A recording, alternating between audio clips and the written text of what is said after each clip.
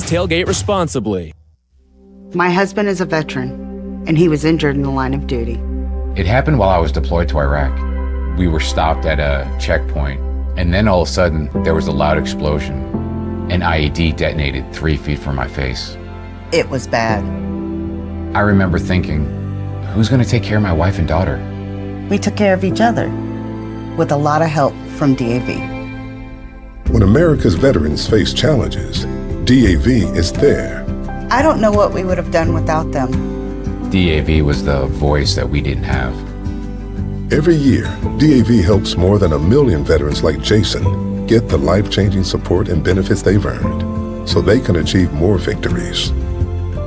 It wasn't easy, but he never gave up.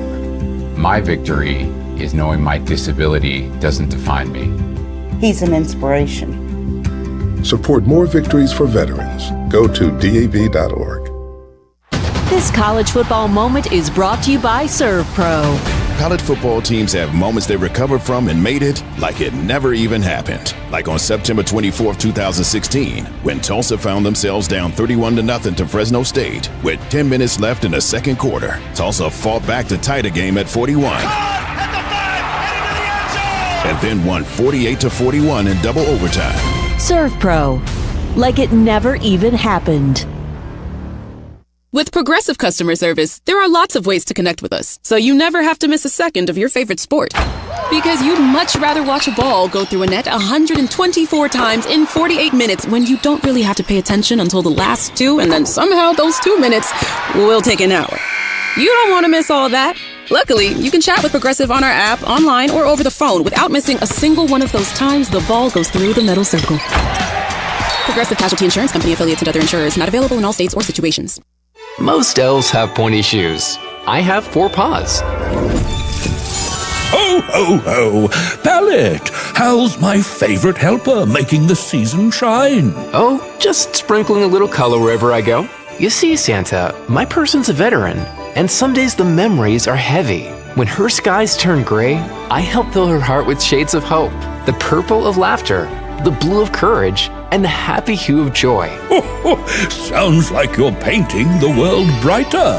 That's right, Santa. I'm more than her service dog. I'm her living paintbrush. With every swoosh of my tail, I add a stroke of cheer to her canvas. With every longing gaze, I brush love on the picture we're creating together. A masterpiece, wrapped in warmth and tied with a bow. Now that's a gift you can't put under a tree. This season, help paint the picture. Learn more at dogsinc.org. Oh, oh. This is The Odds Couple with Carmen DeFalco and Mike North on ESPN 1000.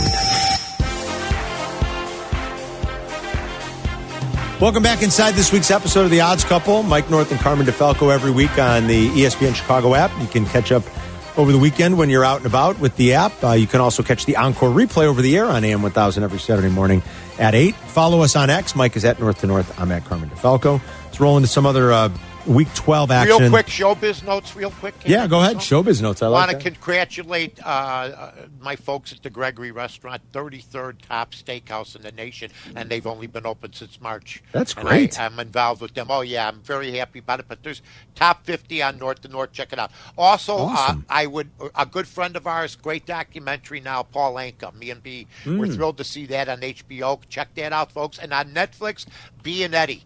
The documentary on Eddie Murphy. Check it out. Oh, it's fantastic. I love it. Yeah, I watched it. The John Candy one on Amazon is also very good. Yeah, I haven't seen that one yet, but I just wanted to let people know, man. You are so right on the Eddie Murphy one. It was great, Mike. It was great. God bless him.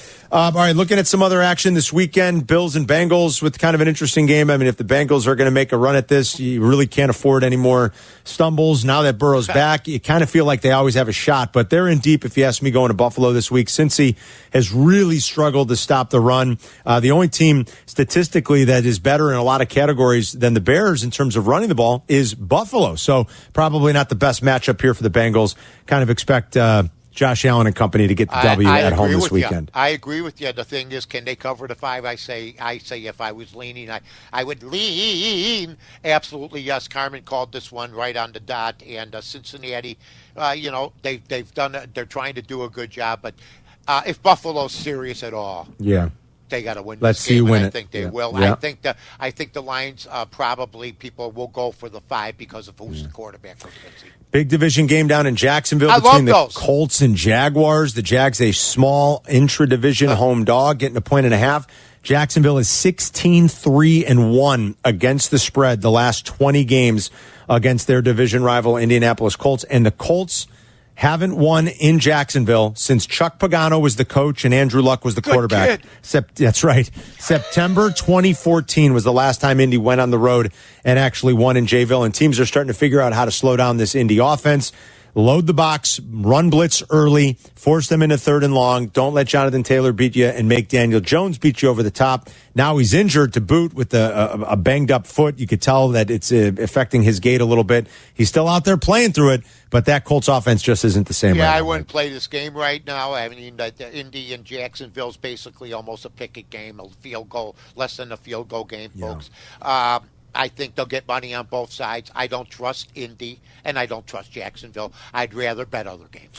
Mike gave out on the bonus play. One of the games he gave out was Chiefs minus the 3.5 at home against the Texans. It's hilarious. They got some injuries to worry about, but nonetheless, this is another spot Mahomes hurt? This is where Mahomes and Andy Reid usually figure out a way to get it done. They know they can't afford to lose.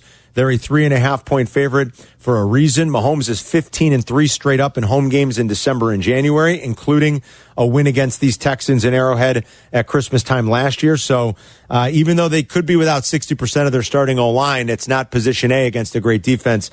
There's something that tells me, like you said, Mike, this seems to be the time when Mahomes and Reid find a way to get a victory however possible. Yeah, and I said on the bonus pick, and it's great, folks. I mean, that's been a moneymaker for 7 years now. You got Carm, you got Yurko, you got Precision. Kansas City at home. Holmes. If it was a field goal or less, I might be seeing, maybe the odds makers see something with Houston. But I think that the odds makers are telling the story by the spread being over a field goal right now, presently. Maybe I'm wrong. I just looked at it this morning. It was 3.5. Yep. No, it still is. Yep. Okay. Big Ten title game from Indianapolis in the Hoosiers' backyard. What a game this is shaping up to be. Number 1 versus number 2. Top 2 teams in the rankings, top 2 teams in the country in EPA margin. Both are in the top 15 in points per game and yards per play. The advantage could go, though, to the Buckeyes defense, which is the best in the land. A pair of likely top 10 picks come next April. Fewest points per game and yards per play allowed. Number 2 in overall EPA on defense. Havoc and sack rates in the top 10 nationally. They don't allow big plays. Their red zone defense is incredible. Literally everything Ohio State does on defense is great. Will Kurtzignetti and Fernando Mendoza and company have some answers for him, though, Mike? He's unflappable. I heard you say that word about 3 weeks ago, and I said, well, I'm going to try to look fit that it up. in. Unflappable. I looked it up, and it means he's calm. He's under pressure. Nothing bothers him. I think that Indiana's a betting favorite. I think they'll get action, even though, if we're to believe what we're to believe, Ohio State being the power they are, they should cover this game. Now, I would say this. Ohio State's plus 180 to win the NCAA championship versus the field. Yep. Okay? To not make it, it's minus 225. Okay? So which way are you going to go? Which way are you going to go with Ohio State? Is Ohio State really that much better, or are we going to see a surprise, Carmen? Big pick this game alone or for the turn? The whole thing. I think Ohio State's too good. I just do. I think that, and mostly on the strength of their defense and the way their quarterback is played. I think Ryan Day's great on game day. So there's if Sayan and Jeremiah Smith were eligible to come out in the draft, they'd probably be looking at 5 first-round picks, maybe 6. They're going to have 3 for sure, maybe 4 anyway. Unbelievable. There's just so much talent. It is hard to bet against them. Yeah. And for them to win against the field, they're plus 180. Yeah. And for them not to win against the field, it's minus 255, which means the odds makers want you to bet that one. I mean, if I could double my money and take Ohio State to beat everybody else, why wouldn't I do it? I mean, think about that. Like them versus the field to be that low. And but minus, I think 225 or 235 to not make it. That means to not make it to the championship game, Mike. No, not to win the championship. Oh, just to not win it. Okay, so they're basically giving you like in other a words, field they're bet. giving you the field versus Ohio State at minus I got you. I didn't mean to confuse you. I got you. I hear what you're saying. So, boy, and even that'll tell you how good the odds makers think they are. It took me 2 years to get out of 7th grade. No, I got you now. Finish high school, but you know what I'm saying. But that's incredible that's how steep of a price you have to pay versus the field. If the way Luke talks about Ohio State, why not put 100 down and win 180?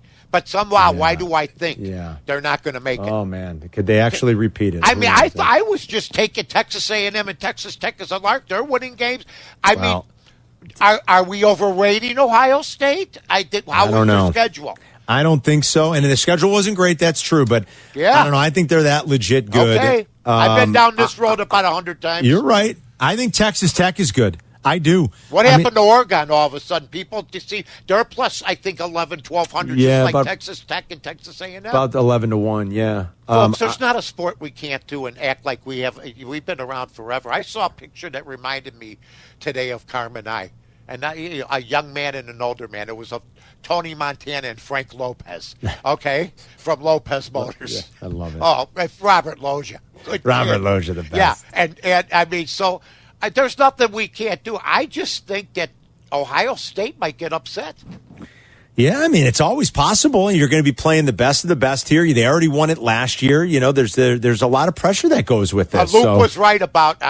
Luke was right about the certain odds on certain teams right now, and Notre Dame being fourth. Yeah. The odds makers think that highly of them, and the money's coming in on Notre Dame. How can you keep them out? I think betting has an influence here because they are partnered with gambling. I had thought that maybe on a neutral right now, Notre Dame would be an underdog against only Ohio State and Indiana. And Todd Furman told us today, not even Indiana. He said the only team in the country that the books would establish right now Notre Dame is an underdog against would be Ohio State. He said they would be. Would that be that way if their name was a Notre Dame with the same team? Because I think Jordan Love has a lot to do with it. And what's his Heisman chances are what? Jeremiah Love is like 15 to 1 or something, 20 to 1. You know, I mean, really, he's put on some stunning performances. You know, in the last couple few games. So. Furman said that there's a strong likelihood that every book in America right now would favor Notre Dame on the road against every SEC team. Forget about a neutral. That Notre Dame would be a favorite even in Georgia and Alabama and Oklahoma and Texas. You know there's hijinks? I've known Tim Brandel for a long time. He likes his checks and likes working. There's no doubt about it. Yeah. He came out and said the SEC trying to get 6 teams, 7 teams in is just ridiculous. And, you know, he usually keeps his powder pretty clean of late, you know, because he works in TV. Yeah. But he was right. I mean, the SEC, a lot of these teams, you'll hear this talk about the SEC. There's been years where their bowl record was under 500. Sure, yeah, it's possible, absolutely. I mean, the hype for them, and they don't have to play. Now they're going to start playing 9 conference games. It's about time. The bowls now is weird, though, because if you don't make the playoff and it's like these teams don't even care that much. So it's sometimes hard to know exactly how these teams are attacking the bowl games if they're not in the playoff. But, all right, coming up next, we got Jim Miller with some ponies, and then we'll give you best plays, everybody. Don't go anywhere. Mike and I are coming back to wrap it up on ESPN Chicago. This is The Odds Couple on ESPN 1000. The Cap and J Hood podcast is available on the ESPN Chicago app and wherever you like to pod. Presented by Republic Bank. Or listen live to Cap and J Hood on the app as well. Weekday morning 6 to 9, ESPN Chicago. Save big money in your next project right now at Menards, your plumbing headquarters. Put the finishing touches on your kitchen with a faucet from Moen. Moen products are built to last. The Adler kitchen faucet includes a side spray to make cleanup simple and comes in a spot-resist stainless finish. On sale now through December 7th. View our entire selection of Moen faucets on Menards.com. Plus, check out our weekly flyer for other great deals happening this week. Hit the road in a brand new Toyota in less than 1 hour. At Advantage Toyota River Oaks, you can sign and drive away in 60 minutes or less. Seriously. Or they'll cover your first car payment. Every new Toyota is backed by the Advantage Plus program. Advantage Toyota River Oaks. Restrictions apply. See dealer for details. Hey Chicago, it's Joe Aurelio, and if you haven't heard, we've created our new Poperoni Pizza to honor the Pope's most recent visit to Aurelio's Pizza in Homewood. It's now available at all 35 locations. Visit Aurelio'sPizza.com for the location nearest you. Aurelio's Pizza, it's a sauce. Hey Lisa, how are you? It's been so long. Are you back for good? What's going on? Hey, good to see you. Yes, I'm back for good and just trying to get my life back together. Well, I'm so happy that you're home. It looks like things are going well. I've been seeing those pics you post of you and your family at all those fun events. What gives? Oh, VetTix. VetTix gives. What's VetTix? VetTix is an amazing charity that gives free event tickets, like concerts, sporting events, and shows, to currently serving military vets and their families, and to the immediate families of troops killed in action. It's a really nice organization. That is so nice. These events have helped me feel like myself again, and all these new happy memories my family and I are making are priceless. We have extra tickets sometimes. Can I donate them? Yes, it's easy. Just go to vettix.org. You can give your extra tickets, and other vets like me can sign up to get them. Awesome. I love that idea. What a great way to give back. I'm so glad you told me about it, and it was amazing to see you. And listen, thank you for your service.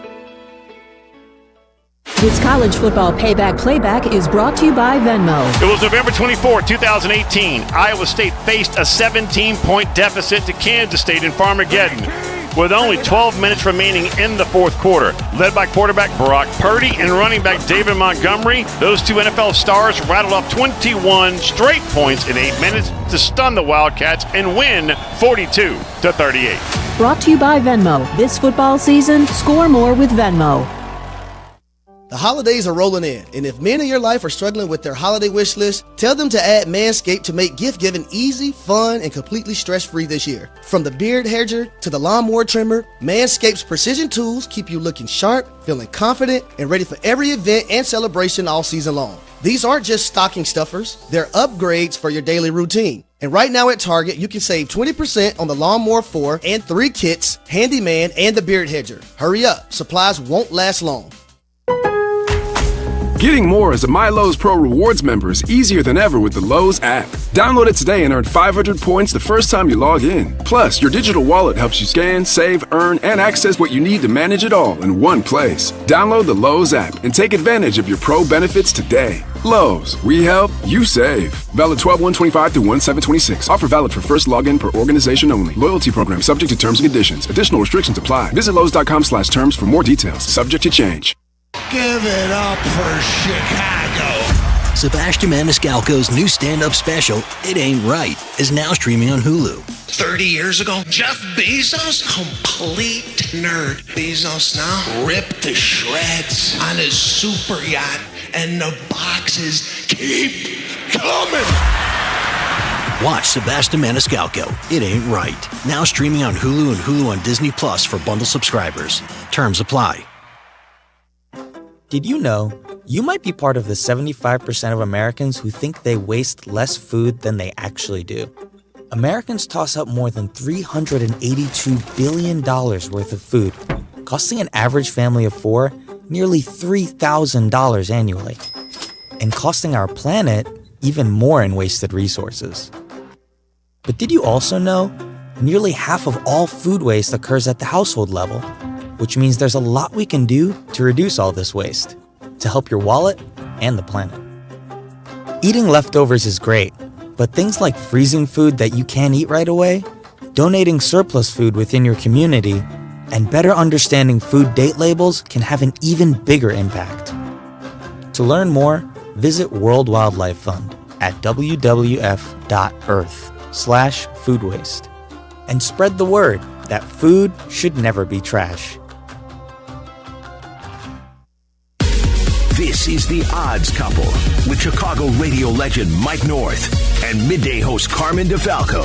The Odds Couple on Chicago's home for sports, ESPN Chicago. Entering the home stretch on this week's episode of The Odds Couple. Mike and Carmen with you as always. Get you set for a huge weekend. We've talked a lot of football. Time to get some expert handicapping because there's always money to be made at the track. And to break it all down and give us the best advice, we turn to the man that is the best in the business over at Hawthorne Racecourse. You follow him on X at Hawthorne Gym, and he joins us on the Yingling Guest Hotline. It's Jim Miller. Jimmy! Boys, I don't blame you for talking a lot of football. The football's been great here in Chicago. I mean, it's championship weekend on the college end of things, and we're going to have a lot of fun here at Hawthorne because we're going to be racing in the afternoons, which means you're going to be able to watch all of that action, have live racing going on, and it's a shift that we're making for the rest of the meet, so I'm really looking forward to it, too. Friday, Saturday during the day, Jimmy? What's the schedule? Saturday, Sunday during the day. And Sunday during the day. Great. Yep. That's awesome. So Friday, Saturday, Sunday, 1 o'clock post, and that's the beauty of it. So you get the noon kickoffs. Then you kind of right about when you hit halftime is you're going to be betting the double here at Hawthorne. So that'll be perfect. Then as racing's kind of getting into the second half of the card, you get to the 3 o'clock slate. So it really works out nicely. Just kind of with the way things go for the sports book there, way things go for racing, we're going to give it a try, and I think it'll be really successful. Well, you've tried a lot of different things, Jimmy, which you know has been great. I think that's the way you grow a sport or you grow anything in the entertainment industry. I was curious because I remember, I do listen to you when you talk, and I remember Thanksgiving. I wanted to find out how was the gate at Thanksgiving, and were you and the OTBs, was it well attended? You had 3 football games. You had a couple other basketball games, and then you had the racing, if I'm not mistaken. Yeah, and you know what? Kind of the way things reflected in the ratings for those Thanksgiving games were the same way it reflected here in the book. Nice. There was definitely a boost, and that's something you saw. I mean, the Green Bay-Detroit game had a really nice boost, and then, of course, KC and Dallas had their boost. But we saw the same thing here. There was a good crowd in the book. Everybody was able to come out, and it was one of those things that was nice because it was a great flow through the day of the activity for not only the NFL action but the NBA action as well, and then really good racing too. So everything combined turned out to be a great Thanksgiving day. Awesome. All right, where are we wagering this weekend, Jim?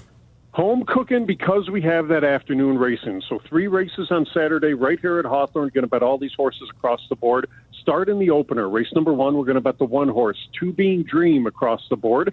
Then go to race 6, bet the 6, My House across the board. And then in race 8, we'll also bet the 6, Double A Gold Rush across the board and build that bankroll and get ready for Bears and Pack. All right, 3 races for Saturday, everybody. Saturday afternoon at Hawthorne. You can go out and check out the action. All the games will be on in the book. Race 1, the 1 horse across the board. Race 6, the 6 across the board. Race 8, the 6 across the board. Is that right, Jim? That's right, boys. Let's make some money. All right, we'll talk to you next week. Thanks, Jimmy. All right, guys. Good luck. See you, bud. Jimmy! There is Jim Miller. All right, without further ado, let's roll into our best plays for the weekend, Mikey. Right. How do you want to start, my friend? You started off, my friend. We haven't lost in 3-4 weeks, so let's get it going. All right, I'm going to get out a game tonight, the AAC title game from New Orleans, where Tulane is at home, and Tulane. I love Tulane. Is the underdog, believe it or not, and we're going to play the favorite here. I like it when these spots where the lower ranked team is actually the favorite. Tulane is a little bit higher than North Texas in the standings. North Texas ain't bad. But North Texas is, to me, that offense is something. And so we're going to back that offense. Now, both these coaches are on to greener pastures, I guess you'd say, whenever their runs are over. But they're staying with their teams, coaching now. And this Mean Green offense is 5th in the nation in total EPA, number 1 in points per game, number 4 in red zone offense. So they're very efficient. North Texas has a better EPA margin and a better yards per play margin than Tulane. So we'll lay the short 2.5 here with North Texas going on the road, and I think they're going to get the win at Tulane Stadium tonight and be the victors. Oh, that's a beautiful thing, my friend. I got something to watch, and we'll be rooting for you as we always do for the odds couple, ladies and gentlemen. You know what? There's some games that this week, prove it to yourself games. And one of them is Tampa Bay -8 against New Orleans. Yeah. If they're really serious about anything, Tampa Bay, they got to win this game by 10 to 13 to 20 points. The 8 is enticing. New Orleans has gotten a little bit better, but their quarterback is a below-average quarterback, in my opinion, and too young right now. And I'm not saying that he's not going to get better, but I just think that it's time for Tampa Bay to have a convincing game, and I'm going to take them -8. Sounds good. Okay, I'll give you an NFL game for I love when Sunday. You do that. Yeah. Vikings are at home. Jaden Daniels is back for Washington, but we're going to go ahead and say the Vikings bounce back -1.5. If you look at the data over the last 10 to 12 seasons in the NFL. And really, if you even stretch it out over the last 25, 30, teams that come off of being embarrassed in a shutout in the NFL, they usually follow up the next week with a performance that covers the spread. So much so to the tune of about 67% of the time. The Vikings defense played great last week. Sam Darnold was awful. And I don't know that a quarterback has ever been so bad in a game and his team won 26-0 ever in the history of the league. That's because Max Brosmer put up one of the worst 60-minute performances you'll ever see in league history. I just can't see it happening again. I think the Vikings offense will be a little bit better back home, and I still trust that defense, and it's still very good. And they were very good last week. It's just their quarterback gave them absolutely no chance. So Vikings back home against Washington, even with Jaden Daniels back, we'll say Minnesota minus 1.5. Yeah, the Seattle folks still feel like it's sort of like a Bear thing. Are we really as good as we're looking to Seattle? People have Sam Darnold issues, and I do too. That's why I'm taking Atlanta at Atlanta +7. I think that Seattle is a very good football team, and they could win this by 10 or 14. But he could. I just think this is a tough spot for them. Atlanta getting 7 points at home is my last pick of the day. And I am totally with you on that pick, by the way. I completely sign off with you on that 100%. I was thinking about giving it a best play. I'll ride with you on that one, Mike. And I'll tell you one that I was strong with you on. Okay. Buffalo. Okay. I just think Buffalo is so. Folks, remember what you hear here. And then just go with that, and then your Christmas will be happy. And you know what's been making everybody's Christmas happy? You got any more? That's it for me, buddy. All right, pal. Here's the guy's been special. He's gotten it done. I'm tearing Last up couple over weeks, here. he's been a winner. It's Erico's betting show. It's Eric Ostrowski. How you doing, Eric? I'm good, Mike. I kind of want to piggyback off of your bonus play that you gave during Carmen Yurko. You gave the Chiefs at -3.5. Yes, sir. I think the Texans' defense is the best unit in football. I think the Chiefs can win this game, but I think it's going to be a race to 20. I'm going to take the under of 41.5 points. It's a low number, but I really think both teams are going to struggle to hit 20. I love double picks in one game because we usually do very well. That's right. So Chiefs in the under is the angle on that one. All right, good stuff, boys. Enjoy all the football this weekend. It should be glorious. Thanks, as always, everybody, for listening to the show. And make sure you tell your friends. We love doing it. Thanks to Eric Ostrowski for producing. Thank you to Luke Pergandy. And thank you to Jim Miller. Mike, you have a great weekend, and we'll talk next Friday, buddy. So long, everybody. This is The Odds Couple with Carmen DeFalco and Mike North on ESPN 1000. Every child is on a journey. A path from the earliest days of wonder and discovery through all the years of learning and growing to become the person they were meant to be. At Children International, we're empowering children and youth to forge a path out of poverty. Walking alongside on their journey, we equip them with education, skills, and resources to succeed in every milestone of growth. From early childhood to starting school, through healthcare access and learning to read, to life skills, job skills, and leadership training, and into employment. This is how we build confidence and instill a positive mindset so they can achieve bright futures for themselves, their families, and communities. Learn how you can join the journey and help end poverty for good at children.org today.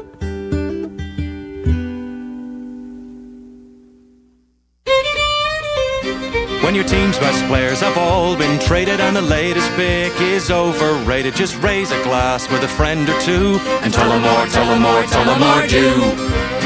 May your team be great and your picks be true, and if it falls apart, you'll know what to do. Just raise a glass with a fan or two and tell them more, tell them more, tell them more do. It's a crazy world, so what do? You tell them more, tell them more, tell them more do. Hey! Tullamore Dew Irish Whiskey, 40% alcohol by volume, imported by William Grant & Sons Inc., New York, New York. Hey guys, it's Sylvie. It's getting cold out there, and if you spent last winter thinking it was time for new windows, good news. You waited for the perfect moment. Right now, Window Nation's end-of-year sale is going on. Get 50% off plus 0% interest for 5 years. These windows stop cold drafts, seal out moisture, and help lower your energy bills. Installed in just 1 day, backed by a lifetime warranty and an A+ rating from the Better Business Bureau. Don't miss out. Visit windownation.com today. The holidays are here, and so is the best deal of the season. Get Astound Gig Wi-Fi for just $40 a month forever. No, seriously, $40. Your price, forever. No hikes, no hidden fees, just super fast Wi-Fi that keeps up with everything you stream, shop, and share this season. And right now, you'll even get a $200 gift card. It's our biggest holiday deal, and it won't last long. Lock in your forever price today at astound.com. Restrictions apply. See astound.com for details. You served behind the desk. You served in combat. You did 4 years and got out. You were drafted. You gave 20 years. You gave exactly what your country needed. And so did you. When you raised your hand and swore an oath to your country, when you put your name on a dotted line, you became part of only 1% of Americans who did the same. You are a veteran. You are a veteran. You are a veteran. Because no matter when, where, or how you served, you made a sacrifice for your country, and you deserve support. If you're struggling with life after service, don't wait. Reach out. Reach out to a loved one, to a fellow veteran, to VA. Find resources at va.gov/reach. Brought to you by the United States Department of Veterans Affairs and the Ad Council. When the lunch hour hits, fuel up like you mean it with Lunch at the Lodge at your local Twin Peaks. Dig into hearty, crave-worthy classics that hit the spot fast, like their juicy cheeseburger and fries, grilled fresh to order and stacked high. Go lighter but loaded with flavor with a fresh chicken Caesar salad or the fan-favorite turkey avocado smash. Really hungry? The crispy golden chicken tenders and fries are ready when you are. Quick from the kitchen, satisfying on the plate. It's Lunch at the Lodge. Twin Peaks, eats, drinks, scenic views. As women, we know one size doesn't always fit all. And when it comes to our health and well-being, things get even more complex. That's why Go Red for Women is creating the world's largest online women's health community and platform designed to put women in the driver's seat to accelerate research. By participating in research, you can help find solutions for women's unique health needs. Anyone can join Research Goes Red. Learn more at goredforwomen.org/research. After my accident, people warned me to slow down. I said, I don't know how. Thanks to my VA care team, I haven't. At VA, we're using technology to help veterans recover faster and live their lives to the fullest. Learn more at vacareers.va.gov/PSA. This is ESPN Chicago, WNVP, WTBC, HD2 Chicago, a Good Karma Brands radio station. This is Chicago's College Tailgate. Shea Norman and Tyler Aki. Shea and Tyler on ESPN Chicago.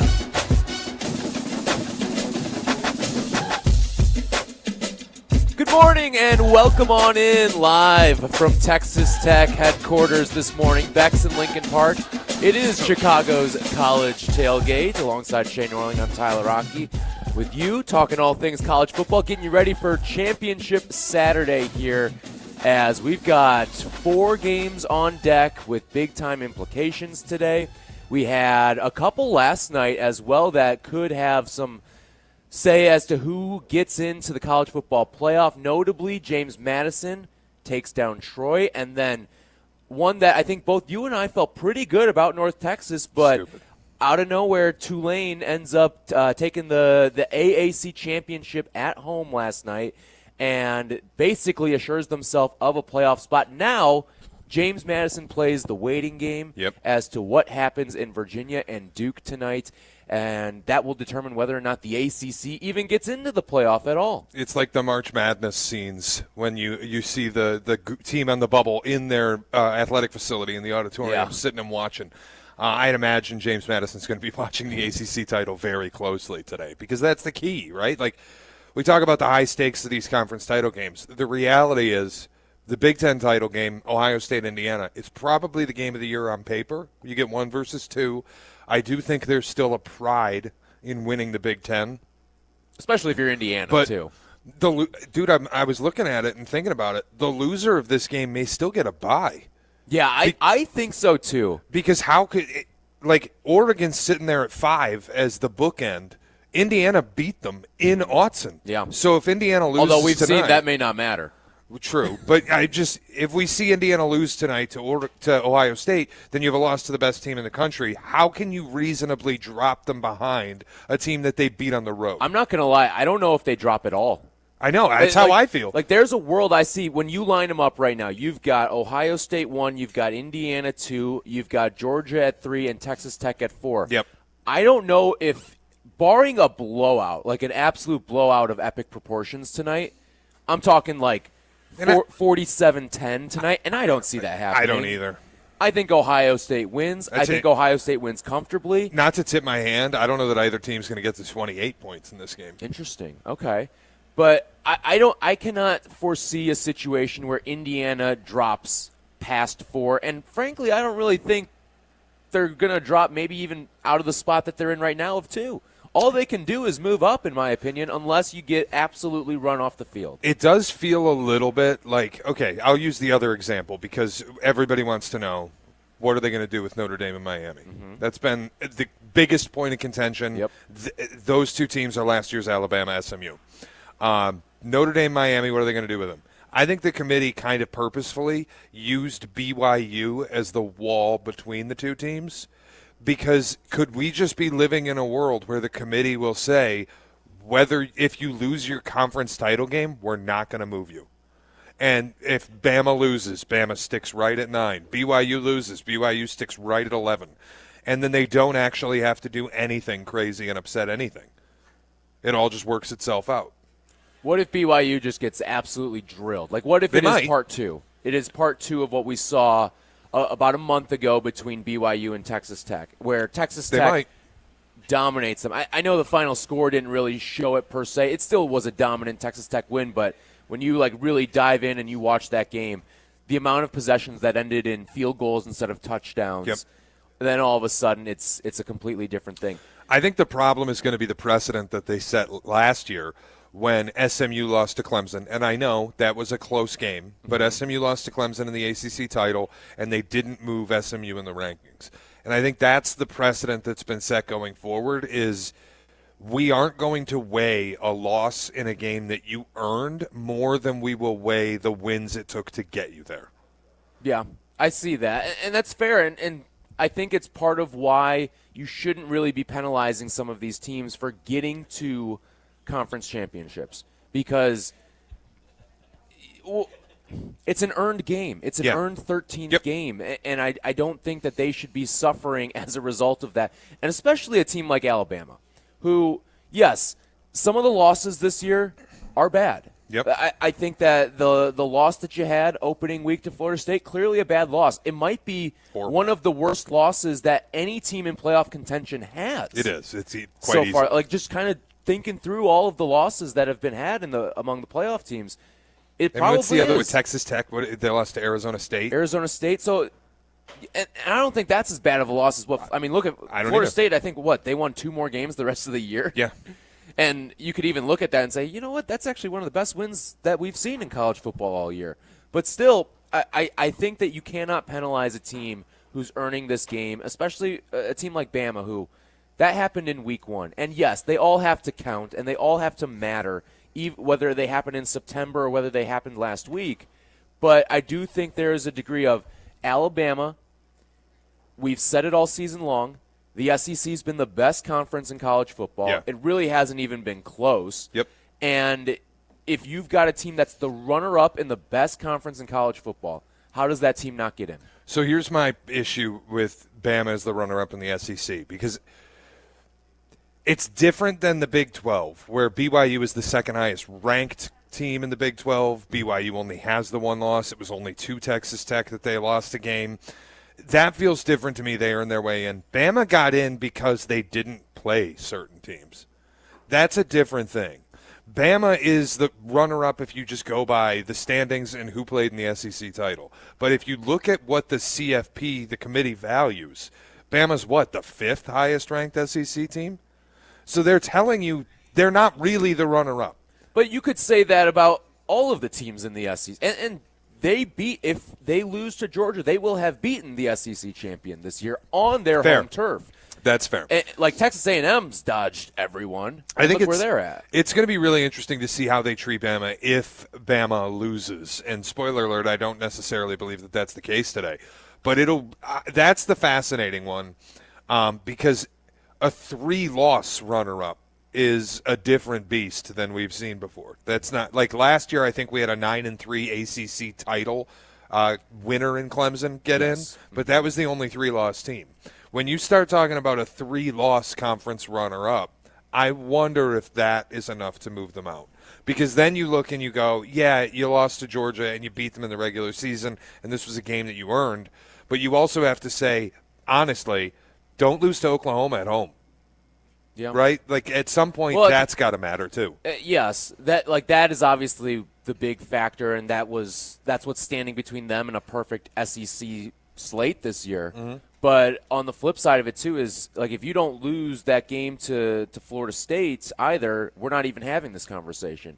You're probably ranked what right now? You're probably ranked like 5th or 6th in the country, so, maybe even higher because your only loss or you beat Georgia head to head.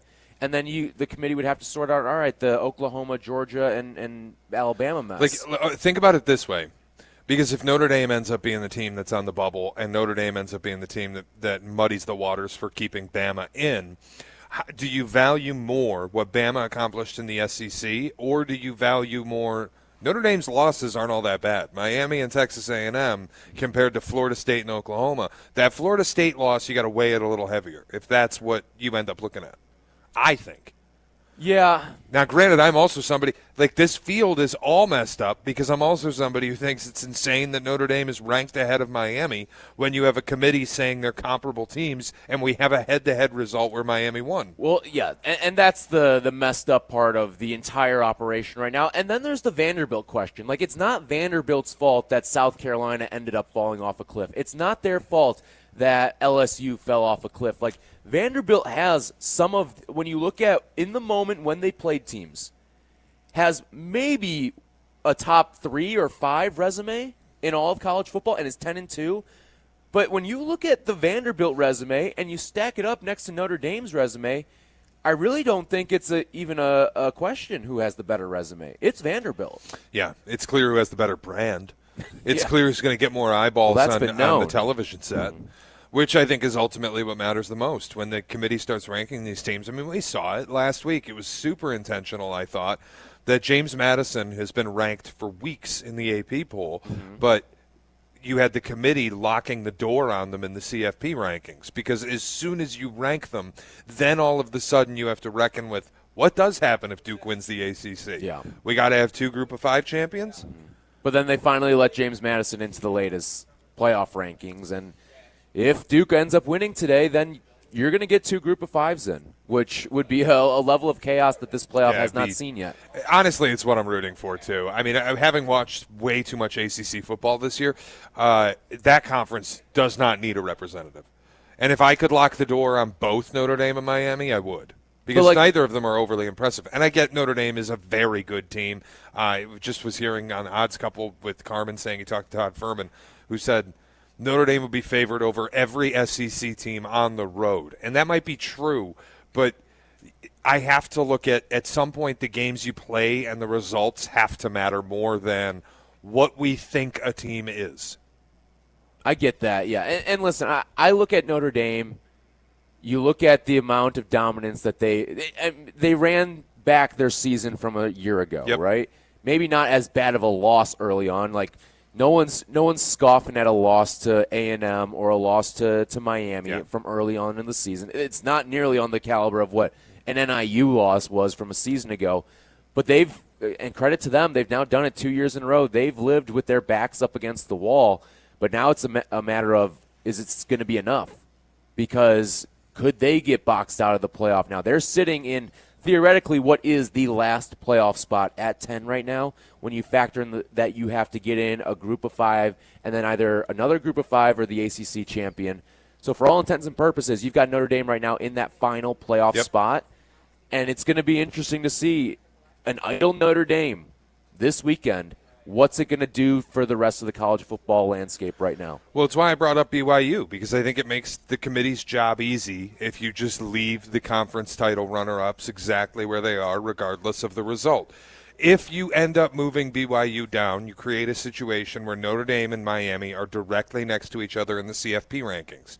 And I think it's really difficult, if that's where you land, to look at Miami fans, to look at college football fans in general and say, I know that Notre Dame's 11 and Miami's 12, and we have a head-to-head result, and we're sticking with that. Like, you can't do it. So I think that BYU sitting there as a placeholder is really purposeful.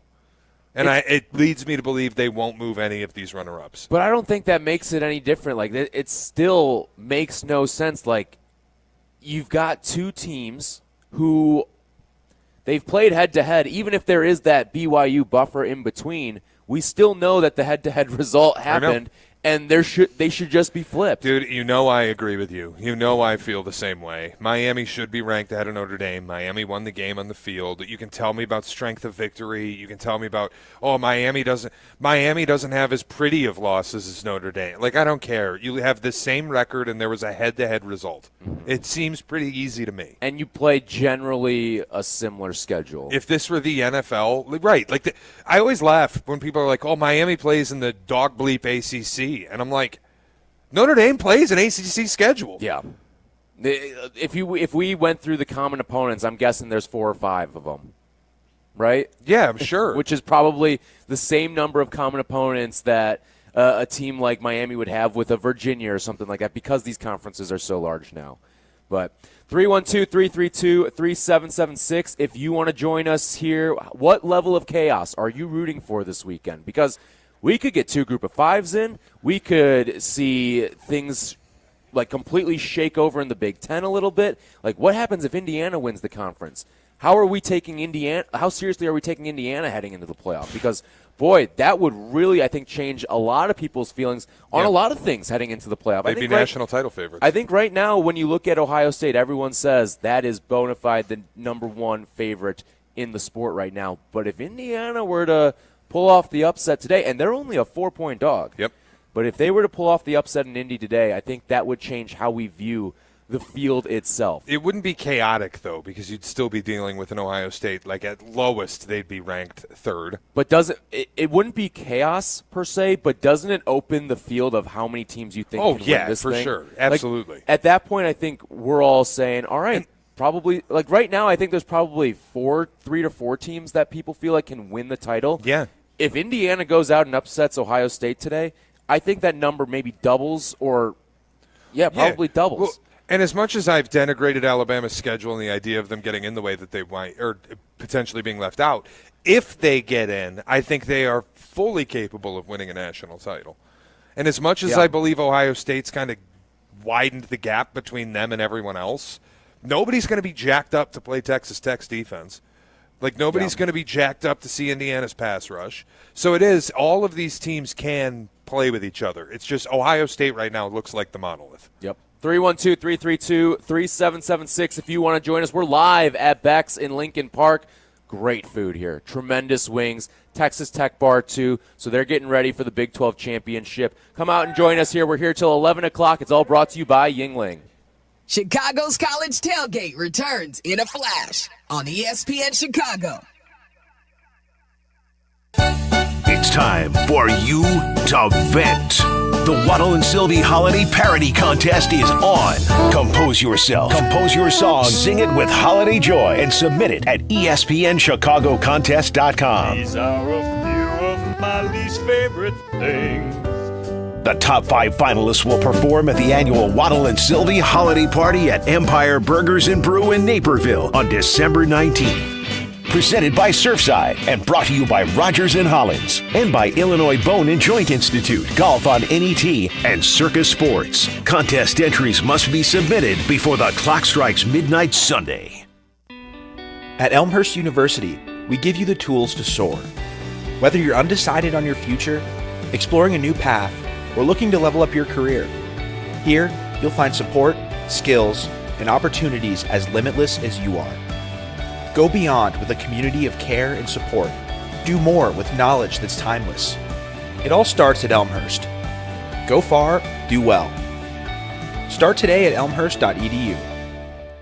This is Courtney Cronin, talking with two of Chicago's top personal injury lawyers, Julio Costa and Anthony Iavone of Costa Iavone. See that? The name works. Keeping it simple. Well, of course, it's your last names. But the real point is that we can keep it simple because we are Chicagoans and our clients are Chicagoans. We know the city and we have a strong sense of the Chicagoland clients we represent. And that puts them at ease right from the start. Bingo. Bottom line, we get you. And we're here when you need us. Costa Iavone. Keep our number in your phone. 708-4million. Save big on everything for your next project when you shop at Menards. Transform your home with Shaw Vinyl Plank Flooring. The Hillcrest series is waterproof and offers superior protection to stains and foot traffic. Pick it up today for $279 per square foot. Now through December 7th. Save big money on all Shaw Vinyl Plank Flooring at Menards. Plus, check out our weekly flyer on Menards.com for more great deals happening this week.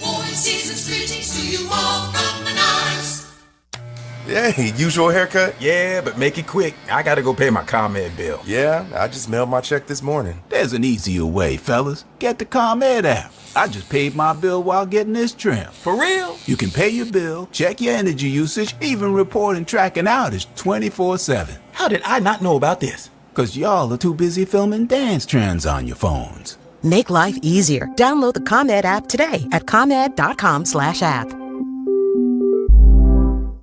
Are you ready to unleash the beast?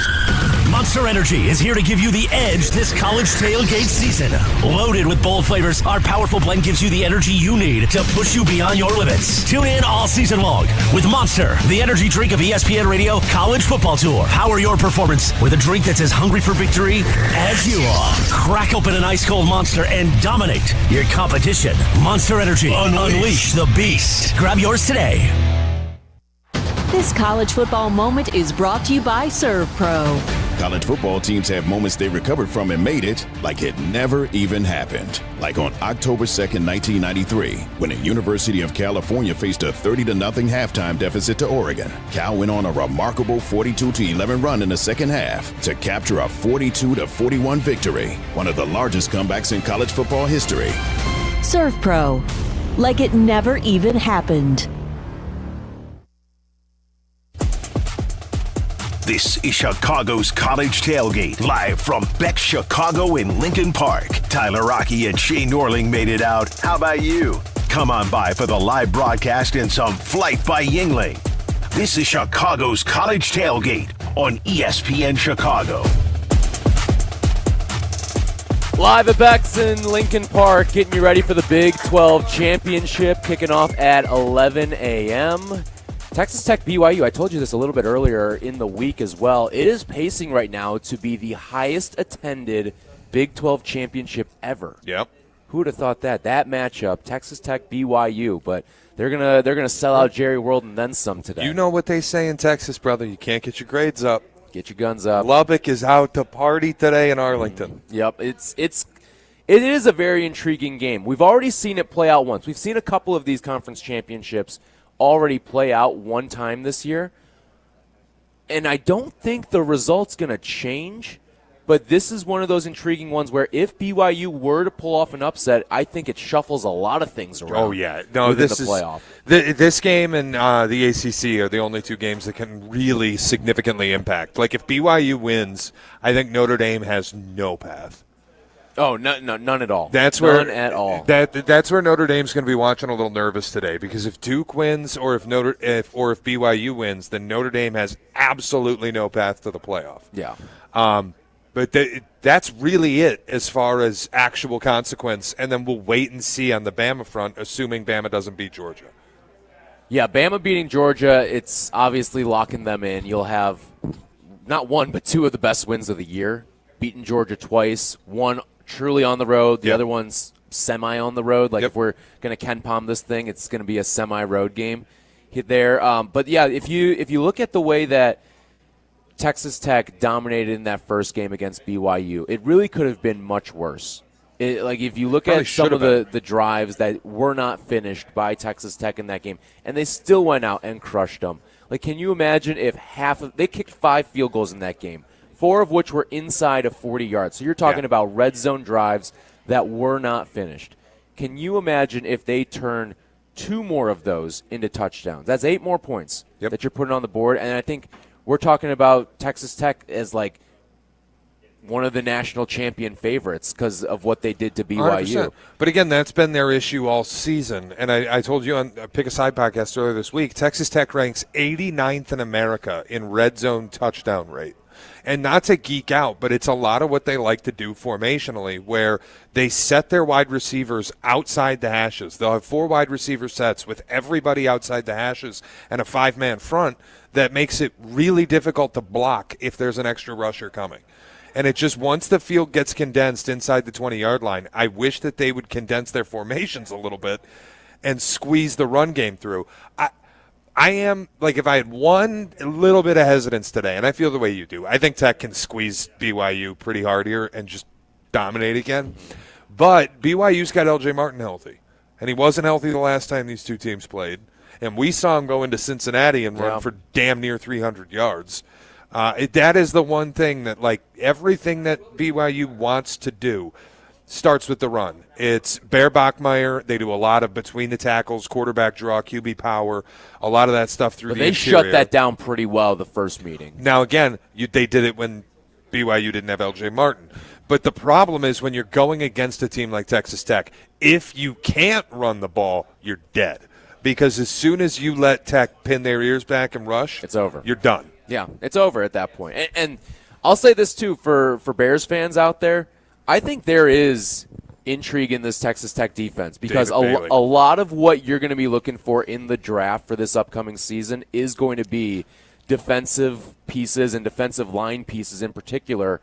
And this is a good team to watch if you're into defensive players. Yeah, I'll tell you, I got the candles out. I'm getting ready to start the prayer circle. I would trade up. I would love Ryan Poles to trade up and get me David Bailey. Listen, it feels like one of those missing pieces, and if you can especially get younger on that front, that would certainly bolster this defense. I think it'd be. You've brought it up before, but it would be reminiscent of what Houston did. Yeah. A couple of years ago, moving up to get Will Anderson. Not that I think David Bailey is Will Anderson. Will Anderson in college, when you watched him, you were like, that guy's going to be an all-pro. You knew. David Bailey reminds me a little bit more of, he's just a pure pass rusher. He's so good. And again, it's a Tech team that went out and saw the writing on the wall. The rev share is coming, so we have a short window to do this. Let's spend $7 million on 4 defensive players and put them right up front. Yep. And that's college football in 2025. It can buy you a trip to the playoff. Well, it does come down to roster construction, too, because, yes, you do need to go out and diversify your assets, too. But in college football, especially in the Big 12, if you got a pass rush like that, good luck stopping that. There's not a lot of offensive lines equipped to do that, especially, too, you look at when they do get into the playoff, I think this team's going to have a chance in every game they play because of their defense. Yep. I don't know exactly what their offense is going to look like when we get to playoff time, but I know that defense is going to show up. Yeah, and it hasn't mattered all season, really. I mean, the one time they lost was the Arizona State game. I think that was in Tempe, if I remember correctly. And it was just they started chasing points. When you go down early, the way that Tech wants to play, they're going to play slow. They want to run the ball. The explosives are really only going to happen between the 40s. You're not going to see much of that once you get into the red zone. They struggle to score touchdowns. So when you play that way, if you get into a position where you have to chase points, then it's a little bit of a nightmare. But if they can control the pace and the script of a game, they can beat anyone in America. For sure. BYU's side of things here, a win obviously seals them into the playoff, but the residuals of what would happen if BYU won to the rest of the college football playoff rankings, obviously Notre Dame puts itself in jeopardy. If Bama doesn't win, who knows how that shakes up too. Then you're looking at something really interesting at that point. Like, is that the backdoor way for a team like Miami to get in? Maybe. Boy, that's interesting. Finding a pathway for Miami is really difficult, but you basically just have to knock out Notre Dame and somehow provide respect for the ACC. Like, it just – I don't know. I almost feel like there is no path for Miami. Doesn't it Which feel is that interesting way? Because you look at the odds and like some of the not long shot, but like I think they're like 4 or 4.5 to 1 to make the playoff. Yeah. And I feel the way that you feel. I feel like there's almost no chance of them getting in, but who knows? The committee has even came out and said, like, we'll move idle teams. We'll move teams up or down, which makes no sense. It's bizarre. That's just... If things pretty much go status quo this weekend and we see somehow Miami jump Notre Dame, I'll agree with it, but I won't agree with the process of how you got there. I'll understand it, but it would have to depend on like BYU losing in such a way that I have to understand them being ranked behind Miami. Because it's really difficult for me that if BYU goes out and let's just say it's a 30-20 win by Texas Tech or 24-14, close enough that we can say they belonged on the field. Yeah. It's going to be difficult for me to drop them behind a Miami team that didn't play and has multiple really bad losses. But wouldn't you say, yeah, I mean, they've got 2 bad losses. They also have 6 wins this year of 30-plus. Sure. And a win against Notre Dame, who's ranked ahead of them. And agreed. The way that it sets up now is a college football playoff team. You know that I hate BYU. I don't respect them. I don't respect the quarterback that wears 47. I don't like the way that they play. I find it boring. They play at a snail's pace. They're going to be jacked up today because they kept Kamane Satake. But, I don't respect them when I watch them. They're boring. And I hate the style. But it's just, if you go 11-2 and your 2 losses are to Texas Tech, and they both, not the first one was a choke slamming, but if the second one is competitive and close in the Big 12 title, I just have a really difficult time saying, yeah, sorry, Miami's better than you, we're moving them up. At that point I do, and now it would knock out Notre Dame to me, but at that point I do look at it and think, this is all for TV. They just didn't want BYU involved. But BYU, I mean, if BYU loses, anyway. yeah, if BYU loses, they're not getting in anyway. Let's do this exercise. We'll go through the bids that we know are sealed. Ohio State's got one. Let's do that when we come back. All right, deal. We'll take a break. We'll go through who is locked in, who's playing for something this weekend, and who is watching with intent. Because I think that's the other curious part, especially when there were comments earlier this week, too, from Vanderbilt head coach Clark Lee about, hey, ridiculous. I'm looking for, I'll play here, there, I'll go to Puerto Rico, I'll play wherever to go find a game to get us into the playoff. 312-332-3776 if you want to jump on into the conversation. We are live at Beck's in Lincoln Park, drinking Yingling and getting you ready for the Big 12 championship, BYU and Texas Tech. It's Chicago's College Tailgate. Shea and Tyler. Chicago's College Tailgate returns in a flash on ESPN Chicago. Here comes the goal. Week 14 of the NFL takes the Bears up north to take on the Green Bay Packers.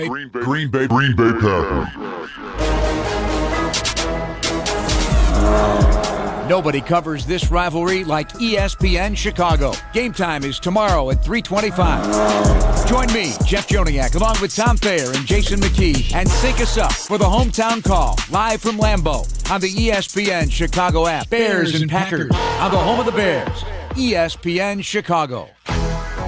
This holiday season, don't let aches and injuries keep you on the bench. Illinois Bone and Joint Institute helps you move better so you can live better. From state-of-the-art imaging to convenient rehab locations. And with 14 Ortho Access immediate care facilities, you can get same-day orthopedic treatment close to home. Score the care you deserve. Visit ibji.com for locations and services.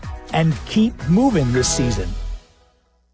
Tired of losing power when it storms? Call Four Seasons Heating, Air Conditioning, Plumbing, and Electric today for a free estimate on a whole home standby generator. Never be without power again. Fully installed systems starting at just $99 a month. How about your sump pump, your fridge, or your freezer, your garage doors, your heating and cooling? You can stay comfortable and safe in your home all year long. Four Seasons is the largest and most award-winning Generac dealer in Illinois and Northwest Indiana. For all the right reasons, call 866-4 Seasons.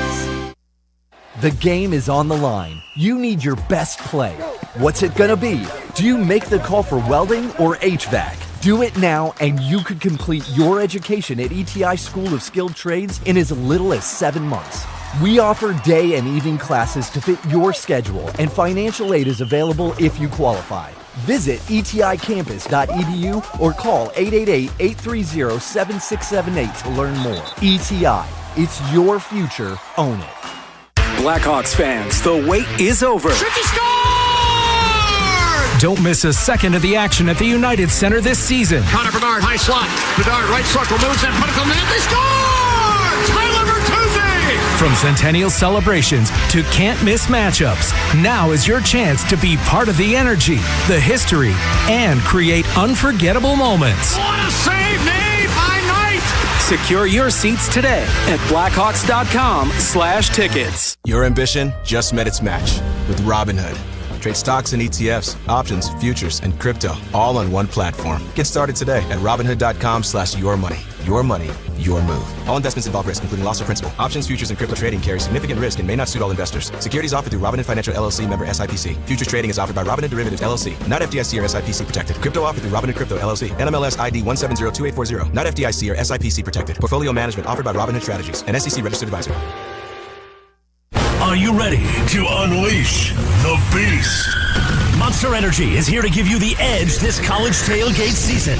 Loaded with bold flavors, our powerful blend gives you the energy you need to push you beyond your limits. Tune in all season long with Monster, the energy drink of ESPN Radio College Football Tour. Power your performance with a drink that's as hungry for victory as you are. Crack open an ice-cold Monster and dominate your competition. Monster Energy. Unleash the beast. Grab yours today. Live from Beck Chicago in Lincoln Park, Flight by Yingling welcomes you to a live broadcast of Chicago's College Tailgate on ESPN Chicago and the ESPN Chicago app. What happened to you during the break? Had a facial hair transplant. I got Yosemite Sam sitting next to me here all of a sudden.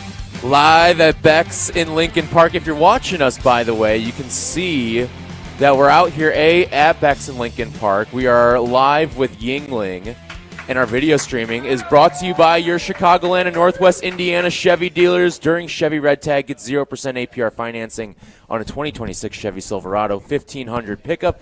Visit ChevyDriveChicago.com. Chevy Silverado, the official truck of the Chicago Bears.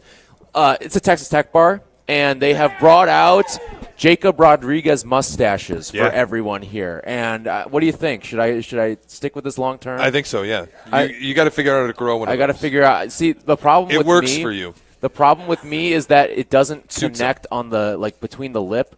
It doesn't connect from above the lip to below the lip for me, so I could never grow this in real life. Do you shave daily? How often do you shave? No, I shave probably 2-3 times a week. Okay. Because I've always just seen you clean shaven, so I would never know even what the mustache might look like. No, What do you what No, I shave once a week. You're a little chippy over there, McGrath.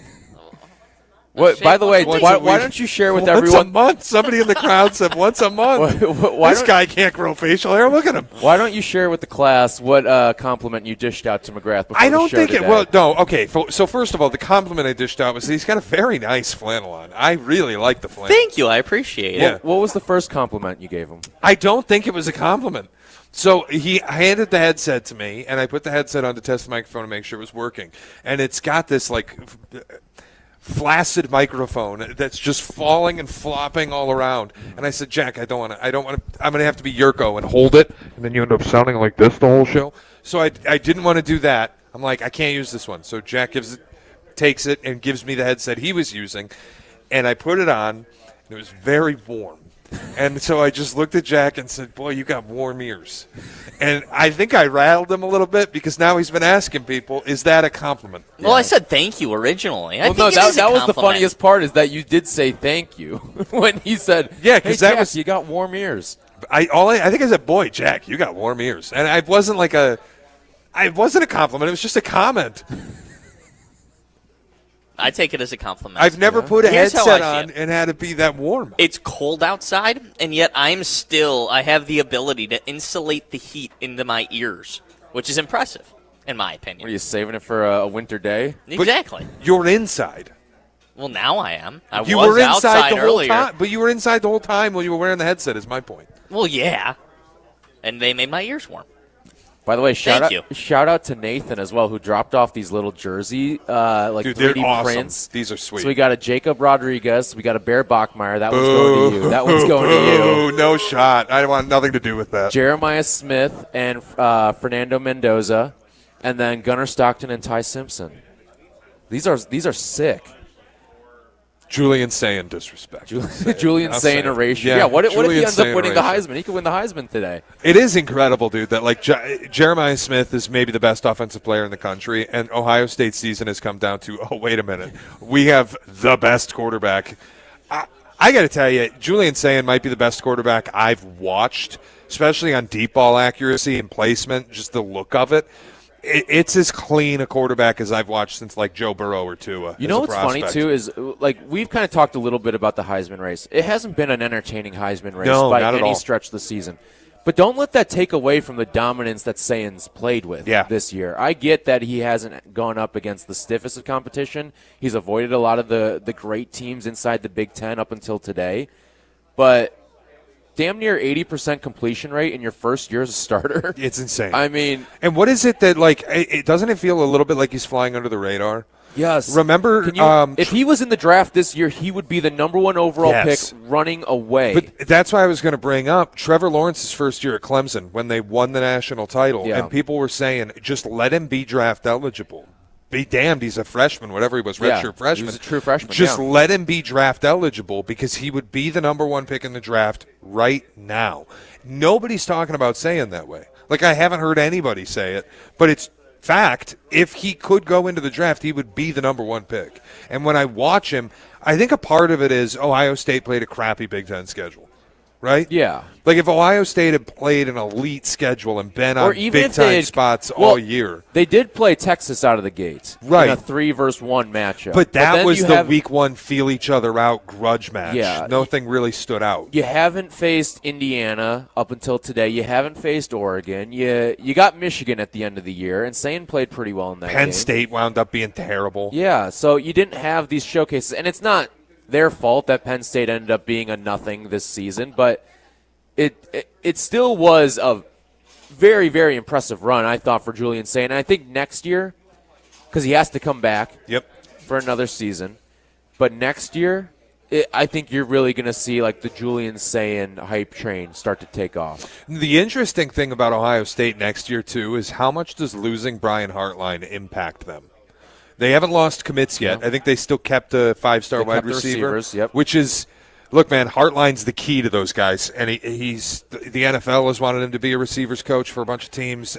He's taken on some play calling duties, a little bit of a responsibility. He's known as one of the great recruiters in the sport. I wonder if that impacts them at all next year, but that's a next year issue. This year, I think they're phenomenal. All right, let's go through who we've got as locks into the playoff right now as we sit here before the championship games kick off today inside of college football. All right, your locks right now, I think you and I are going to be in alignment here. Ohio State, Indiana, Georgia, and this is no matter what happens today. Yeah. Georgia, Texas Tech, Oregon, Ole Miss, A&M, Oklahoma. I think they're all locked in.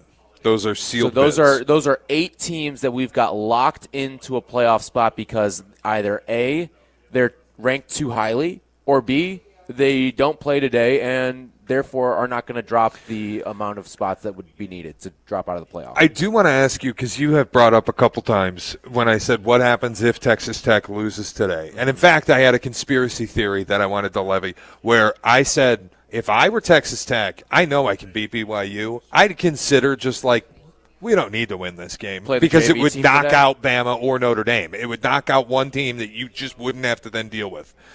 Obviously, Texas Tech's going to try to win the Big 12.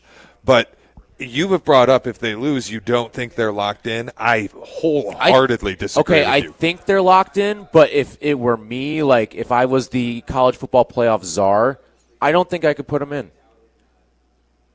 I think that's just anti-Big 12 bias. It's unbelievable. But it's what we've talked about with the Big 12 all year. Like, look top to bottom in this conference. It really hasn't been anything all that special. Texas Tech has had an amazing season. Yeah. And frankly, I'm not willing to, like, bang the mat on it either because I think Texas Tech blows out BYU today. I do too. I don't think it's going to be a conversation. But I will say, like, if they were to lose today, I don't know if they're deserving of a spot because of the fact that you played a soft schedule. Like, you're going to be a 2-loss team, an 11-2 team. I look at some of these other 2-loss teams that I think have better resumes than you. I think Vanderbilt has a better resume than you. I think Miami's got a better resume than you. I think Notre Dame has a better resume than you. It's fine. Like I just don't think it's a scenario that we end up seeing play out. I'd anyway. also be super hard pressed that because you earned the right to play in your conference title and you entered it ranked top 4 in the country, we're going to drop you out of the top 12. I'd have a hard time with it. So I don't think it would happen, but it's the way that I would have. I'm just bringing that up to say, like, can we just stamp Texas Tech as a playoff team regardless of the outcome today? Do you even think that they should be ranked where they're at right now? Like looking at Oregon. Who's got the better resume this year? Like, Oregon's loss is to the number 2 team in the country. Yeah. Texas Tech's loss is to Arizona State, who's been really a nothing this year. I don't know, man. You start talking about eye test meaning something, I would have Texas Tech ahead of Oregon. I have not found Oregon to be impressive this year at all. I think I've found Oregon a little bit more impressive than most this year. Because if you look at their schedule, too, like, situationally how things have played out this year, for whatever reason, they have found themselves in the worst weather games possible. Sure. Which is something like, yeah, you figure you deal with a little bit of the elements in Eugene, but even like going to Iowa and playing in a monsoon in Iowa and just some of these other spots that they've gone to. I tell you what bothers me with Oregon. I don't buy that their defense is on the level of Texas Tech. That's not a shot at Oregon. I don't buy that. I don't know that anybody outside of Ohio State has a defense that's on the level with Texas Tech. And offensively, anytime I see Oregon play a team that has a pulse on the other side of the ball, it's a struggle to get to 20 points. But they've ended up winning all of these games, right. Home, road, wherever. And if it were the NFL, it would mean more. But it's not the NFL. So I just look at it, and I feel like Texas Tech's the better team. I've just been very underwhelmed with Oregon. will say, I get USC's defense is terrible, but I did feel like that was a statement type of game. Sure. Near the end of the year. You're at home against USC, a team that with a high-flying offense, and you, quote-unquote, held them to 27 points. Like, USC can put up 27 on the best of defenses in the country. So, yes, but I think, we're in agreement here. There's 8 teams that are pretty firmly locked in, and then you've got Alabama, who's playing for their playoff life today. And it's interesting because usually when you talk to Alabama fans, Adam Abdallah, who we work with, is an Alabama fan, and he has said that he doesn't believe with a loss Bama deserves to be in. We've got another Alabama fan here at Beck's with us today who said the same thing. And it's weird, like, usually the Bama fans aren't this rational, right? I know. It's true. They're usually like, put us in no matter what, because the SEC hypothetical landscape comes into play here. But I feel like this year Bama fans, I don't know if it's they're tired of DeBoer already or what, but like for some reason they're like, if we don't win today, we probably don't deserve a spot. So what I want to say, though, too, is we take the 8 that we've stamped and we're going to stamp 2 more. Is there a world Virginia actually loses today? I know it's a short spread. Duke's terrible, man. Duke's not good. We've seen this game get played already. We saw this game not only get played, but get played at Duke, too. And the conspiracy theorist in me says Jim Phillips has put the call in. Yeah, I agree. Virginia is winning the football game by hook or by crook. Matter of fact, if he's got a brain that works, if he's got multiple brain cells to rub together, Jim Phillips, he's put the call in. Let's get an ACC crew here that's just going to call every penalty on Duke. I would stamp Virginia, and then you also have to stamp Tulane. They punched their ticket last night. So that leaves us 10 teams that we can stamp with confidence they're in. That leaves Alabama, Notre Dame, BYU, and Miami fighting for 2 spots. Feinbaum will tell you Texas is fighting too. Okay, sure. So will Sark live from his car with like an octo buddy on the windshield so that he can talk about it'd be wrong for the sport to leave Texas out. Do me a favor, win a game. Beat Florida. Yeah, like what are we talking? Don't lose to Florida, and we wouldn't even be having the conversation, Sark. Yeah, what an idea. 10-2 if you erase the loss to Florida and flip it to a win, and we're talking about a team that not only is in the playoff, but what are they, like probably sitting around like 5 or 6? Oh, maybe? Sure. Like they were 10th when they played Georgia. Their life was in their hands firmly, and they got blown out. So that's it. Don't cry for me now, Sark. I don't care.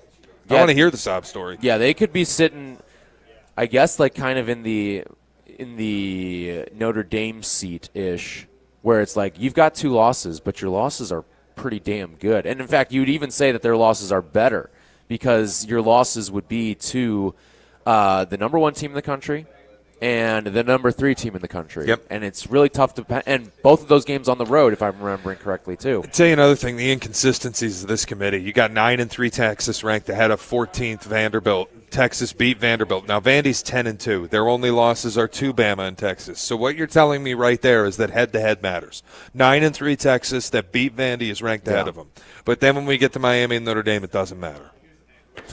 The balls on these people, man. I'm telling you. 312-332-3776. You want to talk college football with us? Anything on your college football brain as we head into championship weekend, the Big 12 championship kicking off about an hour 15 from now. We're live at Beck's in Lincoln Park getting you ready for the Big 12 championship. The Texas Tech faithful is out here, and they are ready to see their Red Raiders officially punch their ticket into the college football playoff. More CCT when we come back. Chicago's College Tailgate returns in a flash on ESPN Chicago. Peggy and Dion, this morning from 9 to 11 on ESPN Chicago. Presented by Advantage Acura in Naperville. When your cat's a meme and your dog is too. And it's hard to know what's fake or true. Just raise a glass with a friend or two. You tell them more, tell them more, tell them more, do. When the online trends keep getting worse, And you lost your keys in the metaverse. Now your right swipe just went left on you. you tell them more, tell them more, tell them more, do. It's a crazy world, so what do you do? You tell them more, tell them more, tell them more, do. Stay safe this holiday season with Kidde Fire Extinguishers now at Menards. Kidde Home Safety products keep your family protected in case of emergencies. Ensure that you have the proper equipment for all areas of your home, like smoke and carbon monoxide alarms and fire safety equipment. Pick up a Kidde Fire Extinguisher for just $19.99 through December 7th. And don't forget to check out our flyer on Menards.com for all the great deals happening now. Within the cities we call home, Busey Bank is more than a name. It's a commitment to your dreams. With Busey, trusted guidance is tailored to empower you every step of the way. Whether it's seamlessly managing your finances or planning for your future, Busey is dedicated to your financial success. Busey Bank, building business, growing wealth since 1868. Member FDIC. 1/3 of Illinois State University students graduate with zero debt, and Redbirds go on to earn $15,000 more a year than the national average just a few years out of school. Get real return on your investment. Apply today to start creating your legacy at illinoisstate.edu/apply. Listen for Danny Acker and the Crane Chicago Sports Business Minute, airing Mondays, Wednesdays, and Fridays on ESPN Chicago. Presented by Chicagoland BMW Centers. This college football moment is brought to you by ServPro. College football teams have moments they recovered from and made it like it never even happened. Like on September 24, 2016, when Tulsa found themselves down 31-0 to Fresno State. With 10 minutes left in the second quarter, Tulsa fought back to tie the game at 41. And then won 48-41 in double overtime. ServPro, like it never even happened. Your ambition just met its match with Robinhood. Trade stocks and ETFs, options, futures, and crypto all on one platform. Get started today at Robinhood.com/yourmoney. Your money, your move. All investments involve risk, including loss of principal. Options, futures, and crypto trading carry significant risk and may not suit all investors. Securities offered through Robinhood Financial LLC, member SIPC. Futures trading is offered by Robinhood Derivatives LLC, not FDIC or SIPC protected. Crypto offered through Robinhood Crypto LLC, NMLS ID 1702840, not FDIC or SIPC protected. Portfolio management offered by Robinhood Strategies, an SEC registered advisor. Smell that? No? Oh, my friend, you are missing out. You should get here right now. We're live from Beck's Chicago in Lincoln Park. The flight by Yingling is flowing, and Shea and Tyler are rolling. It's Chicago's College Tailgate on ESPN Chicago.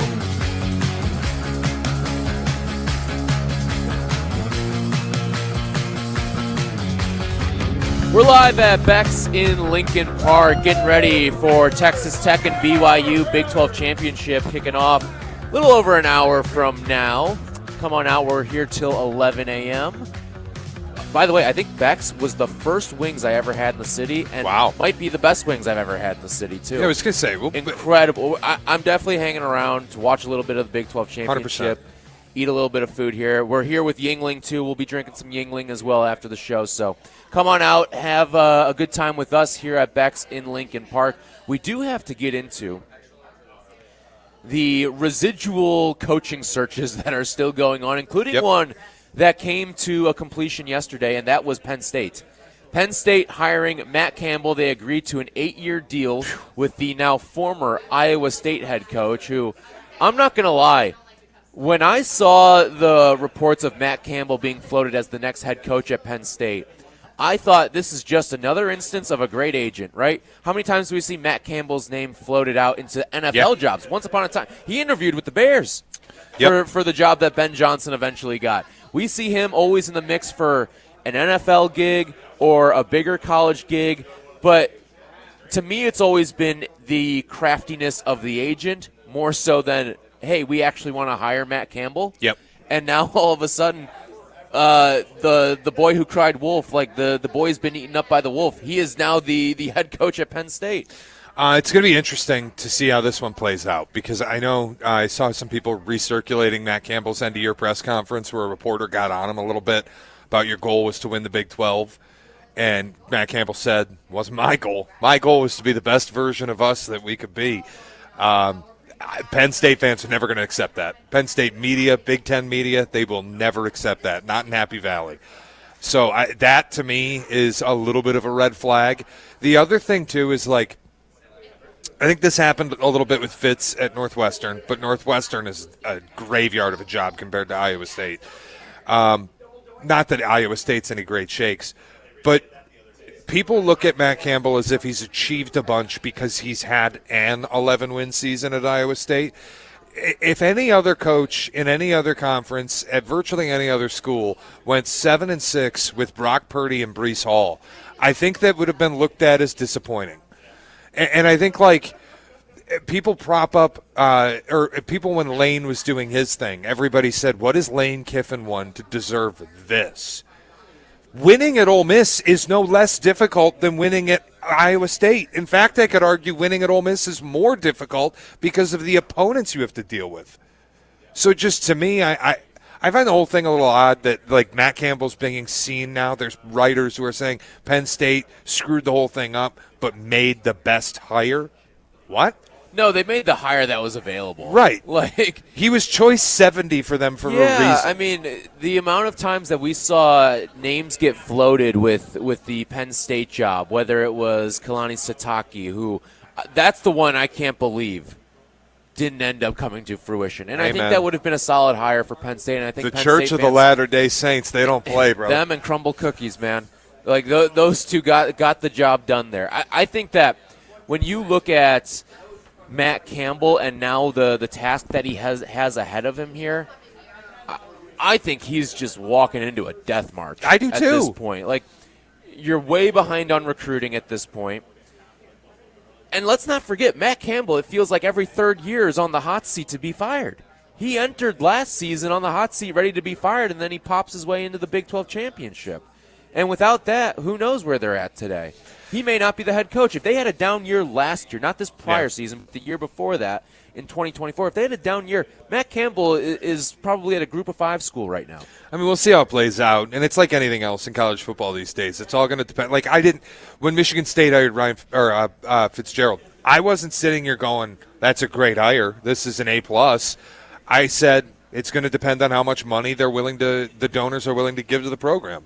Well, a $401 million donation came in yesterday, so you know what? Pat Fitzgerald might be the greatest hire in the history of the sport. Like, if that's the way we got people moving. So if you get Matt Campbell into Happy Valley and all of a sudden you got donors forking over hundreds of millions of dollars, then you did a great job.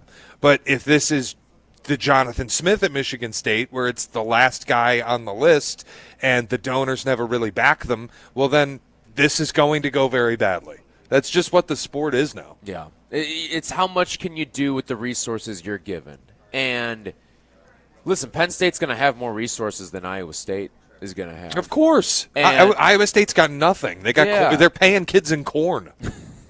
Well, remember too, the Iowa State was like the headquarters for all of the gambling issues within college sports too. Remember that? Yeah. Like, you got guys trying to make a little extra coin gambling on their own games. Yep. So it's an uninspiring hire, especially at this point in the cycle. You thought you were going to get a much better name, and now you sit here at the end of it. Were you even better off firing James Franklin? I would say no. Well, that's the key, too, is is anybody really going to say that Matt Campbell is an upgrade over James Franklin? No. And I think the goal when you fired James Franklin was to do better. This isn't better. I think you hired a guy who's basically, I think he's one win better against top 25 opponents than Franklin. Now, granted, that's when you are that bad against top 25 opponents with the resources Penn State has, it's weighted a little differently than when you're at Iowa State. But I would also say the competition that you have to beat top 25 teams in the Big 12 versus in the Big 10 is night and day. Yeah, because you might have been facing a fake-ranked Kansas. Sorry, Danny. Like you might. You could have said Kansas State and avoided this whole mess, but I'll live. No, but like Penn State, your top 25 opponents, you're playing Notre Dame, you're playing Michigan, you're playing Ohio State. The off year when Michigan State was good, especially at the start of Franklin's tenure, like it was a higher level of competition in my mind than whatever Matt Campbell was dealing with. It's a bizarre hire. They botched the whole thing. I think it's probably going to end up getting Pat Kraft clipped as the AD. Boy, what a mess he's found himself in, too. Yeah, but if the donors are willing to pony up and back Matt Campbell, then there's a chance this works. Yep. All right, when we come back, we will dive into what was said by Clark Lee earlier in the week about trying to find an opponent for Vanderbilt, who currently sits 14th in the college football playoff rankings. And he was trying to find his way in by playing a 13th game, scheduling a 13th game. So all that and more coming up in 2 minutes. Chicago's College Tailgate live from Beck's in Lincoln Park. Chicago's College Tailgate returns in a flash on ESPN Chicago. True North has something truly fast and friendly. Introducing the True Rewards mobile app. Sign up to get instant access to member-only offers and in-store coupons. As a True Rewards member, track your club status, find a store, and redeem exclusive offers all in one place. Join today and save 25 cents per gallon on your first fill-up and save 5 cents every day. Savings are stackable with Shell Fuel Rewards. Download now from the Apple or Google Play stores. True North convenience stores and True Rewards. Fast, friendly, clean. Fry the Coop has the best chicken sandwiches. Crispy, juicy, and that sweet, zesty pickle on top? Game over. They're Vienna beef. Vienna beef does pickles? Oh, yeah. Been at it for 100 years. 100-year-old pickle? Ew. No, dude. The brand. It's their 100th anniversary. And these are the refrigerated kind. About as fresh as they come. Oh, nice. Totally. Fry the Coop and Vienna beef pickles, the perfect combo, the perfect sandwich, the perfect bite every single time. It's time for Christmas at Cantini. A time for laughter and joy. A time for cherished moments by coming together with the ones you love.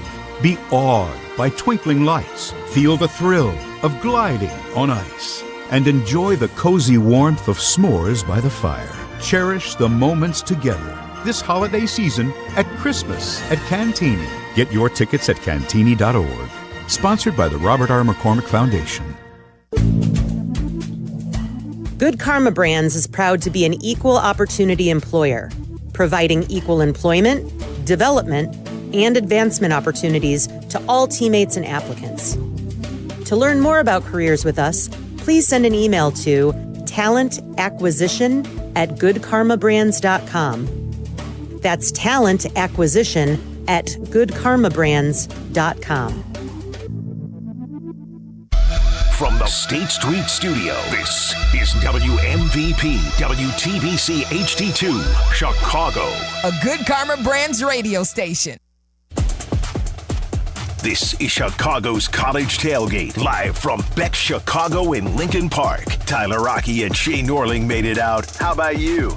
Come on by for the live broadcast and some Flight by Yingling. This is Chicago's College Tailgate on ESPN Chicago. Here among the Red Raider faithful as we get ready for the Big 12 Championship, kicking off an hour from now down at Jerry World. It is expected to be the most attended Big 12 Championship in history. Who would have thought the matchup of Texas Tech and BYU would be the one that brings out the biggest attendance for Big 12 Championship. But here we are as we're an hour away from kickoff there. We've got plenty of other games to preview today, too. You've got the SEC Championship, Georgia-Bama, a rematch of a game that we saw in when we were in Vegas, which feels like forever ago at this point. That game, that was the final week of September, and then we've got the Big Ten Championship with Ohio State and Indiana, number 1 versus number 2, best on-paper matchup that we've seen all season long. Can't wait to watch it. And then we've got the ACC Championship, which is... I can wait to watch it. which is...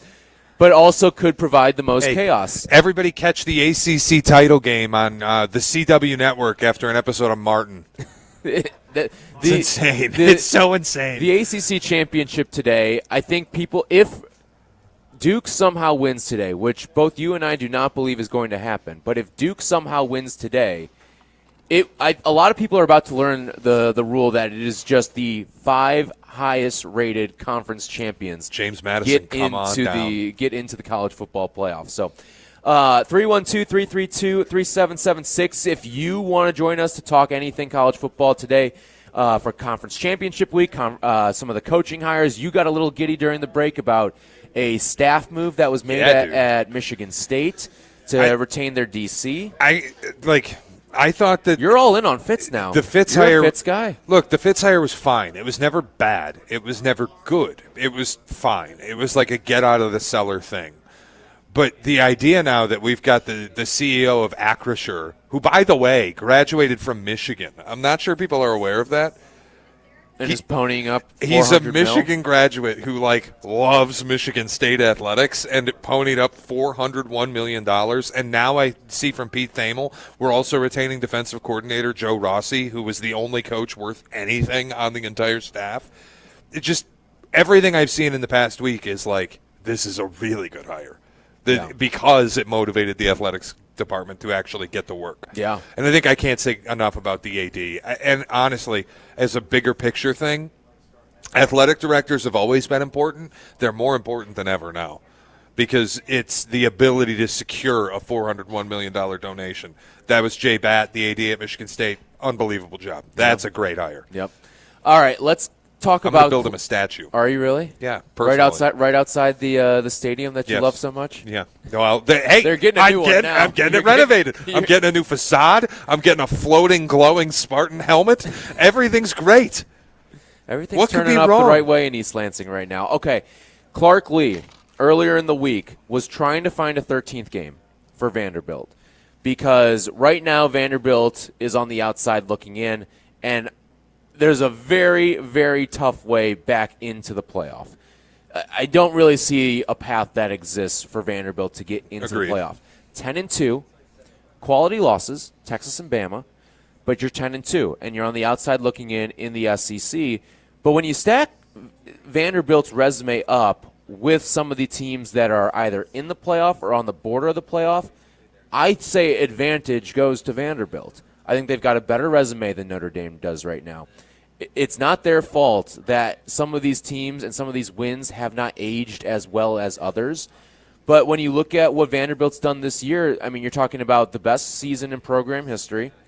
And not that should be the merit to get you into the playoff, but when you're 10-2 in the SEC, going through the gauntlet that they did, I don't blame Clark Lee. In fact, I salute him for trying to find a 13th game to try to work his way into the playoff, and no one's willing to say yes to it. And I get there's logistical issues from the NCAA. Like, he was talking a little bit earlier in the week about, we had to go through, the compliance stuff. Our compliance directors making phone calls left and right. They're trying to find any which way to get us a 13th game against someone that will actually make a difference for us in the conference or in the college football playoff. But I would offer this up, too. I think it would be interesting if they turn this into some sort of outside looking in week where you get all of these teams together, you put it in Mercedes-Benz, the Superdome in New Orleans. You play a game at 11, you play a game at 4, and you play a game at 9 o'clock. And it's 3 games. You figure out the matchups when you get to this weekend, and you guys try to find your way into the playoff. I don't like it at all. I think if you wanted to play a 13th game, beat Texas. You had a very obvious pathway to playing a 13th game. You lost to Texas, so you're not playing in the SEC title. Like, it just, to me, this whole thing, too, where Clark Lea's going on TV and he's wearing that stupid Heisman hat with Diego Pavia's number in it. Diego Pavia's talking like, pleading with the president, make a executive order to make the playoff 16 teams. How about win your games? You had 12 opportunities. You dropped 2 of them. It's not our fault you lost to Bama. It's not our fault you lost to Texas. But it's not our fault either. It's not their fault either that they have objectively a better resume than Notre Dame and are being left out because of the logo. I'm not even disagreeing, but I'm also like, again, you're talking to somebody who thinks Notre Dame should also be out. You're talking to somebody who preferably we'd have 8 teams, not 12. I know that we're getting to 16, but like, it's going to happen. So 1 year, if Vandy keeps this up, Clark Lee stays, you keep getting the money, you keep getting the transfer players, you will make a 16-team playoff. It's just not going to be this year. And I think the idea of, like, after it's happened, it strikes me no differently than Sark saying it's such a disappointment and it goes against the spirit of the sport to leave Texas out. The idea you're going to go on all the Barstool shows that you can find with your stupid Heisman hat and talk about openly, we looked for an exempt game. Like, one, I don't blame Clark Lee for doing it. I don't love the idea of it. I'm glad it's not happening. 2, if I'm Notre Dame, why on earth would I say yes to this? No, my pathway is much better if I don't play. Okay, but what about Miami? If you're Miami, I think there's incentive for you to play a game like this. I just don't like the idea. I don't like the concept that we could. If I'm Miami, I have to look at myself in the mirror and go, a 5-loss team qualified for the conference title in my conference. Maybe I just suck.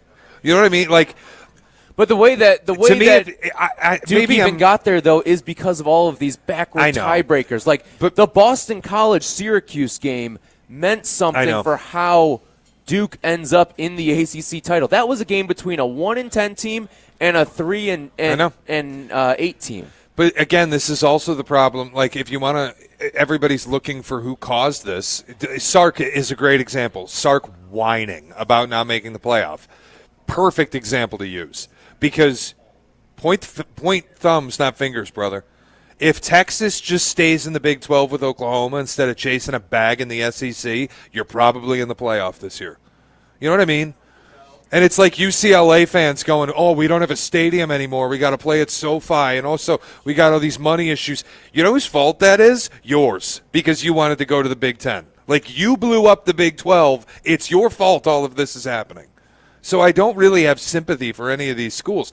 The conferences are too big.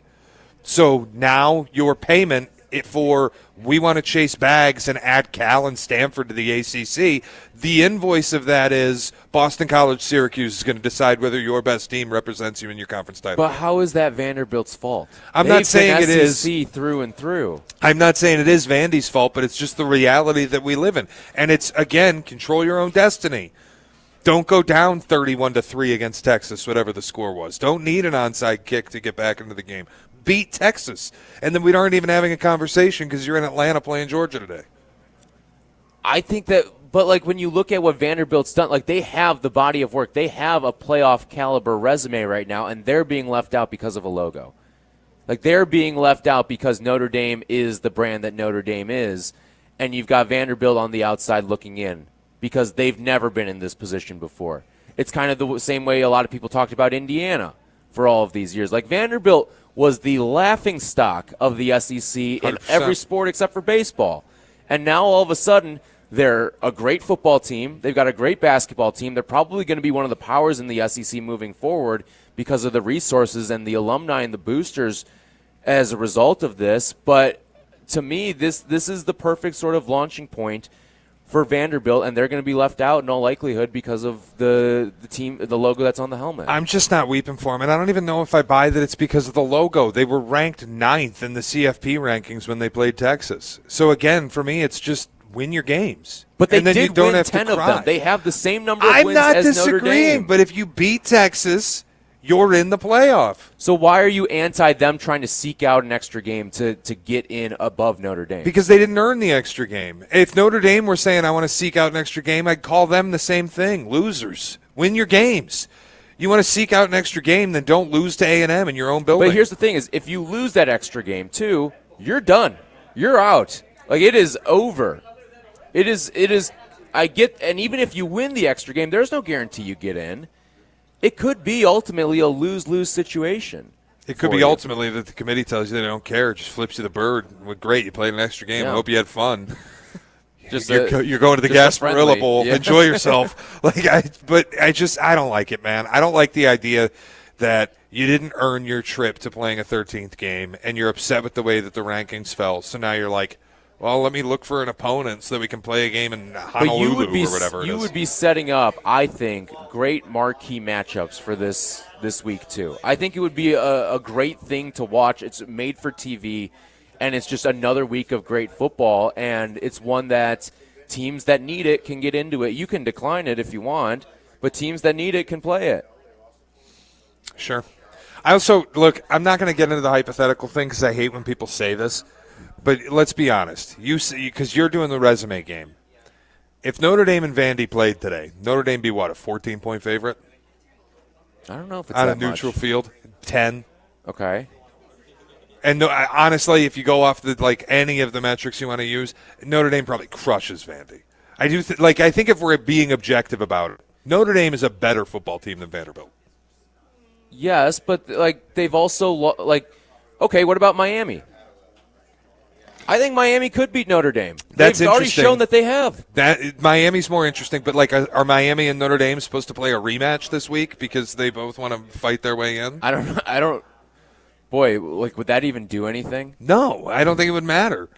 And prove that you can beat Notre Dame again. How do you get to an agreement? Okay, but here's what happened. Because at that point, then Notre Dame just join the conference, and then you can play a game this weekend anyways. If Miami were to play Notre Dame and beat them again, there's no argument to put Notre Dame ahead of them anymore. We beat you in the beginning of the season. We beat you at the end of the season. 100%. And for whatever reason, our win at the beginning of the season is basically being given no credibility.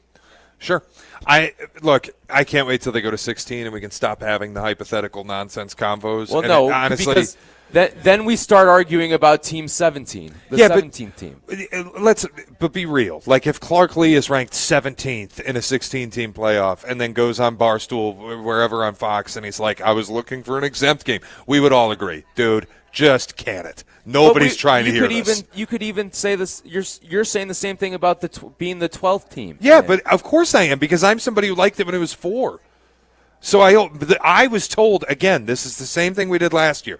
I was told that when we went from 4 to 12, we could stop having the arguments and the hypotheticals and the nonsense. And that's but what I feel like said. it's only gotten worse. We're always going to have the conversation. There's always going to be. We argue about the 69th and 70th team in the NCAA tournament in college basketball. Ultimately, do those teams really have that big of a chance? No. Probably not. But and basketball is different than football, too. We obviously see more upsets that way. But then you look at, I think in this era of college football where parity is at its greatest. Sure. Last year, the championship game was between the 7th and 8th seed. Arguing about it in the NCAA tournament is one thing, but how often have we ever seen a head coach get eliminated from their conference tournament and then go, I'm looking for one more game. Would somebody want to play me? Like Indiana last year, if Mike Loxley's we're on the – No, but I think that's different because – conflating my coaches, but go ahead. But everyone in college basketball that has a chance at the NCAA tournament plays in their conference tournament. Sure.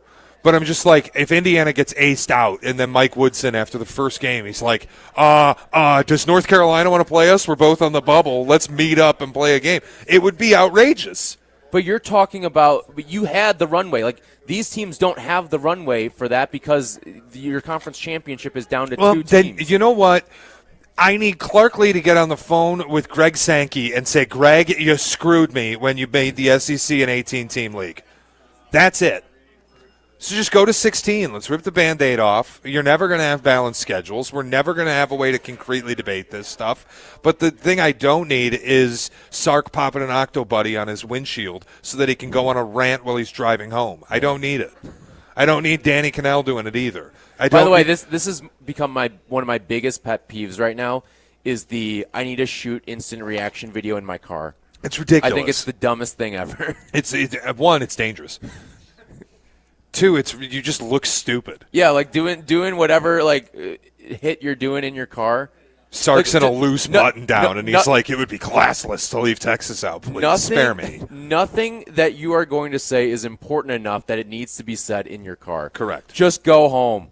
Go home or go to your final destination and tape it there. That's the one thing I do respect about Clark Lee. At least he did it from the locker room. He did it from his office. Or his office, yeah. Like, thank you. Thank you for not doing it in your car. All right, when we come back, we'll start diving into some of the games for today. We've got the Big 12 championship, the Big 10 championship, the SEC championship, and the ACC championship. We'll discuss all of them when we come back at Chicago's College Tailgate. Chicago's College Tailgate returns in a flash on ESPN Chicago. It's time for you to vent. The Waddle and Sylvie Holiday Parody Contest is on. Compose yourself, compose your song, sing it with holiday joy, and submit it at ESPNChicagoContest.com. These are a few of my least favorite things.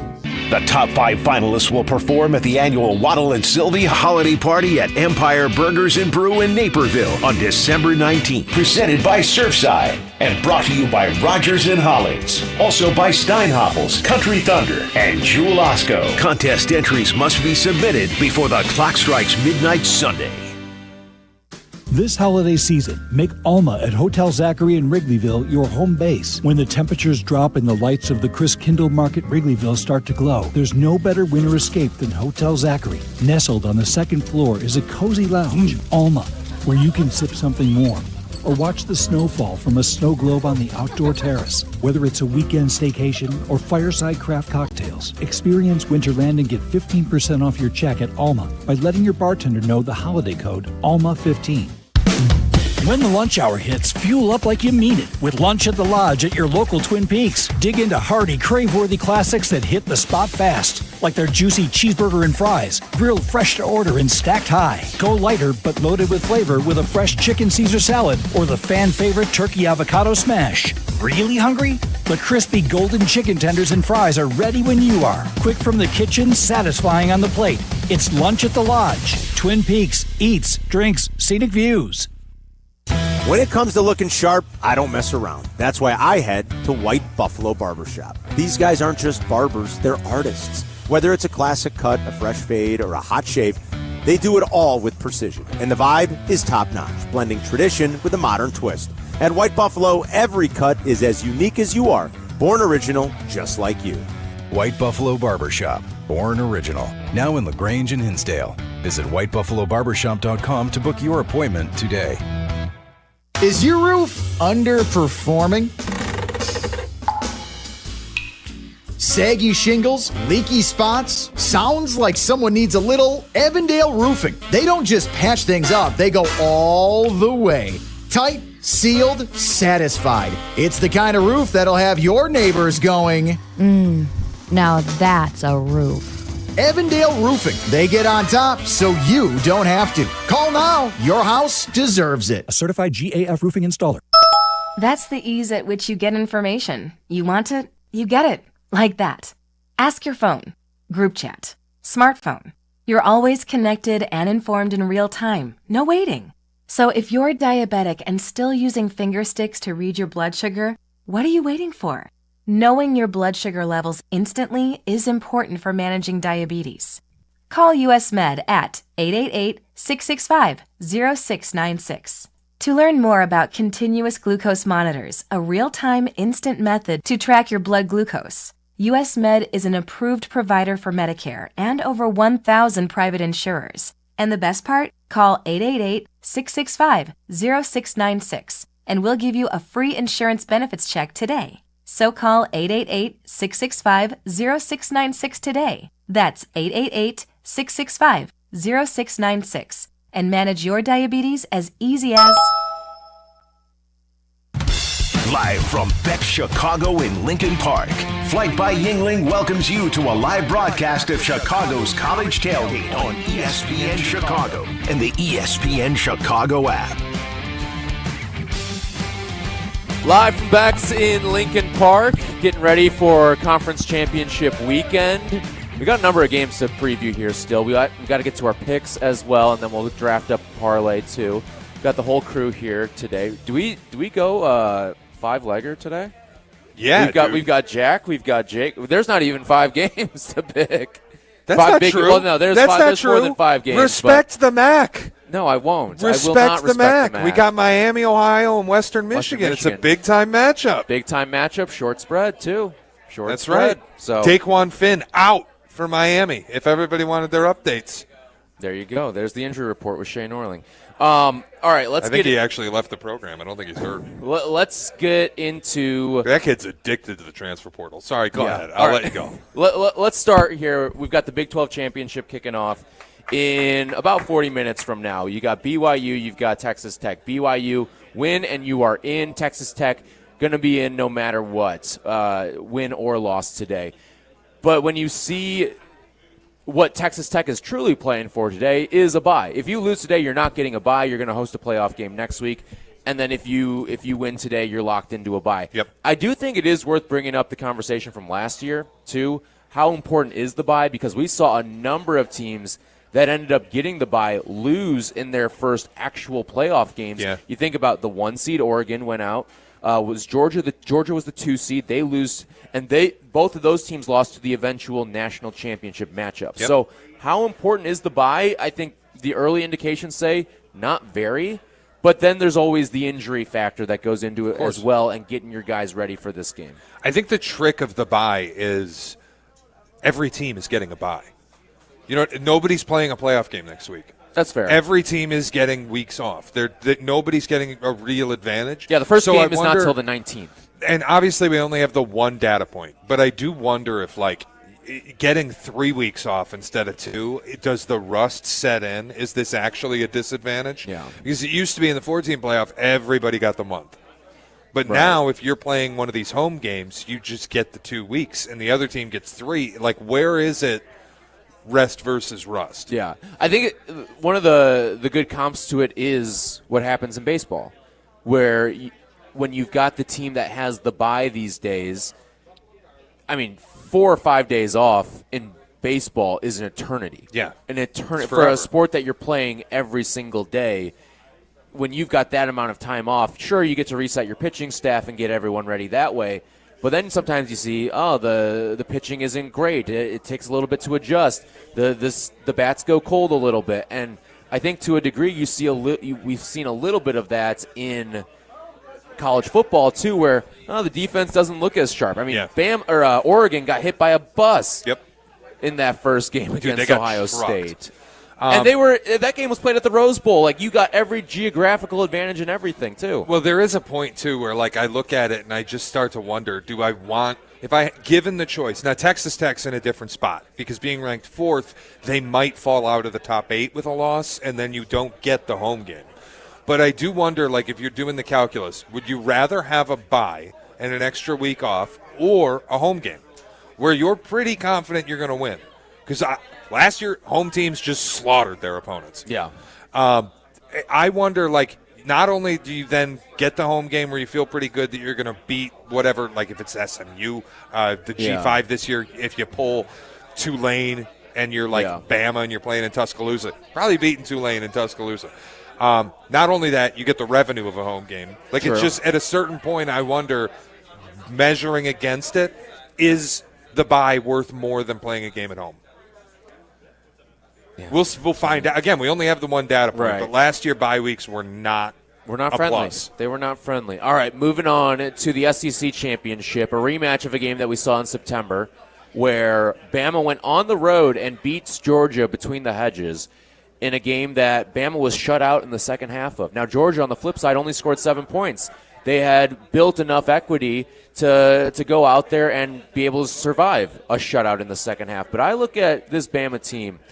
you never really know which Bama you're getting week to week, but I think you can say the same thing about Georgia. Georgia has really shut things down the last couple of weeks. Obviously, last week against Georgia Tech, you were in jeopardy of losing the game.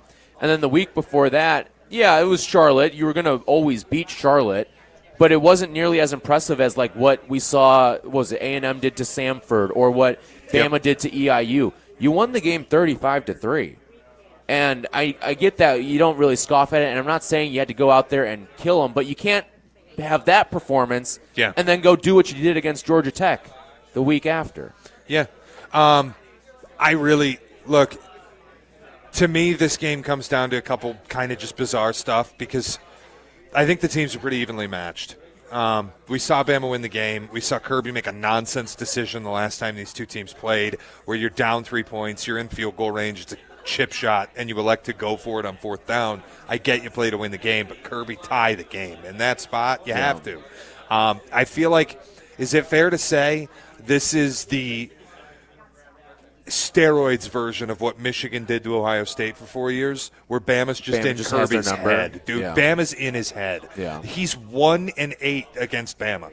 And you would have thought beating them in a national title might have just like, that's the monkey off your back, you're good to go now. I think he's 0-4 since, including 0-2 against that game, DeBoer. too, was belt to ass, that national title. You would have thought you would have exercised all those demons at that point. It feels like there's a mental block where Kirby really struggles to beat Bama for whatever reason. And it's especially this year and last year, I think Kirby had the superior team and couldn't beat them. I don't know if they have the superior team this year. Maybe not offensively this year. Last year, certainly. I thought Georgia was the better team between the two. I agree. And it couldn't beat them. This year, maybe not as definitively. You and I both pretty high on Bama. But I wonder if there's a mental block here. It might be. And now you play this game in Atlanta. It's a semi-home game for Georgia. That's not to say Bama fans won't travel. They bought these tickets way back. But this is, I think, going to be the best game that we're going to see today is the SEC title game. Probably. All right. I think the under's a little intriguing. Was it 48.5? Yeah. Sitting at? Just a rock fight. Yeah. I mean, both teams play such good defense. I think Georgia's given up 16 points a game this season. The under's kind of interesting. Okay. And then we move on to the Big Ten Championship, where you've got a 4-point spread. Who would have thought this, too? You told me 2 years ago that Indiana would be playing Ohio State in the Big Ten Championship, and the spread would be 4.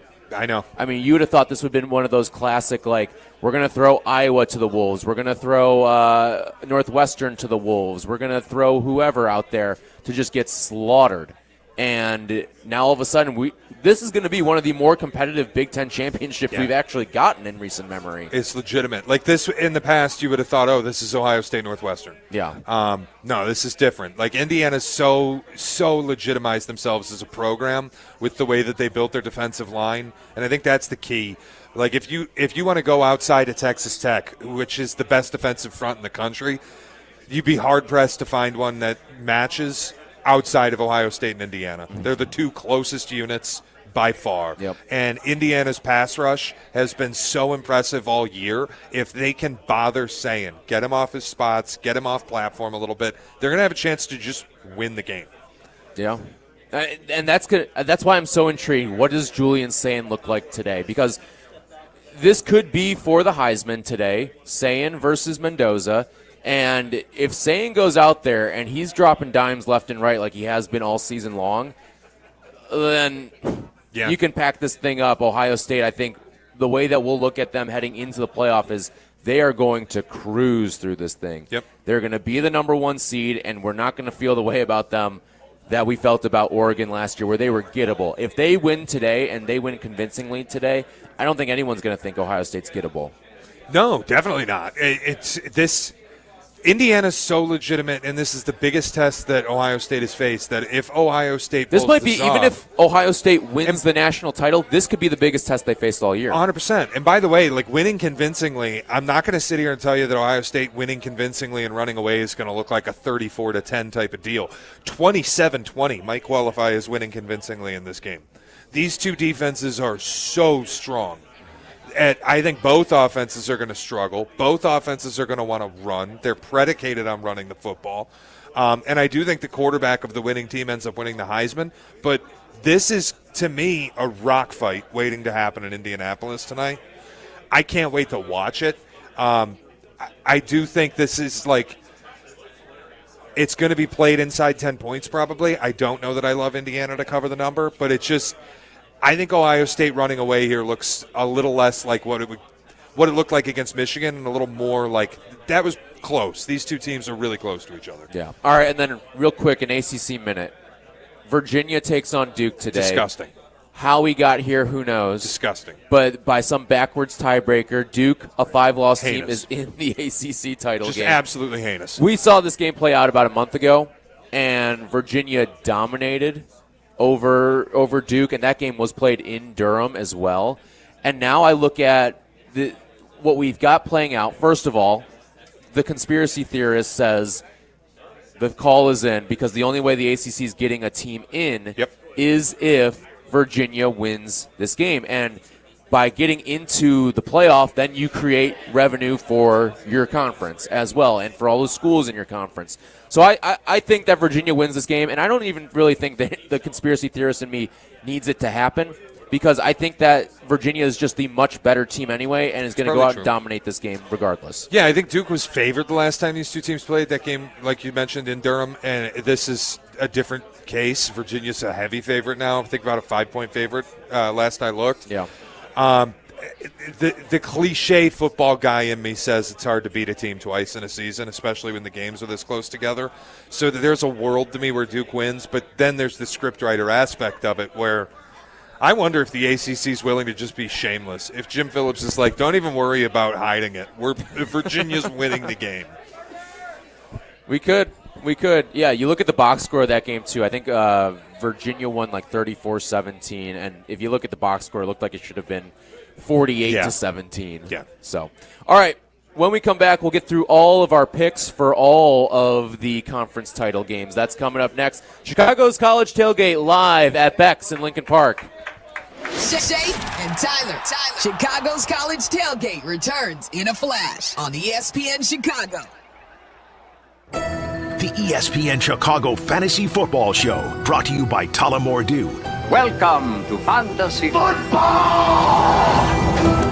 Set your lineup with Jeff Meller's guidance, Sunday morning at 7, ESPN Chicago. If you're the unwitting victim in a calamitous mishap, anticipate compensatory damages, subrogation relief, or tort claims under...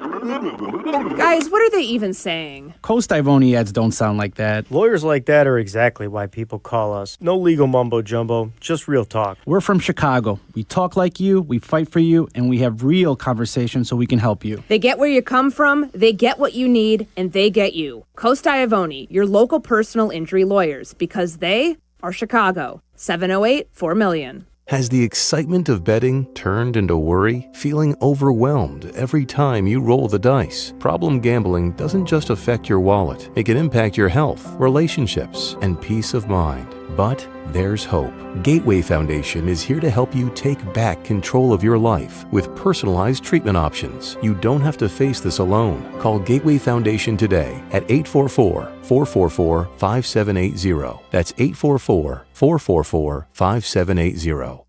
Hey, Chicagoland, are you ready to get your home holiday ready? Steinhoffel's has you covered. Right now, save at least 10% store-wide or get 36 months of 0% financing on purchases of $19.99 or more. From cozy living rooms to dining spaces made for holiday gatherings, Steinhoffel's has everything to make your home merry and bright, including premium mattresses for your best night's sleep. So shop now, save big, and celebrate comfort at Steinhoffel's, a proud partner of the Chicago Bears. Save big money on new appliances when you shop at Menards. We have an excellent in-stock appliance selection from great brands at the best prices. Ready to take home today. Whether you want new laundry appliances or need upgrades for your kitchen, you'll be sure to find appliances that'll make your life easier. Visit Menards and save big money on appliances today. Plus, check out Menards.com to view all of our great deals happening this week. Every 40 seconds, a child is reported missing. That's 2,000 children every single day. It's a heart-wrenching reality that we can no longer ignore. Find the Children is a non-profit organization dedicated to helping find missing kids. You can be a part of their mission by donating your unwanted vehicle, running or not. Call 1-800-294-0222. We guarantee that you will receive the maximum tax deduction. We provide fast, free pickup with 24-hour response. Call 1-800-294-0222. Find the Children provides crucial resources to help find missing children and educational materials to teach kids how to recognize and avoid predators. Our recovery programs have a proven track record of reuniting kids with their families. It's time to act. Donate your unwanted or unused car. Help us build a world where every child is safe. Pick up the phone and call 1-800-294-0222. Together, we can bring these kids home safely. This advertisement was paid for in partnership with Cars R Us and Find the Children. Smell that? No? Oh, my friend, you are missing out. You should get here right now. We're live from Beck's Chicago in Lincoln Park. The flight by Yingling is flowing, and Shea and Tyler are rolling. It's Chicago's College Tailgate on ESPN Chicago. We're at Beck's in Lincoln Park, getting you ready for championship weekend. It's all brought to you by our friends over at Yingling. They bring you Chicago's College Tailgate every single Saturday morning. We're going to get to our picks. And don't forget, if you want all of our picks, college football, although that's starting to come to a close, but we'll still have the playoff games that we're going to pick through. NFL, all that we're going to have as well. You can find us on the Pick a Side podcast, wherever you get your podcast. Every single week we give you recaps on Monday of the football weekend, and then Thursday you get all your college picks. Friday you get all your NFL picks. So, and the fun doesn't stop with football either, because we got college basketball. We do. We'll be diving in. Go green today, by the way. Big one for you. I'll be rooting for you. Honestly, although arguably, I will say the ACC is back. Arguably, the Big Ten's back too, brother. It's arguably the game of the year to this point. Number 7 Michigan State, number 4 Duke at the Brez. Yeah, I mean that between that there was Arizona and UConn earlier this year too. I mean there have been tremendous matchups in the sport so far this year. So, all right, at this point, every single show we give you the picks for the weekend. Jack McGrath, what's on the slate today? All right, guys, let's start off with some action. Miami is playing today, but not the Miami that's ranked in the CFP rankings. That's Miami of Ohio against Western Michigan. Western Michigan favored by 2.5 points. Western Michigan, fun fact, plays like a service academy, basically. They just pound the rock with their quarterback. It's been a really good offensive year, 8-4, but Miami of Ohio, they win this conference. It's what they do. I'm going to take the Redbirds, Redhawks, whatever the hell they call them. The game is at Ford Field as well. Great. So do you think they'll paint the end zones? Definitely not. I kind of don't like that the MAC doesn't do the home game thing. If it's good enough for the American, it should be good enough for the MAC. No, I like that the MAC does the Detroit neutral site. Detroit stand up for the MAC, with this man. guy here. 4 of the schools are in Michigan. You might as well play the game there. I'm going to go on the other side. I'm going to take Western Michigan here, playing a quasi-home game. I'm good with that, too. Give me Western Michigan in this one as well. BYU, Texas Tech, Big 12 championship. Texas Tech favored by 12.5. Jack getting drowned out by the Red Raider fans. We're all going to get drowned out. Look, the first time these two teams played, it was 29-7 was the final score. I still have concerns about Tech's ability to score touchdowns in the red zone. 89th in the country all season. Boo this man. Boo this man. I got bigger concerns on just how the hell BYU is going to move the football against this defense. I'll take Tech laying 12.5. I think it took them till the fourth quarter. It took BYU to the fourth quarter to run like their third play in Texas Tech territory. Yeah. I love Texas Tech in this game. I think they win in convincing fashion. I'm thinking it's going to be like a 38-10 type of game. 12.5 points is a lot of points to give, but I don't care. I'm taking Tech as well. Raider power, baby. Let's go. All right. Guns up. Georgia, Bama, SEC championship. Georgia favored by 1.5 points. 1.5 now at ESPN. Down. All right. All right. The number's falling. Earlier in the week, I picked this game on the Pick a Side podcast. I like Bama here. I think Bama all season. I know the Oklahoma loss looks funky. The Florida State loss was terrible. This is a team both Tyler and I felt like was the best in the SEC at the start of the year. When they're right, I think they are the best in the SEC. And this is back against the wall. You got to win today. I have to imagine Kalen DeBoer's got something cooked up. And Kirby just 1-8 against Alabama. He doesn't win this game. So I'll take the Crimson Tide. Yeah, I'm right there with you. I like Bama in this game. It feels like the games where you feel like Bama is not supposed to win, at least on paper or by the rankings, are the games that they actually win. And it's the ones where you think they have no chance of losing, where they get popped. And this is just another one of those instances. On paper, everything points you towards Georgia. But these are the games that Bama finds a way to win. See, another thing, too, Gunnar Stockton really since, October, whenever they played that Tennessee game, Gunnar Stockton has just not been very good. No. And last week against Georgia Tech, it was the lowest passing yard total in Kirby Smart's career at Georgia. And it's not like they were just ripping the ball on the ground. They scored 16 points. Yeah. They just aren't playing great offensively. Nope. We've seen this matchup before, and now we're getting plus money with Alabama after they already went into Georgia and won that game. I'm going to take Bama, too. I'll probably even play the money line in this game, make a little extra money on that one. Indiana, Ohio State. Ohio State favored by 4 in the Big Ten Championship. I'd love for Indiana to finish the storybook kind of thing for Cignetti here and just win the Big Ten off Ohio State. But I've seen this movie too many times. And we were talking with Carmen earlier in the week. If everybody on Ohio State were draft eligible, they'd have, 4 top 10 picks? Yeah. 7, 8, 9 maybe players in the first round. Yeah. I think once all is said and done, and the fact that they've played a kind of Big Ten schedule, people haven't realized quite yet how good this team is. This might be a 4-game run today and the playoff that cements Ohio State as one of the best teams we've ever seen in college. To be honest, this team reminds me a lot of what we saw with Michigan when Michigan won a national title, where you weren't really tested during the regular season, and then but you were blowing teams out in convincing fashion. Now, I get the whole cheating stuff. Yeah. But to me, what I've seen from Ohio State is a team that has a quarterback that I think every team in the country would prefer to have over their current situation. I think Julian Sain's the best quarterback in the country. He'd be the number 1 overall pick if he were draft eligible this year. And I think he's really going to – it could be one of the quietest Heisman runs for him, but I think he really announces his presence in the playoff. I like Ohio State. Indiana's found a way to get it done all year. I like the points. I think Ohio State might win the game, but I think Indiana, at the minimum, is going to keep this one close. So I'll go Indiana getting the 4 points here. And then Virginia. It's win and you're in for Virginia in the ACC championship game. Duke, Virginia favored by 4 points in this one. I'm going to use my heart and not my head here because I would just like to see a 0-bid ACC. I think it would be hysterical. Duke wins outright. Let's go. Come on.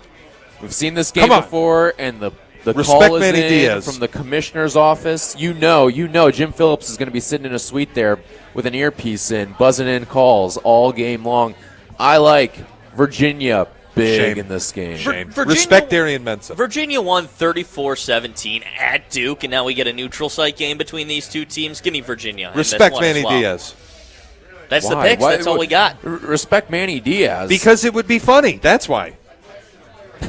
It would be very funny to see 0-bid ACC. All right, real quick, before we hit the break, let's take a call or two as well.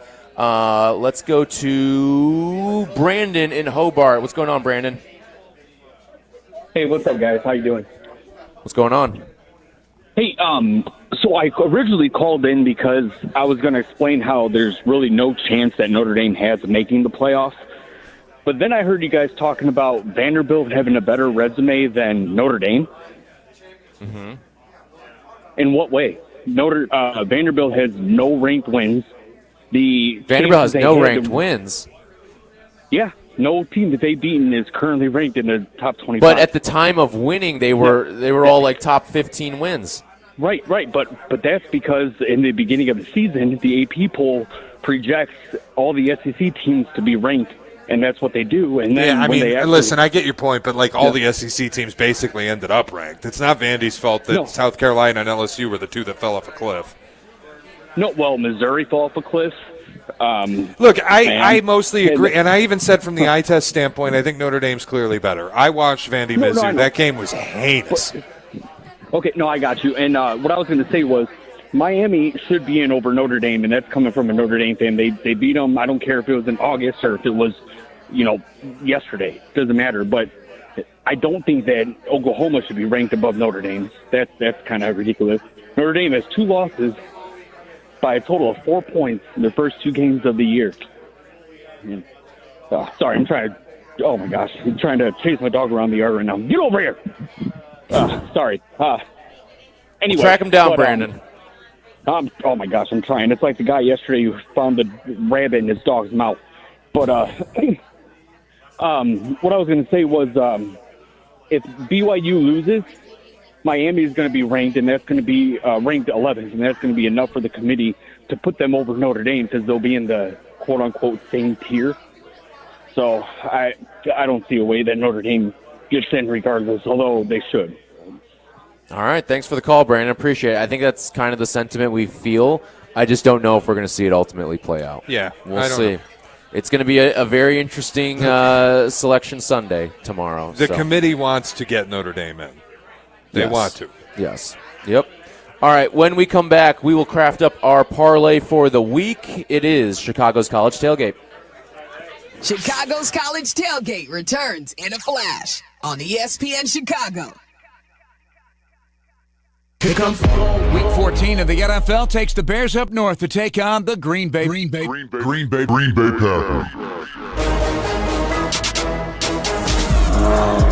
Nobody covers this rivalry like ESPN Chicago. Game time is tomorrow at 3:25. Join me, Jeff Joniak, along with Tom Thayer and Jason McKee, and sync us up for the hometown call, live from Lambeau on the ESPN Chicago app. Bears and Packers on the home of the Bears. ESPN Chicago. This holiday season, lock in something that lasts. Astound Wi-Fi, starting at just $19.95 a month, forever. Not a temporary rate, no hidden fees, just your price forever. Check off one more thing off your to-do list this season and stop stressing about your internet. Fast, reliable Wi-Fi for every device, every holiday, every year. All for $19.95 a month. But don't wait. Visit astound.com today to sign up. Restrictions apply. See astound.com for details. You wouldn't hire an electrician to read a radio ad. Service Construction of Illinois. I think this wire's bad. You wouldn't hire the deck pro either. Service Construction of Illinois. Now, I would layer that with a few coats to make it smooth. You see, I, a professional announcer, can barely change a light bulb, but I can tell you with a soothing voice that Service Construction of Illinois has the craftsmen, contractors, and specialists to do it all. Whether it's a small job or complete renovation, start at serviceconstruction.net. Hey, it's your buddy Tom Waddle, and I drive a Hawk. Go see my friends at one of their 12 Hawk Auto locations at Forest Park, St. Charles, Plainfield, Joliet, Carroll Stream, and now LaSalle, Peru. Shop thousands of vehicles from 13 big brands and save with 0% financing for 60 months or make no payments for 90 days. That's no interest for 5 years or no payments till next year. Now's the time to save thousands. Find your next car at hawkauto.com. Drive what I drive. Drive a Hawk. HawkAuto.com. Financing on select models with approved credit. Guests appearing live on ESPN Chicago. Call in on the Yuengling hotline. Yuengling is in Chicago. After 196 years, you can now enjoy Yuengling Traditional Lager, Light Lager, Golden Pilsner, Black and Tan, and Flight. Nature is calling. No, not that way. Fishing, hunting, hiking, nature. Chauncey's Great Outdoors, Saturday mornings from 6 to 7 and available on demand on the ESPN Chicago app. Do you have trouble getting in and out of the bathtub? Are you afraid you'll slip and fall entering or exiting a tub? Safe Step walk-in tubs can transform your bathtub from an area of concern to a calming refuge. Call them today at 1-800-731-4558 and save $1,600. Safe Step walk-in tubs and showers are proudly made in Tennessee and offer an ultra-low step-in, avoiding that difficult climb over a traditional bathtub wall. They also offer a variety of therapeutic benefits that may help soothe your aching muscles and joints, increasing your mobility, boosting your energy, and improving your sleep. Safe Step walk-in tubs are designed to easily fit your existing tub space and are often installed in as little as 1 day. Just dial 1-800-731-4558 today to save $1,600 and receive a free shower package. That's 1-800-731-4558 for a free no-obligation consultation and to save $1,600. Safe Step Walk-In Tubs. Safety never felt so good. This is Chicago's College Tailgate, live from Beck's Chicago in Lincoln Park. Tyler Rocky and Shea Norling made it out. How about you? Come on by for the live broadcast and some Flight by Yingling.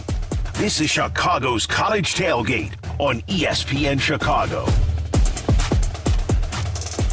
We're live at Beck's in Lincoln Park for about 15 more minutes here on Chicago's College Tailgate. Thank you to everyone at Beck's for showing up. And I got to say, Shea, great. Texas Tech Chicago fan base, I was not familiar with your game. I was not familiar with your game. When they said that there was a Texas Tech bar in Chicago, I was like, really? I was surprised. And boy, they showed up and they're ready for their Raiders to punch their ticket into the college football playoff today. So the guns are up here, folks. So shout out to all of you for showing up here at Beck's in Lincoln Park. Thank you to Jack McGrath. Thank you to Jake Santos and Aiden O'Connor as well. And thank you to Beck's and to Yingling for having us out here on this championship Saturday. Don't forget our video streaming brought to you by your Chicagoland and Northwest Indiana Chevy dealers. During Chevy Red Tag, get 0% APR financing on a 2026 Chevy Silverado 1500 pickup. Visit ChevyDriveChicago.com. Chevy Silverado, the official truck of the first place Chicago Bears. By the way, Shea, you and I will be on previewing Bears and Packers tomorrow morning, right. 8 to 11 a.m. We're going to lead you in to it is tomorrow it is going to be Bleck and Abdallah after us, and then it is Waddle and Sylvie and Dion on the pregame show. We are the pregame show. Yes. That's correct. That's what we are tomorrow, I think. So, yeah, we'll be on 8 to 11 a.m. getting you ready for Bears and Packers. Boy, what a big feel that has tomorrow. What a big feel that game has tomorrow. Probably, for me, game of the year at this point in the NFL. Yeah, it's certainly in the conversation for it. So, all right, time to get into our parlay that we craft together every single week. I'll let you lead it off, Shea. What do you got? Ohio State laying 4. right. I've seen the movie too much. I highly respect Indiana. It's got nothing to do with how I feel about Indiana. It's not like I don't think they belong. I just think this Ohio State team is of that all-time type of caliber where they're so good. I'm trying to use my Face ID to log into DraftKings right now, and this mustache, it's not identifying me right now. I have to use my username and password. So. R.I.P. All right, I'm going to go with Bama, and we're going to take them on the money line. We're going to juice this thing up a little. So I'm going to go Alabama on the money line here. All right, I'm going to jump over to college hoops. I think there's only 5 NBA or college football games today, so go ahead. Purdue is, if you haven't watched Purdue basketball this year, it's essentially the main guys are the same guys that we've seen the past 2 years that are making tournament runs and continue to be one of the top teams in the nation. They're number 1 in the nation right now. They're playing at home, and they're only favored by 4.5 points over Iowa State. Iowa State's a good team, but it's all Purdue in this one. I'm going to take Purdue minus 4.5. All right. Jake, do you have a pick? Over 44.5. We're going to Ford Field. Our Timothy Chalamet, our MAC correspondent here, chiming in with an over 44.5 That's for the fantastic. MAC championship. Is any concern with Daquan Finn having left the Miami football program that the over might not get there? Do we have any concern? No, he's a man of confidence. All right, I love it. And then Aiden, cap us off here. What is the final leg of this 5-legger? Let's go with the line that just moved to 3.5 and take Virginia in the ACC championship, laying 3.5. Anti-fun. All right. But I dig it. So we have Bama on the money line, Ohio State laying Holy 4, smokes. over 44.5 in the MAC championship, Purdue minus 4.5. That's college hoops for you. And then Virginia in the ACC championship, minus 3.5. You're getting about 26-1 here, fellas. Nobody thought Purdue was playing football today, by the way. Yeah. Nobody. They've moved on to basketball season probably in August. Exactly. I was going to say they moved on maybe in the spring game. Yeah. Yep. All right. So that's the parlay there. You get about 26-1 on it. So maybe we come away a winner. Charlie's been trying to preach to us all week the let's get to Lambeau parlay. Yeah. This where might be it. We finance tickets to go to Lambeau Field. This might be it. So this could be the one. Hopefully somebody gets a Lambeau trip out of this. Real quick, let's go back to the phones before we get on out of here for good. Dean is downtown. What's going on, Dean? He might be downtown. He's not on the phone anymore. All right. No Dean downtown. All right. Thanks, Aiden. You're welcome, guys. Aiden, what do you think of the stash? Because you yourself, you probably have a top 3 stash at the station right now. Top 1, I would argue. Top 1 is Tyler right now. Wow. No, but his is fake. No, so I I think number 1 is forever and always Anthony Catazone. I think he's got the best stash at the station, and I don't know if that's going to be able to be dethroned. But Aiden, you've been growing out the stash as well. Yeah, that's correct. I like yours better. You like mine better, but I feel like you could do this. I could, but it kind of, you're dipping into white trash territory if I go all the way down to the chin. What are you talking about? Oh, my I don't know. goodness, Aiden. Aiden What are we talking about? Firing shots from across the way. Well, you're a stash snob, it sounds like. That's what you are. That was crazy, yeah. What do you mean? That's not a white trash mustache at all. No, that it's one like isn't. Yosemite If Sam. I do it. Why does it make it different if you do it? Because Tyler just looks better. How do you know? Have you tried? I feel like there's something else being said here. I have once. I was told that, by the way, earlier this week about my country music interests as well. Well, yeah, I mean, that's fair. Was Morgan Wallen your top of the Spotify Wrapped? That is correct, yes. Not surprised, kid. Not surprised. What was yours? What was your top rap? Sabrina Carpenter. Not surprised. Yeah, well, there you go. Not surprised one bit. Inside you, there are 2 wolves. All right, that is going to do it for us here on Chicago's College Tailgate. Thank you to everyone for showing up for Chicago's College Tailgate this morning, and good luck to the Red Raiders, who are going to be kicking off momentarily here. Peggy and Dion coming up next. This has been Chicago's College Tailgate. Chicago's College Tailgate returns in a flash on ESPN Chicago.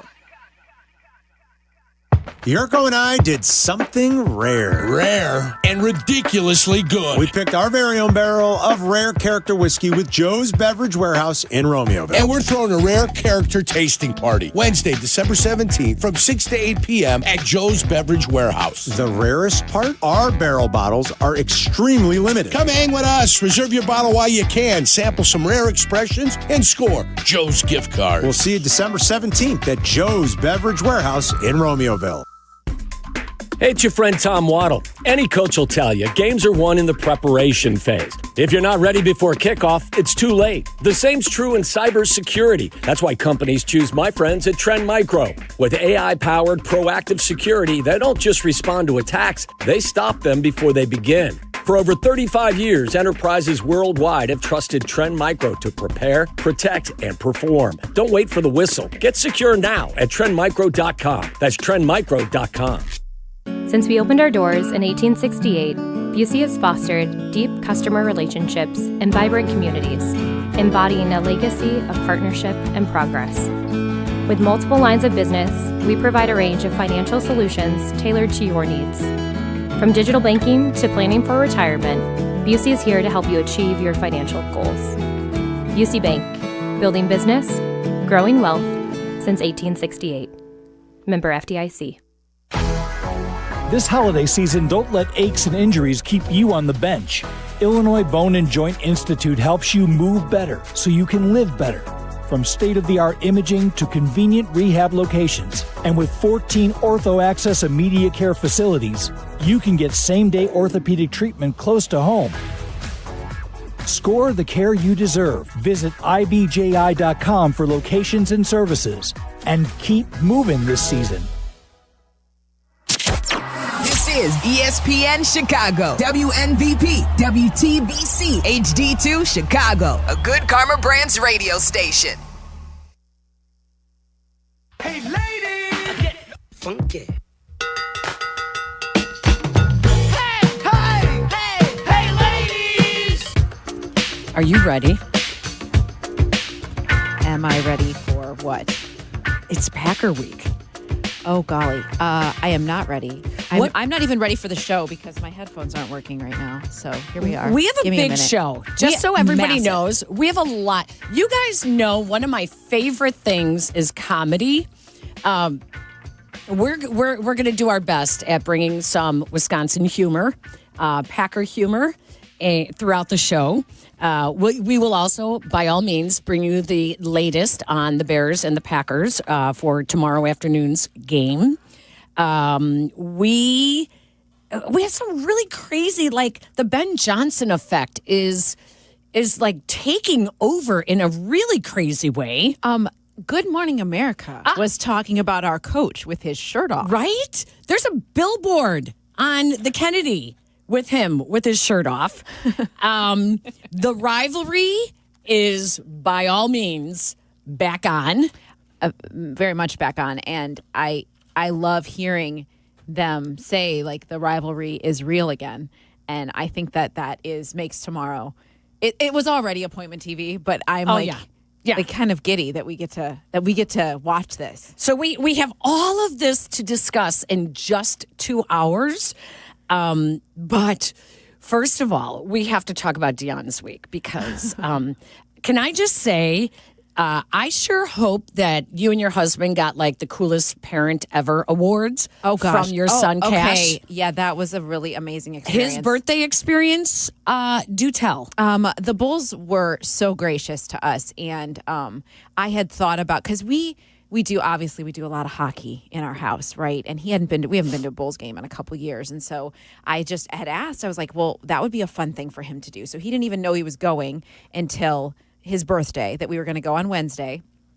And he did not know what was happening until we got there. We entered gate 3.5, and you know that's like the media gate. He didn't know where you were going? No, he didn't know what we were doing. He just thought, well, we got there early, and we walked in, and we met this lovely girl. Where did he think you guys were going? He didn't know. He didn't know what was happening. And she goes, okay, we're going to walk right here. We're going to take you right down to the floor. He looks at us. He's like, wait a minute, what?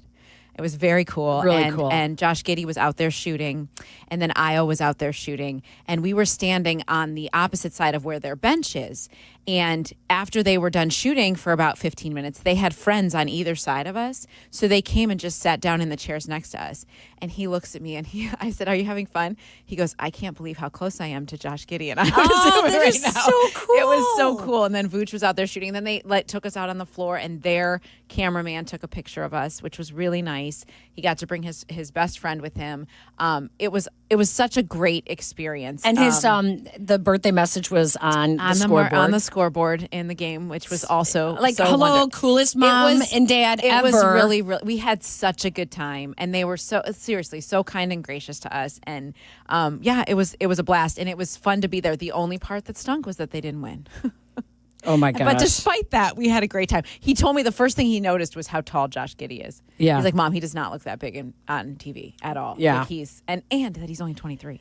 Okay, and he loves Montas Buzelis, who doesn't, but because they're so close in age, they're like less than 5 years apart. Oh my, that is so weird to think that. It's so weird to think about. And he thinks it's so cool that both he and Io went to high school here, and they're from, like, he just is way into it. Yeah, it was a super fun way to celebrate 15, which is also kind of blowing my mind. So your daughter goes to Dancing with the Stars, I know, the Disney edition, and your son gets to go on court. What are you going to do like every year from here on out? Peggy, you're in trouble. I lose sleep over stuff like this. Expectations are high. Are very high. Yeah. Are very high. If you could see the snapshot of his Go Wish, like what is this Go Wish that the kids are doing? Like literally write down what you want for Christmas. Like why are we doing this Go Wish? What is Go links? Wish? I don't know. It's some sort of gowish.com where you get to like put the links I think to that's what my daughter's on. Yeah. So her whole Christmas list is on that. Correct. Okay. But my child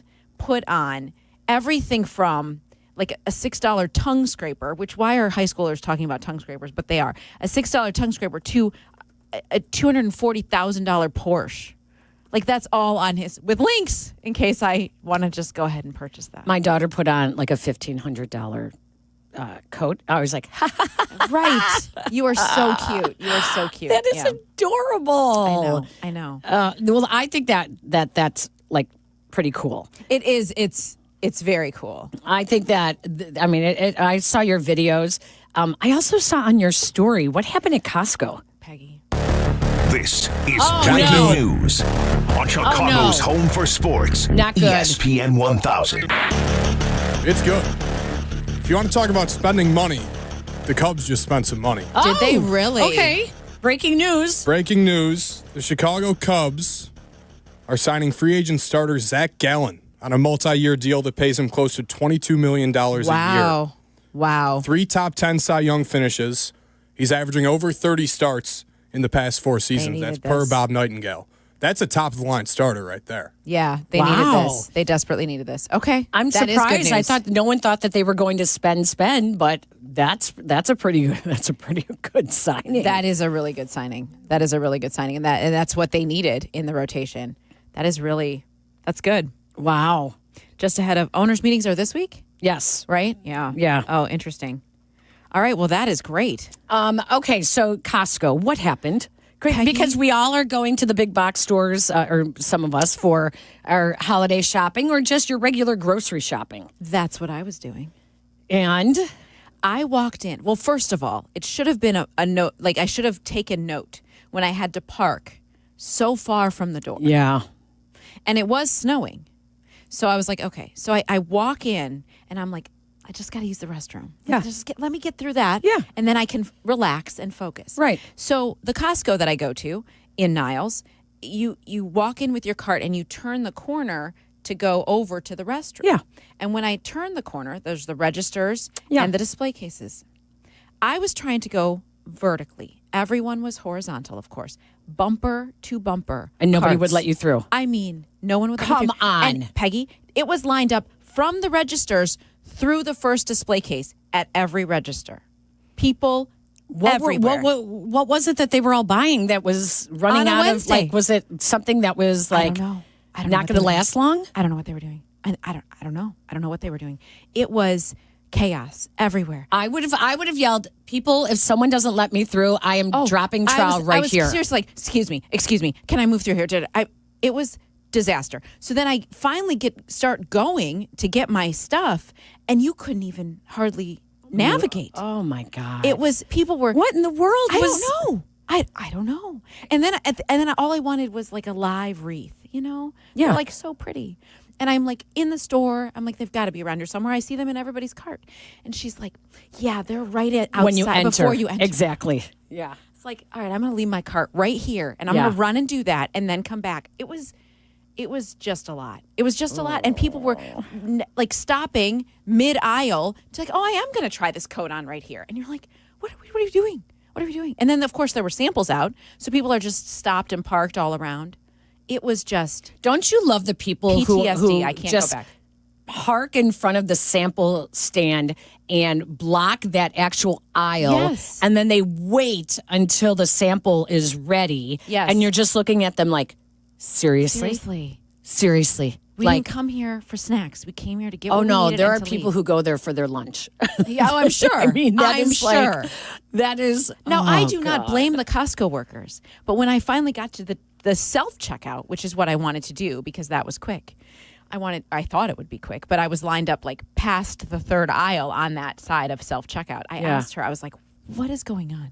Why does this feel like a weekend? And she says, it will be like this until after New Year's Day. Ah! And I said, well, then I will come back in February. Like, I'm not doing that again. Oh, my gosh. Now, someone did give me a tip on another Costco that is not that far, a little bit further drive, but not like that. Yeah. And I think I'm going to take them up on that. Is that like the Mount Prospect one? I don't know. She said Glenview, I think. But Oh, I don't want to Glenview. say that. Yeah. I mean, just kidding. La, la, Because la, la, now- la. Just kidding. Just kidding. It's not that one.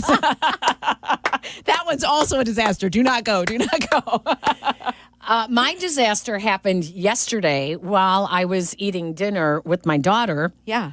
And the Waddle and Sylvie parody songs came on. And there was a song about me. And the whole time we're listening to the radio. And my daughter is sitting next to me. She's 17. Yeah. And she's laughing. She goes, oh, my God, Mom. How do they know so much about you? I said, this is embarrassing. It's awful. And then the song takes a little bit of a turn, and my daughter's jaw just dropped open. I have not heard And she goes, I don't get it. I go, don't worry about it. She goes, no. What was that last line? I go, don't worry about it. And she goes, And she got real quiet. So I think she was trying to go on to the app to replay like that segment of the show. I didn't hear it. So now is when you need to play it for me. I did not find it to be that well produced of a song. Okay. It's a little scary how many details are in this song, but I will also like to point out a lot of the details are wrong. They are factually incorrect. So, with that being said, I'm going to let you listen to it. Okay. I have to clear something up first. What? We have reporter beef on Twitter right now.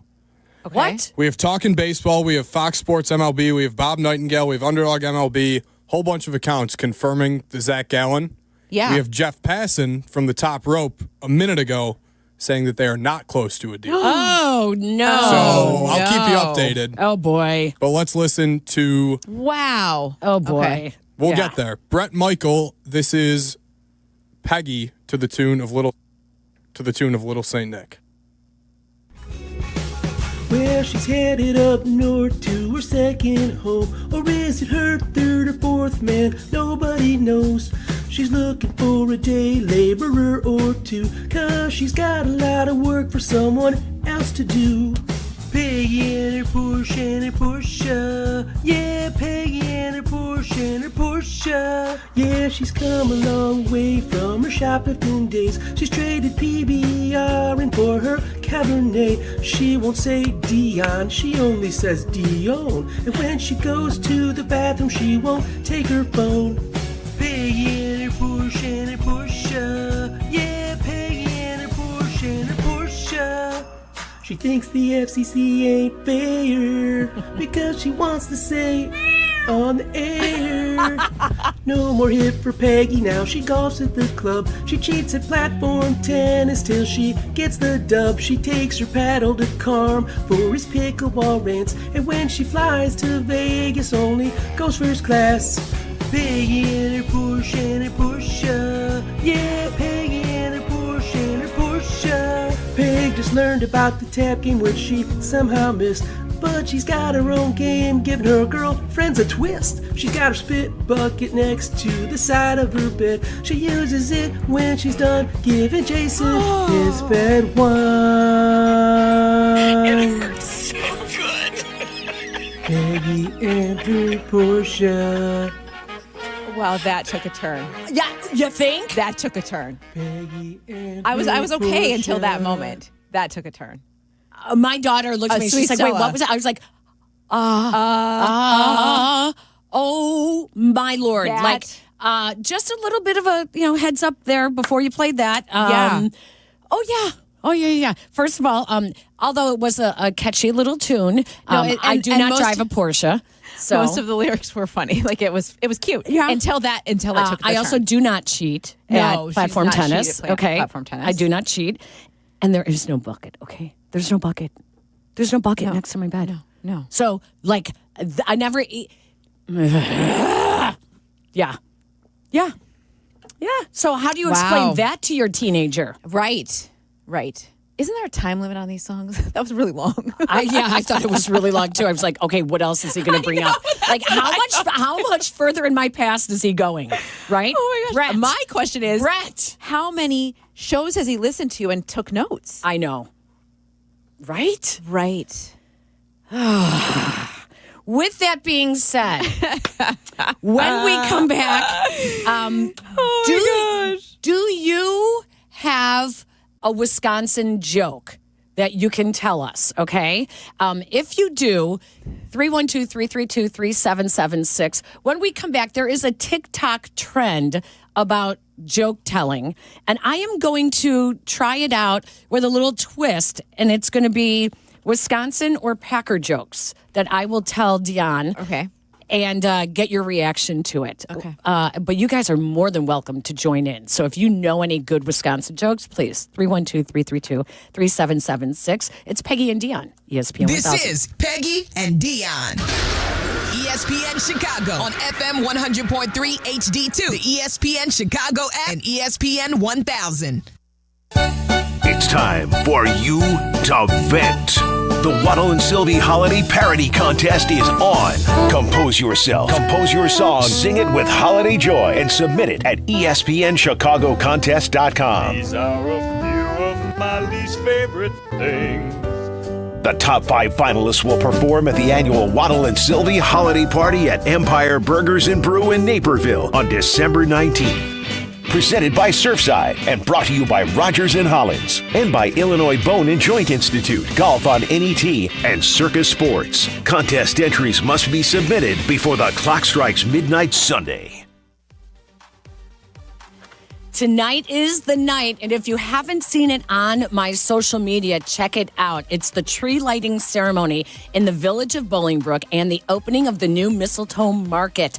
I visited Town Center last week with Bolingbrook Mayor Mary Alexander Basta. It is spectacular. I love doing this over the holidays. Bring your family and create your own sparkling memories. Experience the warmth of Bolingbrook and join them for the new holiday tradition filled with festive lights, local vendors, delicious treats, fun for the entire family. Shop for unique gifts, snap a photo with Santa, and soak in the holiday cheer. Don't miss the debut of the Bolingbrook Mistletoe Market, held at Bolingbrook Town Center every weekend through December 14th. Go to bolingbrook.gov for a complete schedule. Hey, it's your buddy Tom Waddle, and I drive a Hawk. Go see my friends at one of their 12 Hawk Auto locations at Forest Park, St. Charles, Plainfield, Joliet, Carroll Stream, and now LaSalle, Peru. Shop thousands of vehicles from 13 big brands and save with 0% financing for 60 months or make no payments for 90 days. That's no interest for 5 years or no payments till next year. Now's the time to save thousands. Find your next car at hawkauto.com. Drive what I drive. Drive a Hawk. HawkAuto.com. Financing on select models with approved credit. Raise your scholastic spirits one last time for 2025. Whiskey University is back for its final class of the year, and there's a special extra credit elective as Sylvie will join us to share some of his favorite Herradura tequila. Come to Modern Plate in Elmhurst next Wednesday, December 10th at 7. Let's sip, learn, and maybe get a degree in smooth taste. Seats are limited at Modern Plate, so don't be tardy. Jack Daniel's Bonded and Herradura Tequila remind us to please sip responsibly. Are you ready to make a difference for the environment while helping the visually impaired at the same time? Then donate your vehicle to Heritage for the Blind today by calling 1-800-983-6530. Every donated vehicle will either be properly recycled in an eco-friendly manner or given a new life through reuse. Donating your vehicle is easy. Simply call 1-800-983-6530 and Heritage for the Blind will do the rest. They'll even arrange for your vehicle to be picked up at no cost to you. And for a limited time, when you donate your car, you'll receive a $200 restaurant voucher and a 2-night, 3-day hotel stay at one of 50 locations. Call 1-800-983-6530 right now to schedule your vehicle donation and make a positive impact on the environment while helping others. Heritage for the Blind, where every car donation counts and every person makes a difference. Call 1-800-983-6530 now. This advertisement is paid for by Heritage for the Blind. Follow Chicago's Home for Sports on Twitter at ESPN 1000. This is Peggy and Dion. On Chicago's Home for Sports, ESPN Chicago.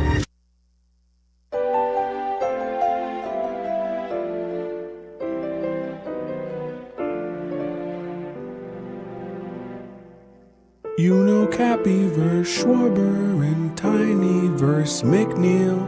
Chase from the south side verse Adala verse Mitchell. But do you recall the most famous battle of all? Peggy versus the dump button doesn't know what she can say.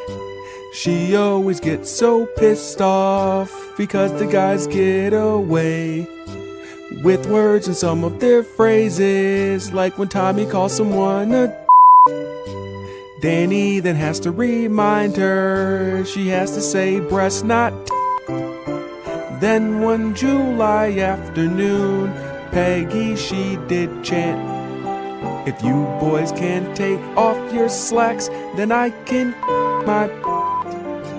She called a double standard. Must admit, I think it's true. 'cause the only time I take my pants off is when Ben Johnson makes it move.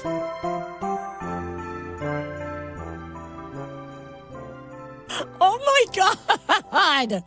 Okay, that is so crazy. Another parody song. I literally just said to Dion in the commercial, how is it that the guys can always say that about taking their pants off, and yet we can play a parody song that basically, like, I mean, the first parody song that we just played, like, how is it that we can air that? Right? I don't know. And then there's, I didn't even know this other song. I didn't know there was another song. There's been some bad ones. Not, just about Lord. everyone. There's some I don't know that I've been included. I don't know. Maybe not yet. I heard the one about Tommy with being in love with Ben Johnson. That was pretty funny. That was funny. But yeah, people are definitely taking a little They're risk. really pushing the envelope. Why am I feeling like I'm sitting? You're sinking down. Sitting at the kids' table. Let me fix this You're chair. at the Thanksgiving kids table. I know, it's like the table's up to my armpits. Hold on. Okay, there is a trend on TikTok in which you tell someone a joke and you record. I should record. Oh, wait, we are recording this. Okay, so make sure that Dion is in the camera here. You just tell someone a corny joke. Okay. And then it's what you do afterwards that gets the reaction. Okay. So I'm going to test this out. This is probably going to fail badly. I'm already nervous, and I don't even know what's happening. So here we go. Okay. Dion, why do Packer fans keep their stock shares in a frame on the dashboard of their car? I don't know. So they can park in handicapped spaces.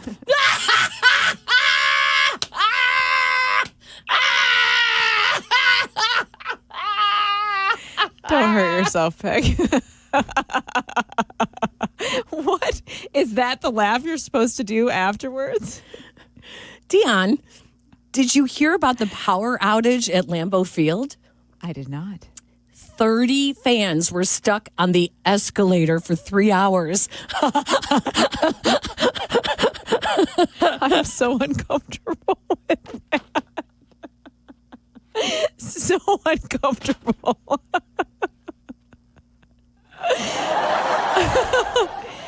Oh my God. Dion. Okay. Did you hear about the fire in the Packers team hotel? I shockingly did not. It destroyed half of the team's playbooks, but the real tragedy was that most of them had not been colored in yet.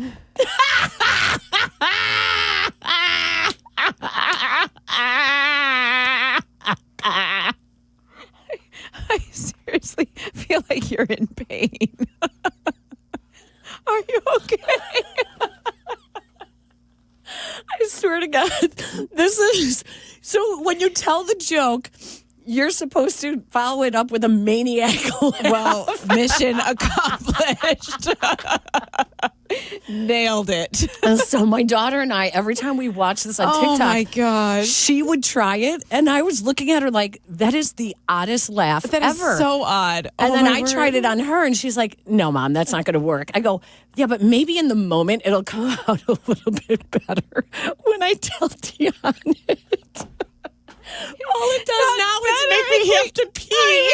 I was gonna say, when is the break? We're gonna beeline for the restroom.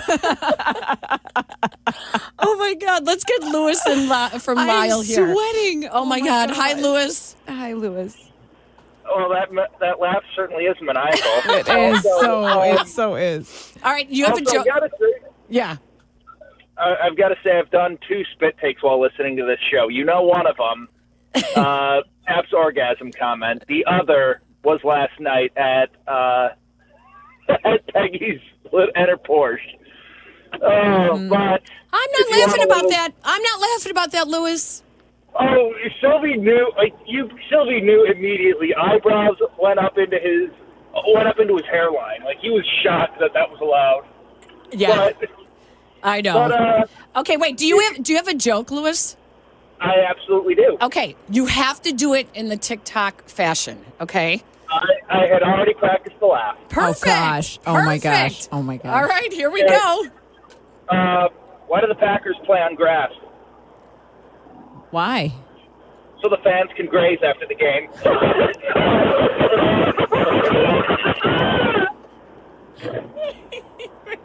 I think you just blew out your speaker. Maybe I did. Oh my gosh, are you okay? Are you okay, Lewis? Like, are you okay? My voice only hurt that bad twice, and one of them was after a 3-hour performance when I was singing in choir back at Loyola. Oh my gosh. That's the only time it's hurt this bad. Oh my gosh. Oh my God, gosh. Lewis, thank you for joining the fun. We appreciate That it. was fun. 312-332-3776. Oh my I gosh. have more. I Do you doubt it. Do you want to hear any more? I will do one more because then I'm just done with Then that. let me pick the best one. Okay. Let me. Okay, Dion, why do they sell so many button-fly jeans in Wisconsin? Why is that? Because the sheep can hear zippers a mile away.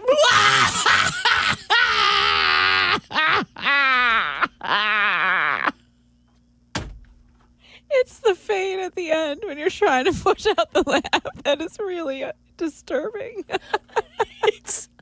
I told Aiden this morning, I go, this is going to be so obnoxious. Doesn't that hurt your voice? Yes, but I'm trying not to laugh so hard that it's making it come out even worse. Let the record stand. She committed to the bit. Good job. Very good job. That's like a workout. You Thank okay? you. I know. I'm really impressed. Yes. I did have fun, though, looking up some jokes and then just twisting it to become either a Packer joke or a Wisconsin joke. Lewis's joke was actually funny. It was. I don't even think I heard the you ending. didn't hear the joke. He said they play on grass so that the fans can graze after the game. Oh, yeah. Okay. Oh, my gosh. Okay. Oh, my gosh. Okay. Oh, that took a lot out of me this morning, and I'm sorry if it blew out your speakers in your car for those of you, or if you're out walking the dog. And the dog suddenly. This is going to be such a great re-listen later when I listen to the show a second time. Why do you ever do that? Because I just want to know what the listener experience I've is never like. done it. You've never listened to us? No. No, I don't want to. I was there the first time. It was fun. No, I don't need to listen to the show a second time around. It's like movies. I never watch a movie like a second time. No. Even this time. Okay, this time of year is like known for watching movies multiple times. Yeah, so what movie will you watch? Like, is your favorite Christmas movie? Love Actually. I love that movie. Love Actually. Hugh Grant and who else is in it? It's a rom-com? It is like it's in the vein of like Valentine's Day and New Year's Day. I don't know if you've seen those movies, but where there's like a bunch of different storylines, but they're all connected. Keira Knightley's in it. It's a great movie, great soundtrack. I love that movie. Family Stone, I love that movie. No, I don't think I've. You've never Are these seen all like Family Stone? Hallmark movies? Dion? No, they are not. I The think they Family are. Stone has Diane Keaton, bless her, Sarah Jessica Parker. The Wilsons. It's a good movie. Do you know I had a couple people tell me. Oh no. This is never good. I know. I don't feel comfortable again. That's the second time in this segment I've been so uncomfortable. I guarantee you this is going to make you laugh. Oh no. You had people tell you what? That I look like Sarah Jessica Parker. I told you it was going to make you laugh. Look, and she's never laughed this hard ever. Wait, okay, I need a little. I need a little more. It's not that far up. I need a little more context. Where, when, what was happening? I don't know. It's happened to me a couple of times, actually. Really? I'm so shocked. Well, isn't she blonde? Like, I don't see it. I guess I'm sort of blind. All right, we'll do a side by side when we take this break. I swear to God, I have to go to the bathroom so bad. I'll let you do that. But all these people have their Costco carts blocking the studio. I'm sorry. You're going to have to tell them that they need to move or it's going to happen right here. Oh my gosh, we need to recover. Look, no one has called. They're afraid to get involved in our conversation. Are we on the air? We, in fact, are. And we're going to take a break. More Peggy and Dion after this. Peggy and Dion. on Chicago's home for sports, ESPN Chicago. Here comes. It's the first of 2 clashes in 3 weeks. A rivalry game with so much at stake. It's Bears and Packers live from Lambeau Field. Check off tomorrow at 3:25 with the best play-by-play team in the game. Brought to you in part by Hard Rock Casino, Northern Indiana. Stay right here. We are the home of the Bears. ESPN Chicago. This holiday season, lock in something that lasts, a sound Wi-Fi. Get fast, reliable internet for every device, every day, starting at just $19.95 a month forever. You heard that right, less than $20. No hidden fees, just your price locked in. Visit astound.com to sign up today. Restrictions apply.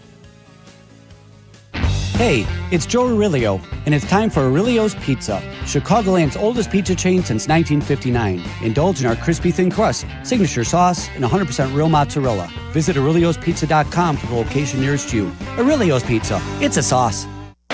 Attention basketball fans, the DePaul basketball season is here, and tickets are on sale now. Don't miss your chance to see the Blue Demons live as they take on some of the top teams in the country.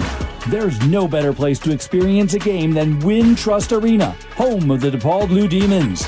Get your tickets today at DePaulBlueDemons.com/tickets and be part of the action. That's DePaulBlueDemons.com/tickets. Go Blue Demons!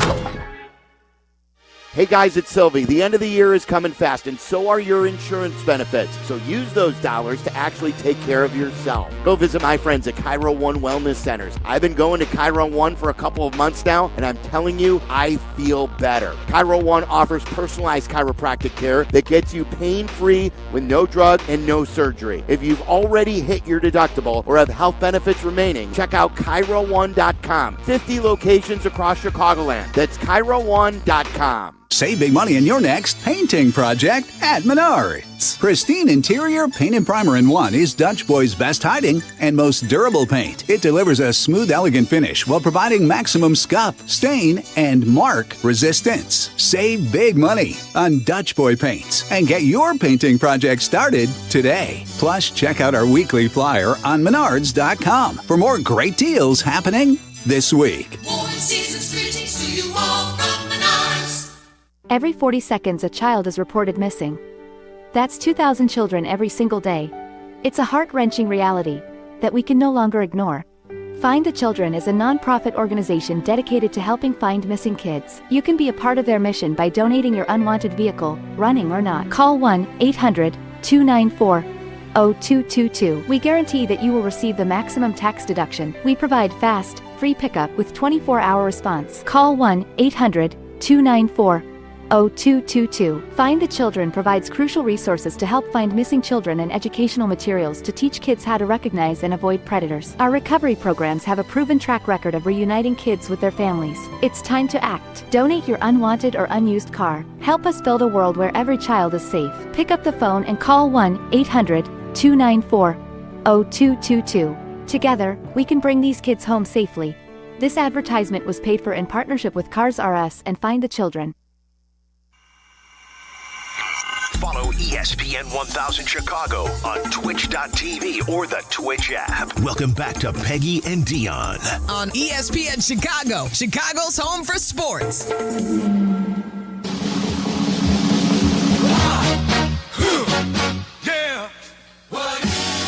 I think this rivalry is probably the most watched and the most important in the NFL because it's the longest one, and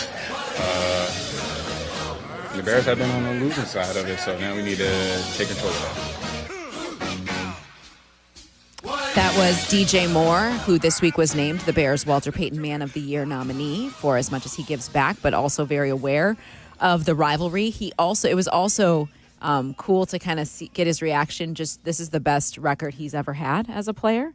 He's not used to it at all, which is mind-boggling to me. As long as he's been in the league, he's just never finished with a winning record. I was just reading that in the Sun-Times that the list of players who on the Bears who are going to have a winning record for the first time in their careers, the veterans. DJ Moore, first time in 8 seasons. Andrew Billings, first time in 8 seasons. Montez Sweat, first time in 7 seasons. Cole Kmet, first time in 6 seasons.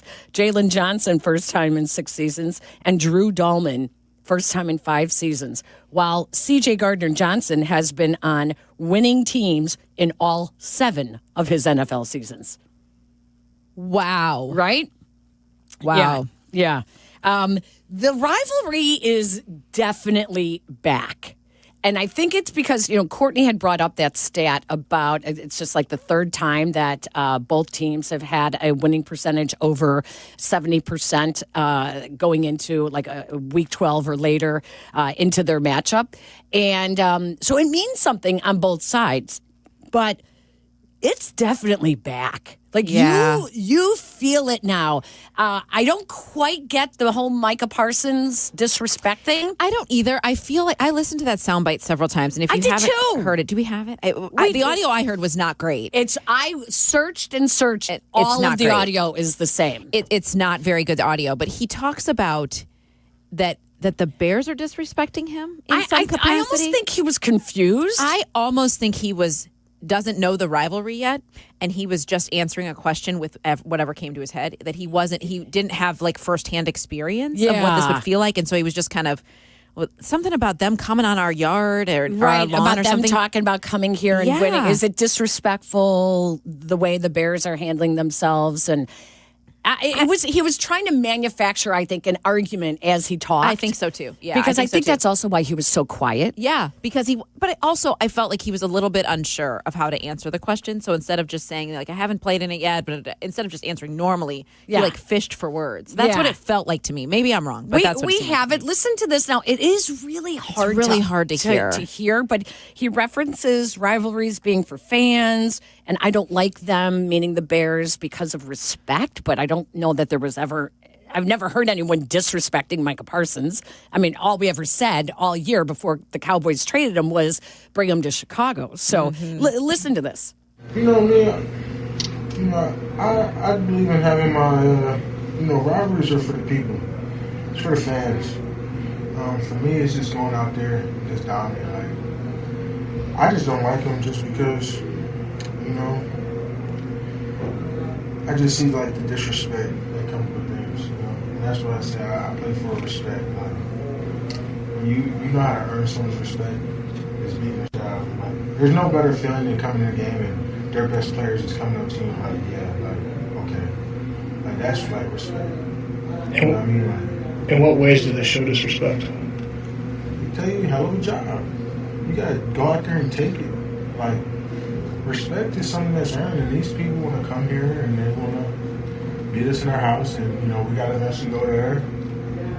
That's if someone comes on your lawn, what would you say? So it's that type of. It's a respect thing, right? Especially losing a couple games at home and the way we lost them in fashion. Like, I think we have to come together as a defense to get our respect back as it starts this Sunday. It's a respect thing. And then he's like, especially the way we lost some of our games here. That doesn't have anything to do with exactly what's going on right now. Right. Agreed.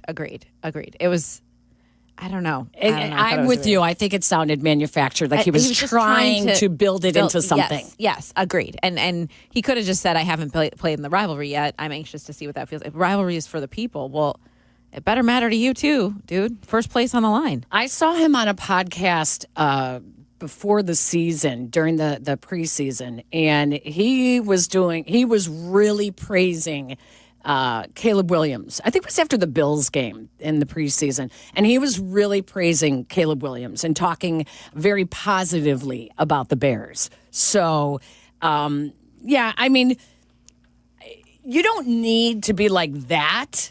But there was others. Do we have Josh Jacobs? Josh Jacobs was talking about the rivalry. Like there's other guys who are getting it. And Josh Jacobs last year scored a touchdown in that January game in which the Bears won. Listen to him. I think it's bigger this year than it was last year because they actually, are a pretty decent team. So I think that, with them playing at a high level, obviously having a new coach and new energy and things like that in that building, I think they have more of a belief that they actually have a chance of, playing in this game.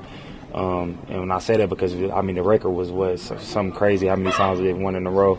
I think it's gonna be a good game. I mean, at the end of the day, still don't like them. They don't like us, and it's gonna be fun.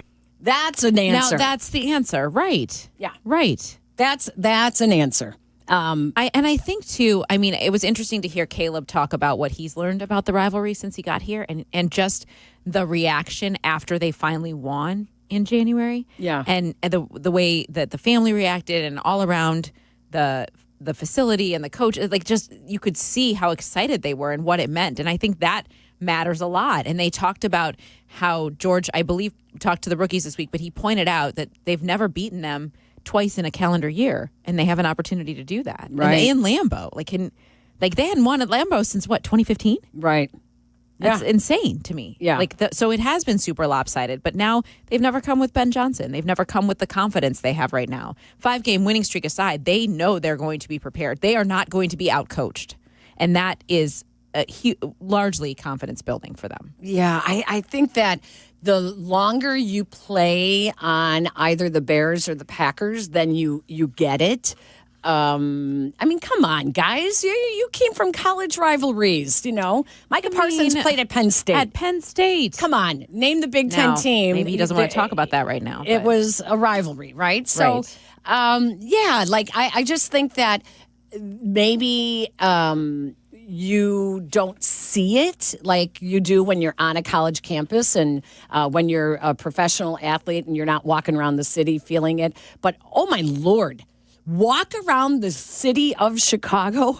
You got guys in front of the Art Institute who are shirtless and screaming Green Bay Sox. Yeah. Oh, the chants at the United Center. Center. It was, yes, loud and proud. Yeah. It's back, and it is a different feeling heading into this weekend because Bears fans they feel like they've got a really solid chance. Right. And it hasn't always felt like that. Yeah. It's exciting. Is this now the Bears really, really, really, really are for real type of game? Yeah, that's what some people are saying for those across the NFL who still don't believe in the Bears. This is the year. This is the year in the NFL. There's so much parity that you can get away with maybe the passing game not being up to par. You can get away. Not, yeah. You can get away with that now because there are no teams that look like the most dominant team in the NFL. Right. No, they don't. I mean, if the Rams can lose to the Panthers, anything is possible. I thought the Rams were the elite of the elite, and they might still be. They might still be. I mean, they're very, very talented and very, very good. But it is, the NFC is very close. Like it can go, we're going to learn so much just tomorrow, just this weekend. Yeah. Lots to talk about with the game as well in terms of injury report. Rome Odunze, oh my Lord, out with that foot injury. Although we did find out that the unnamed player that was celebrating in the back of the locker room, jumping up and down to see Ben Johnson as he was taking his shirt off, was actually Rome Odunze, whose fist went through the ceiling. It was Rome. And he looked fine jumping up and down. But then the funny part was, right after he puts his fist through the ceiling, he realizes he put a hole in the ceiling and runs and kind of tries to get into a group of guys in the locker room so that as if nobody could see him. You could tell that that it wasn't on tape? Yes, it was hilarious. It was very, very funny. That is hilarious. Yeah, it was very funny. But this may also explain why Rome has not been able to come down with so many of balls targeted his way in the last couple of games because he's not 100%, that he's dealing with what had been reported as a stress fracture in his foot. Is that what they said? I thought that's what they said, that it was a stress fracture, possibly. But yeah, that would explain that there's some issues going on there. Mm-hmm, absolutely. Let's go out to Dallas. Jean is joining us here on ESPN 1000 with Peggy and Dion. Hi, Jean. Hey, Peggy and Dion, ladies. How y'all doing? Good. How are you? I'm good. Hey, Dion, I got to give you flowers. I got to keep giving you for calling out the Coach Waldron hire as a super bad hire last year. I know we passed that, but just want to kind of go in on a couple of things as I just was reiterating to the screener, Micah Parsons, he's kind of a weird one. So I broke bread with him, listened to him, talked to him. So I would take anything he said with a grain of salt. He's a little bit off his rocker, so I think he's just using what he said as motivation. So that's just one thing. But as for the game itself, as you ladies know, I haven't been a big fan of our defensive line since prior to with the Eberflus administration. But I just think that our record is better than everyone expected. However, we are still a long way away from being top tier. This game this week is going to definitely be one of those old school games. The way we win, we got to run the ball. We have to run it directly at that defensive line because they're going to get after it. They're going to come up. They're going to play really physical. So the game plan from last week was a beautiful game plan. If we can do that again this week, I think the Bears definitely have a chance to come out of Green Bay with a smile on our face. But as far as the whole thing, I still think we are a little bit away. And my last thing I really want to touch on is we need to get rid of Coach Hightower. If I see another team start at the 40-yard line every single time, every single time, I'm like, man, come on, guys. People aren't staying in their lane. On punt, on kicks, on field goals, we're letting people penetrate gaps up the middle. I'm like, man, this is like, it's bad, and I'm surprised nobody hasn't been dwelling on that because that field position is critical when you start playing the better teams. And we're giving up like every time the 40, 45-yard line. So that means a team is 20 yards from a field goal. It's not something that I look forward to every week when I'm watching the game. I'm like, oh, my God, he's not teaching discipline. People are coming inside when they're supposed to stay outside. It's just bad. So, Gene, I appreciate you ladies. Thank you. Thank you, Gene. Thanks for the call. So here's the thing, though, with special teams. It's true that the field position, those hidden yards are hurting the Bears because even if the opponent is not scoring, getting 5 more yards is an advantage to pinning them back. It is a problem, but it also goes back to the injury situation. And when the Bears were so depleted on defense, so many of the backups were brought in to start and to take a lot more reps. They got pushed off of special teams, and special teams was a lot of new guys, a lot of practice squad guys. It's not an excuse, but it just like your starting defense is going to take a hit, so too there's will special teams. A ripple effect when it comes to that. And so it is good news that TJ Edwards and Noah Sewell will be back tomorrow. That is massive for the defense. But, I mean, we'll just have to see what they decide to do special teams-wise moving forward. Hightower's been there a long time. He's been there through 3 different regimes, right? Yeah, I think give him a healthy lineup, and you'll see something different. I agree with you. I agree. By the way, our video streaming, if you watched our nice little TikTok segment there on telling jokes and getting a reaction from Dionne. First, we're sorry, but thank you. The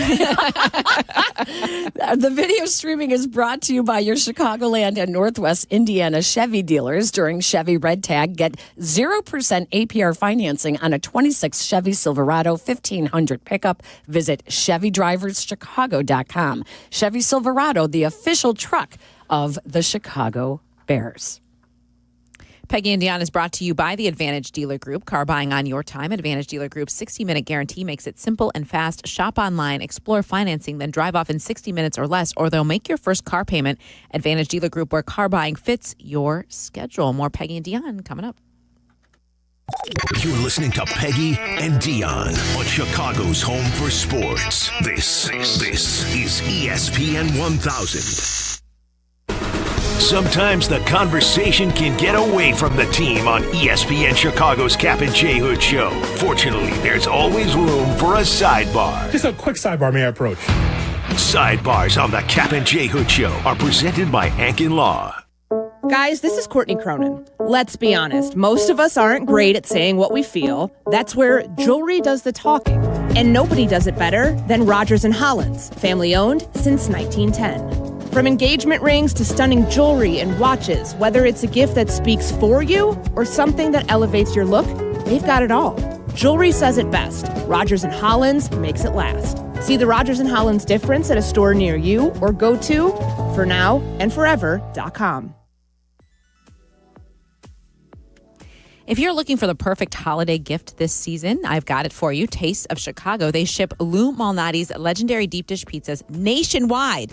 Hot, cheesy, and straight from Chicago. It's the perfect way to share a taste of home with family and friends, or even treat yourself. And if you really want to win the Best Gift Award, you can add on other Windy City favorites like Portillo's Italian Beef, Garrett Popcorn, and more. Or make it easy and send a Taste of Chicago gift subscription. They'll get new Chicago Eats delivered all year long. You can't go wrong with tasteofchicago.com to ship Chicago's best food anywhere in the country. That's tasteofchicago.com. When it comes to your home, why juggle a dozen different contractors? Service Construction of Illinois does it all. Kitchens, bathrooms, basements, decks, outdoor spaces, you name it, they build it. For 50 years, they've been the one-stop shop for families across Chicagoland, combining craftsmanship, reliability, and a true passion for making homes shine. Work with Service Construction of Illinois once, and you'll know you can rely on them for any needs for the lifetime of your home.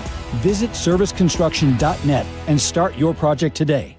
Roofers and Waterproofers Local 11 provides quality value and service in all facets of the commercial, industrial, and institutional roofing and waterproofing industry. Promoting skilled craftsmen and craftswomen through apprenticeship training, Local 11 members are trained in the application of the latest roofing and waterproofing techniques.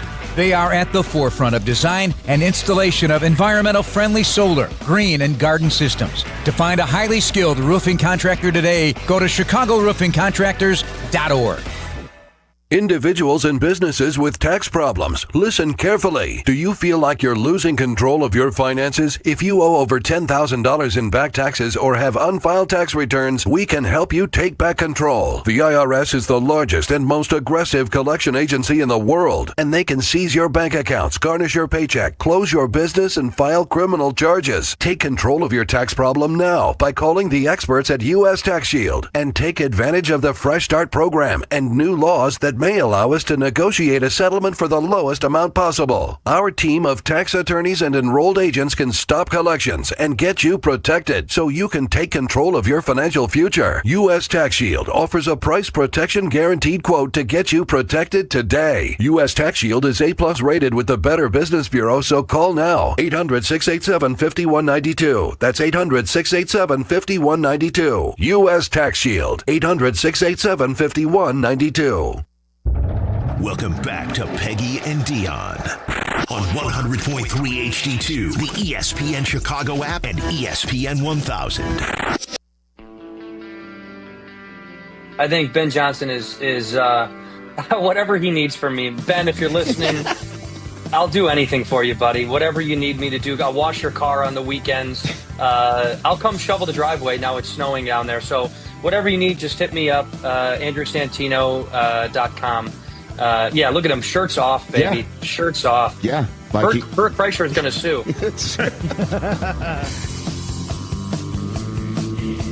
Welcome back to Peggy and Dion, brought to you by Zazu Salons. The Peggy and Dion Show is brought to you by Zazu. Their new Geneva location is now open. Book your next cut, color, or blowout at ZazuSalons.com and discover the Zazu difference, just as we are discovering the Ben Johnson difference. Totally. He's so hip and cool. Andrew Santino is from Naperville. I think he grew up in like Lincoln Park area, but went to Naperville High School, one of the Naperville high schools.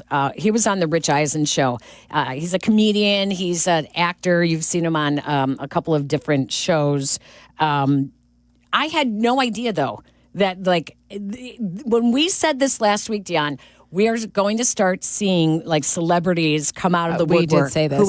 Who are Bears fans. Yeah. It's like, sure enough, here they come. Like all these Chicagoans, which I love it. I think it's great. So do I. It's been a long time since we've been able to. It's fun to have a relevant team in December, and it has been a very long time since that has been the case. Relevant for the right reasons. I feel like last year at this time we were relevant. There were many things that people were talking about, but it was because it was such a disaster. Well, in the past, every time. Let's ask Aiden. Aiden, our producer, Aiden O'Connor. How old are you? Turned 23 last month. Perfect. You're my son's age. So when you ever see Chicago celebrities at like on the sidelines of a Bears game or at a Bulls game or a Cubs game, typically who are they? Are they like older guys that you have no idea who they are? No, I think they're older guys that I do know who they are. Like off the top of my head right now, I'm thinking Bill Murray and Vince Vaughn. Perfect. Yes. So both over the age of 55, I believe. Yeah, Bill Murray Vince for sure. Vaughn has to be. Yeah. Anyways, when my son was at the Kansas game against UConn this past weekend, he took a picture of Bill Murray at the game because Bill Murray's son is one of the assistant coaches at UConn. Sent the picture in our family group chat. And my 17-year-old daughter was like, who is that old guy? And I was like, what? What? Yeah. I'm like, shame on you, Stella. He's a Chicagoan and one of the, started out on Saturday Night Live and went on to Caddyshack. And like, I mean, what else do you want to know? Like, what other movies? She's like, oh, he just looks like an old man. And that's when I realized, I'm like, oh my gosh, we need some new celebrities. Like a new generation of Bears fans that are, of Chicago sports fans that are that vocal and that out there. And always at the games and talking about it. Yeah, she's right. I mean, I was just like, oh gosh. So it's fun to see like the Andrew Santinos and it is. And, people like that coming out and, I think of Ashton Kutcher, right? Isn't he? Yes. Isn't he I used to love, but he's also old. Is he? Do you know who that is, Ashton Kutcher? You do, Aiden? Okay. I recognize that. I couldn't tell you anything he's in. I've probably seen it. I don't think he's been in anything in 20 years. I just looked up famous Chicago 47. sports fans, and it's everyone you think of. Plus, obviously, Barack Obama. I mean, that's close to the top. Yeah. Who else? Who else does it have listed? This has Barack Obama, Vince Vaughn, Chance the Rapper, Jenny McCarthy, Eddie Vedder. Jenny McCarthy is Eddie always. Vedder. That's another one. Yeah. I saw Jenny McCarthy on something. I did not even recognize her. Did not recognize her. No. Okay. She went to high school with my mom. Did she really? She looks like she could have gone to high school with you. Really? Look her up. Oh my gosh! Yeah, look her up. Her son is probably your age. She looks pretty phenomenal. 53. She does not look 53. She looks like 33. Also, did not recognize her though. Yeah, she's very, very pretty. Yeah. Who else is listed on that? Chance. I forgot about Chance. Yeah. Jeremy Piven. Oh, see, you're not going to know who that is, do you? No, I do. Yeah. Jake Johnson, who I was not familiar with. I think he's the one that sings the song in Curious George. What? I don't know who that is. If I play it. Jake Johnson? Come on. I'll play it. You'll know who it is. Okay. But I didn't know he was a Chicago sports fan. And then Jim Belushi. But of course. Jim Belushi is the one they always go back to. And it's like, okay, all right. Jeff Garlin, another good one. Okay, that's actually good. That's a little bit more today. Yeah, I mean, they're all older, you're right. This is from the Bears official website. It has Tim Duncan listed. I don't think I've ever seen Tim Duncan on the sidelines at a Bears game. No. We would notice. Yeah, right. Exactly. Oh, that's kind of weird. That is a weird one. Okay. But yeah, so fun to hear that from Andrew Santino on The Rich Eisen Show, which you can catch The Rich Eisen Show every day on Monday through Friday here on ESPN 1000. And don't forget, this is the home of the Chicago Bears. We have our pregame show before the game, then the pregame show, followed by the call of the game, and the post-game show and the post-game show here on your flagship station, ESPN 1000, and the rest of the Chicago Bears radio network. When we come back, boy, we got more of this Ben Johnson effect, the Bears craziness that's going on in the city of Chicago, and more of your phone calls, 312-332-3776. You're listening to Peggy and Dion on Chicago's home for sports, ESPN Chicago. Hey guys, it's Sylvie. You ready to take your sports action to the next level? You need Circa Sports Illinois, the world's largest sports book, now right at your fingertips. Circa does it the right way. High app limits, low holds, incredible customer service, and no bet fees. Ever. Other books might charge you to get you in the game, but not Circa. With Circa, every play is your play. Download your new bookie today at circasports.com. It's the only place I play. Got to be 21 years or older. Gambling problem? Call 1-800-GAMBLER. This is the Our Idea is Ready to Launch vision. This is the create great jobs vision. This is the we need more space vision. This is Busey, where your business visions become realizations through securing capital for growth and comprehensive strategies that ensure a prosperous future, because thriving businesses mean thriving people and thriving communities. Busey Bank, building business, growing wealth since 1868. Member FDIC. Hey, it's your buddy Tom Waddle, and I drive a Hawk. Go see my friends at one of their 12 Hawk Auto locations at Forest Park, St. Charles, Plainfield, Joliet, Carroll Stream, and now LaSalle, Peru. Shop thousands of vehicles from 13 big brands and save with 0% financing for 60 months or make no payments for 90 days. That's no interest for 5 years or no payments till next year. Now's the time to save thousands. Find your next car at hawkauto.com. Drive what I drive. Drive a Hawk. HawkAuto.com. Financing on select models with approved credit. Our local hospitals are the heartbeat of our communities, delivering critical care every hour of every day for everyone, training the next generation of caregivers. Beyond the walls, their benefit to the community is everywhere, driving the local economy and supporting local organizations, initiatives, and neighbors. Illinois Hospitals, healing communities. Learn more at team-iha.org. Sponsored by the Illinois Health and Hospital Association. Aired in cooperation with the Illinois Broadcasters Association and this station. This is ESPN Chicago, WNVP, WTBC, HD2 Chicago, a Good Karma Brands radio station. Follow ESPN 1000 Chicago on twitch.tv or the Twitch app. Welcome back to Peggy and Dion. On Chicago's home for sports, ESPN Chicago.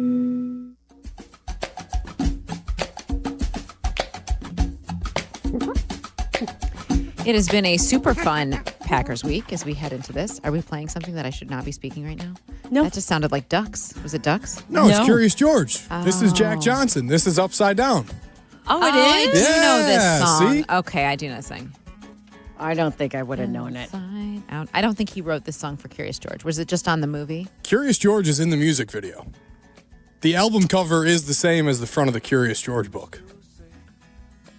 Okay. Really?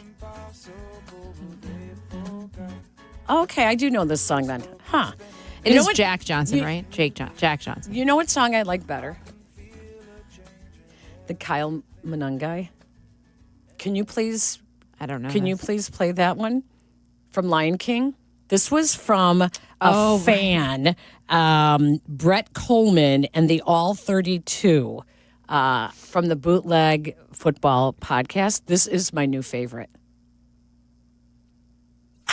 Kyle Monangai with the Bears first down. Bear down, Chicago Bears. Oh my God. Kyle Monangai's in the end zone again. Bear down, Chicago Bears. I mean, come on. So good. Isn't it good? That is so good. Yeah, that's really good. I mean, that's really, really, really good. That is like my new favorite because it is so catchy. Oh, it's catchy and it's spot on. It is very good. Apparently, very well done. some of Monangai's friends have sent it to him, and he just laughed. He laughed about it because it is so good. I have to shout out to the Bears fans on social who are putting out some really great content. I mean, there are some really fun and funny things that are out on social this week.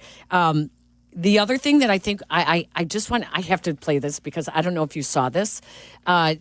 So before the Amazon Prime game, you know, Kevin Hart does that. Yes. And Kenan Thompson from Saturday Night Live do the, it's the pregame kind of showish thing. I don't even know what you call it. It's sometimes it's funny, sometimes it's not. This week, before the Thursday night game, they had Poochie on from the Wiener Circle. Oh, God. Listen to this. Hey, how you doing, Pooch? Good to see you, Poochie. Look, now, you're giving out a lot of free hot dogs, right? A ton of them. Yeah. And we know that this is Chicago. So the question is, how many of those hot dogs going to have ketchup on them?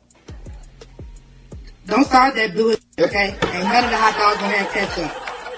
We don't do none of that in Chicago. No ketchup. That sounds like a Philly thing. Where you from? Yeah, they take it serious. Sorry. They take that serious. Just a question, Poochie. Just a regular question. Well, I answered it regularly, didn't I? Right off the top, she set the tone. Don't start the bush. Start the bullshit. I just want to know why you can't put ketchup on a hot dog. It's a simple question. A lot of people do it. Everybody does it. It's a sin for Chicago. We don't do that. Okay, Poochie. We don't do that. All right. Okay. This is a friendly hot dog conversation. What's the next question? All right, now what if the Bears beat the Packers on Sunday and Ben Johnson whips out his Mike Ditka? You gonna give away another round of them free wieners? No, we just really want to beat the Packers. We ain't giving out free for that day. But if they go to the Super Bowl, they make it, then we gonna come up with something. Oh my gosh. So funny. It just, and then they go back to Kevin Hart and he's just like, so let's get back to this hot dog question again. You really are not going to let me put ketchup on it. And she goes, what is it with you and ketchup? And he's wearing a red sweater. And she goes, no wonder you like ketchup so much. You're wearing that ugly sweater. Oh my gosh. Oh my gosh. She goes, you look like a bottle of ketchup. I mean, it was really awesome. So I do love seeing all the content that is out there. It's being picked up nationally, like you said. Good Morning America had something. Talked about it. Yep, talked about it. Right? Yeah, it was wild. Speaking of social media, people have told us that Tim Duncan, yes, very famously a Bears fan. I didn't know he this. was even known for even delaying a team flight. Sean Eisman told us, I think I said that last name right, told us he delayed a team flight in 2007 to watch the end of a Bears playoff game against the Seahawks and keeping Bears memorabilia in his locker. Another listener told us that the Kendrick Lamar. Oh, yes, of course. Mm-hmm, Oh, so he's young and hip. Yeah. We're forgetting the best one, the Pope. Oh, of course. Right. Of course. Right. Well, everyone thinks that maybe it's the Pope Leo's divine intervention looking over the Bears. But I think people are also forgetting the Bears also have an angel in their corner. In Mrs. McCaskey. Oh, that's true. So let's not overlook the fact that Virginia McCaskey is also up there, and this was her favorite week, Packer week. So let's not forget that. Lots of things going into this week's game. We mentioned Rome Odunze is out with the foot injury. We also, who else is out? I just had my list up. Tyreek Stevenson is out. Ruben Hippolyte is out again. Those two missed last week as well.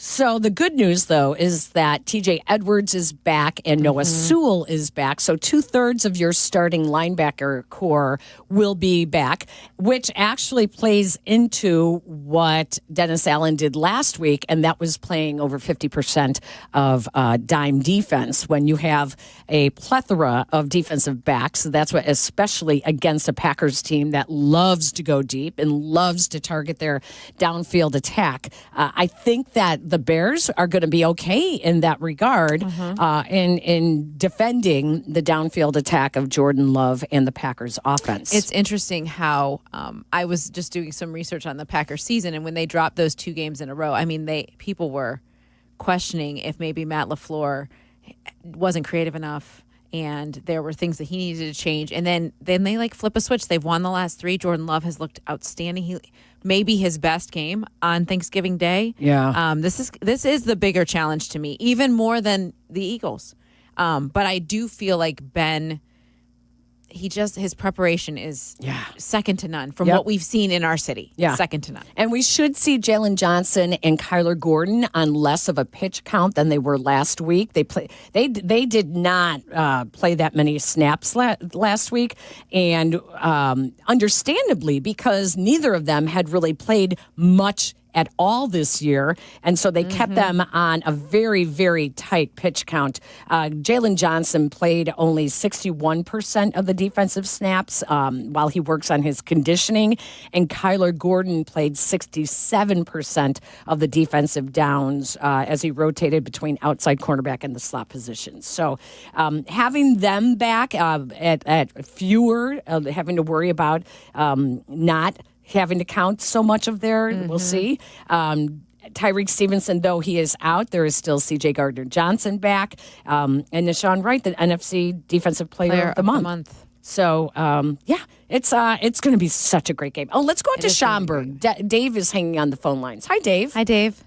Hey, how are you guys? Good, how are you? I had a good one. Good. I had a good one for all the professional wrestling fans out there. Seth Rollins, That's who right. did the Bears draft, too. Yep. He's a big Bears fan. Huge Bears fan, and he's on NFL Network all the time now talking about it. Yeah, you're right. Yeah, good call. I saw that. Yeah. Really good call. Yeah, thank you, Dave. I forgot about that. He's From the been NFL on our draft pregame show, for crying out loud. He How did has, I forget right? that? Yeah. Did you guys see him? Like, was he walking through the stadium? No, we knew he was coming, and we booked him to come on the pregame. Nice. Just once, right? Not more than once.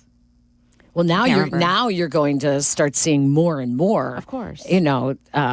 Celebrities that want to get in on going to the game. Yeah. Who's asked for tickets this week? Who can you try to get on? So I love it. I think it's great. I love to see what's happening. The Bears effect throughout the city. Bona Beef is the latest to get in on the Wiener Circle Act. Bona Beef is offering a good, better, best promotion this weekend. Free cheese fries for a Bears win. Okay. That would be the good. So Bona Beef will give out free orders of cheese fries for a Bears win on Sunday, tomorrow afternoon. The better part of the offer is a free Italian sausage if the Bears win by 7 points or more. Wow. Yeah. Okay. All right. And the best part of the deal, if the Bears win by 14 points or more, 2 touchdowns, the best part of the Bona Beef Act is promotion is free Italian beef. Holy moly. If the Bears win by 2 touchdowns. Now, is this going to be standing for both meetings with the Packers in the next 3 weeks? I think it's just the this. first one? I think it's just for tomorrow's game. Okay. I like Bona Beef. There's one right around by our house, and that's always like a great last minute, like, hey, go run and let's go get beef sandwiches for dinner. So you haven't had it? Oh, I'd like it. You don't eat beef. Oh my gosh. Yeah. Okay, I do. Welcome to the Peggy and Dion show. That should be one of these jokes here. Right. That's fun. That's fun that they got in on that. I'm excited about that. I do have more jokes. You want to hear another joke? Not if you're going to laugh like that. No, I promise I won't do the maniac not doing laugh. that to our listeners. But you guys really should check out on TikTok the maniac laugh. Is that how I would search it up? I guess like tell a joke or telling jokes. Okay. TikTok. Okay. Dion is going to like this one. Dion, why couldn't baby Jesus be born in Wisconsin? I don't know. Because they couldn't find 3 wise men or a virgin. That actually is. Thank you. Try the veal. I'm here all 2 day. drink minimum. That's right. I'm here all day. Actually, just for the next 45 minutes. I know. I'll save my other 2 for a little bit later. Is there anything in this matchup this week? Wait, Nishan Wright. We didn't really talk about it. Love the story. I think we all do. This story. How can you not love this story? I mean, he was so genuinely just like, hey, I'm just here to do my job, and being named the player of the month is remarkable considering when he was signed back in April, he just was hoping to make the 53-man roster. That's like, he had no other visions of anything but that. But between the injuries to Jalen Johnson and the need for having him on the field a little bit more, and he's risen to the occasion, stepped up big time, done his job, has a knack for the ball. And he said all along, even Al Harris told him, I forget what year he said it was, but they had played a game, and he just said, you just wait for your opportunity, and once you get it, you're going to take advantage of it, and he has. And I love that Al Harris has kind of poured into his life in that way, especially with losing his dad and then losing his coach this season. Like, that's a lot of grief and a lot of loss to carry for as young as he is, and to have someone right there along the way for his football career, I think it's paid dividends. I just appreciate his work ethic and the way he's approached this entire thing. Let's hear what Nishan Wright had to say about his defensive backs coach, Al Harris, a Packer Hall of Famer in the Ring of Honor in Green Bay, or whatever they call it in Green Bay. Crazy. Just because of the fact that he's always believed in me, and that goes a long way. I texted him yesterday, and I just told him, like, I appreciate him more than he knows, just because teams gave up on me in a sense, and it was cool. It's cool to have someone like that who believes in you. I've been on. This is now my third team, and he's still been there every step of the way, checking on me. So it's definitely been a crazy journey that we've been on, and I hope to continue to be with him and finish out my career with him, maybe, or however it may shake out. But yeah, it's definitely been crazy. 5 takeaways in November, 3 interceptions, 2 fumble recoveries. Also, he forced that 1 fumble, earning the Defensive Player of the Month honors. And the first to do so in their first season with Chicago since Khalil Mack back in 2018. He's the first Bears defender to be named NFC Defensive Player of the Month since Robert Quinn back in 2021. And his 3 interceptions paced the NFL for the month. His 5 takeaways were the most takeaways by a Bears defender in a month since Brian Urlacher had 5 back in 2007. It's just such a great story. I believe he was a 3rd-round draft pick of the Cowboys, so he played with Micah Parsons for 3 years. He got a lot of playing time with the Cowboys, then was traded to the Vikings. The Vikings put him on the practice squad and then released him after the season when he became an unrestricted free agent, and the Bears were able to sign him. So it's really a great story, and another example of the coaching staff that Ben Johnson has put together and the effect that they are having. They are relatable coaches that are getting through to these young players and truly bringing out the best in them. I loved when he was asked about that forced fumble on the tush push, and he said it was just pure instincts. Like he said, it was 99.9% instincts, which I thought was really cute. But it was not anything he saw or scouted. He just, in the moment, saw the ball and made it happen. And even Dennis Allen said that was all Shawnee making that play. Well, Dennis Allen did say, he said it was in our film study from the Giants game that the Giants did it. Oh, right, Yeah. right. So but it didn't result in a fumble, right? Or it did. That was the other takeaway. It did, but they had ruled forward progress was stopped. Okay. And right. Yeah. That's right. You're right. So they did but you have that film study where you see a million different things, to have the wherewithal to still know that, listen, the whistles haven't been blown. I'm going to go around the edge and I'm going to try to pop it loose like the Giants did. So it was pretty cool. It's a cool story. Pretty I love awesome. the story. Yeah, I can't get enough. Let's take a break. When we come back, we have more some Wisconsin humor. Oh, it's not mine. Don't worry. I promise you. We'll be right back. You're listening to Peggy and Dion on Chicago's home for sports. This is ESPN Chicago. Need insights on your favorite football team? I mean, do you want to know more than all your friends? Done. Courtney Cronin checks in often with breaking news, insight, and foresight on ESPN Chicago. Reports brought to you by Costa Ivory. It's the season of performance at Advantage Acura of Naperville. Look, you guys know I was on the hunt for a new car and wanted something special that would be practical for me and my family, but also feel luxurious. So I turned to my friends at Advantage Acura of Naperville, and the process was seamless and stress-free. I drove away in a brand new Acura that is sleek, high-tech, and just fun to drive. As the holidays roll around, it's the perfect time for you to find your dream car, too. The team there went above and beyond for me, but they don't just do that for me. They want to do that for you. So if you're in the hunt for a new car, visit Advantage Acura of Naperville. Tell them Peggy and Dion sent you and enjoy their season of performance.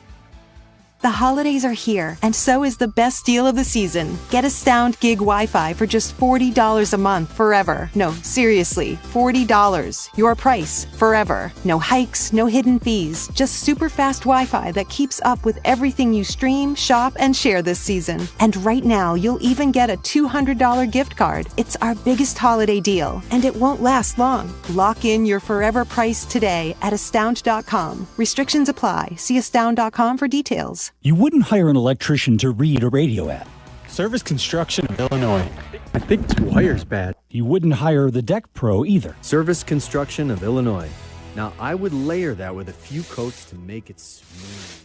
You see, I, a professional announcer, can barely change a light bulb, but I can tell you with a soothing voice that Service Construction of Illinois has the craftsmen, contractors, and specialists to do it all. Whether it's a small job or complete renovation, start at serviceconstruction.net. Hey guys, it's Carm. If you're like me, you know a great haircut is more than just looking good. It's about the whole experience. That's why I head to White Buffalo Barbershop, a Zazu Salon's partner. At White Buffalo, they redefine grooming excellence with top-tier barbers and a vibe that's second to none. Need to unwind? Grab a beer with your cut and catch all the big games right from your chair. White Buffalo Barbershop, born original. Now in LaGrange and Hinsdale. Book your appointment today. Visit whitebuffalobarbershop.com for more info. Do you have trouble getting in and out of the bathtub? Are you afraid you'll slip and fall entering or exiting a tub? Safe Step walk-in tubs can transform your bathtub from an area of concern to a calming refuge. Call them today at 1-800-731-4558 and save $1,600. Safe Step walk-in tubs and showers are proudly made in Tennessee and offer an ultra-low step-in, avoiding that difficult climb over a traditional bathtub wall. They also offer a variety of therapeutic benefits that may help soothe your aching muscles and joints, increasing your mobility, boosting your energy, and improving your sleep. Safe Step walk-in tubs are designed to easily fit your existing tub space and are often installed in as little as one day. Just dial 1-800-731-4558 today to save $1,600 and receive a free shower package. That's 1-800-731-4558 for a free no-obligation consultation and to save $1,600. Safe Step walk-in tubs. Safety never felt so good. Follow Chicago's Home for Sports on Instagram at ESPN_Chicago. Okay, we're all listening. Now back to Peggy and Dion. This is ESPN Chicago, Chicago's home for sports. If you're a Bears fan, I need you to know my two older brothers, they're Bears fans. And so I'm a rare Packers fan where I get real happy when the Bears win because I'm happy that my brothers are happy. And I have friends that are Packers fans that they're like, no, that can't be a thing. You can't ever be happy if the Bears win a game. I'm like, well, let me put you in a scenario, all right? You're a billionaire. You're sitting in a steak restaurant cutting your Wagyu filet mignon. Through the window, you see a homeless person find a sandwich in the trash and take a bite. Are you mad at him?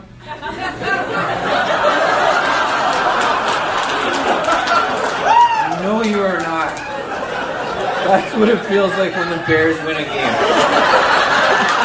So mean. When you're a Packers fan. So mean. That is so That's mean. Comedian Pete Lee. But that is part of the rivalry. That's why we love it. That was mean. That felt attacking. Yeah. Very much so. It was like, it was pretty funny though when I heard it go, oh, that's actually a pretty good comparison, you know? Yes. Oh, look at it. It's so nice to see that they're able to eat a little bit too. You know, it's when like, they find oh my a God. sandwich in the trash to eat. That's what it feels like when the Bears win. I know. Our video streaming is brought to you by your Chicagoland and Northwest Indiana Chevy dealers. During Chevy Red Tag, get 0% APR financing on a 26 Chevy Silverado 1500 pickup. Visit ChevyDrivesChicago.com. Chevy Silverado, the official truck of the Chicago Bears. Does anything worry you? Well, there's a lot that worries me in this game. Yeah. Does anything tell you that it will be anything but a one-possession game? Based on what we've seen, no. It's going to come down to the final few minutes, and I think it's going to be back and forth. I don't know how high scoring it might be. I think the Packers have scored 21 points against the Bears in each of their last few contests, if I'm not mistaken. So that means the Bears offense has to get it together. They have to be able to run the ball.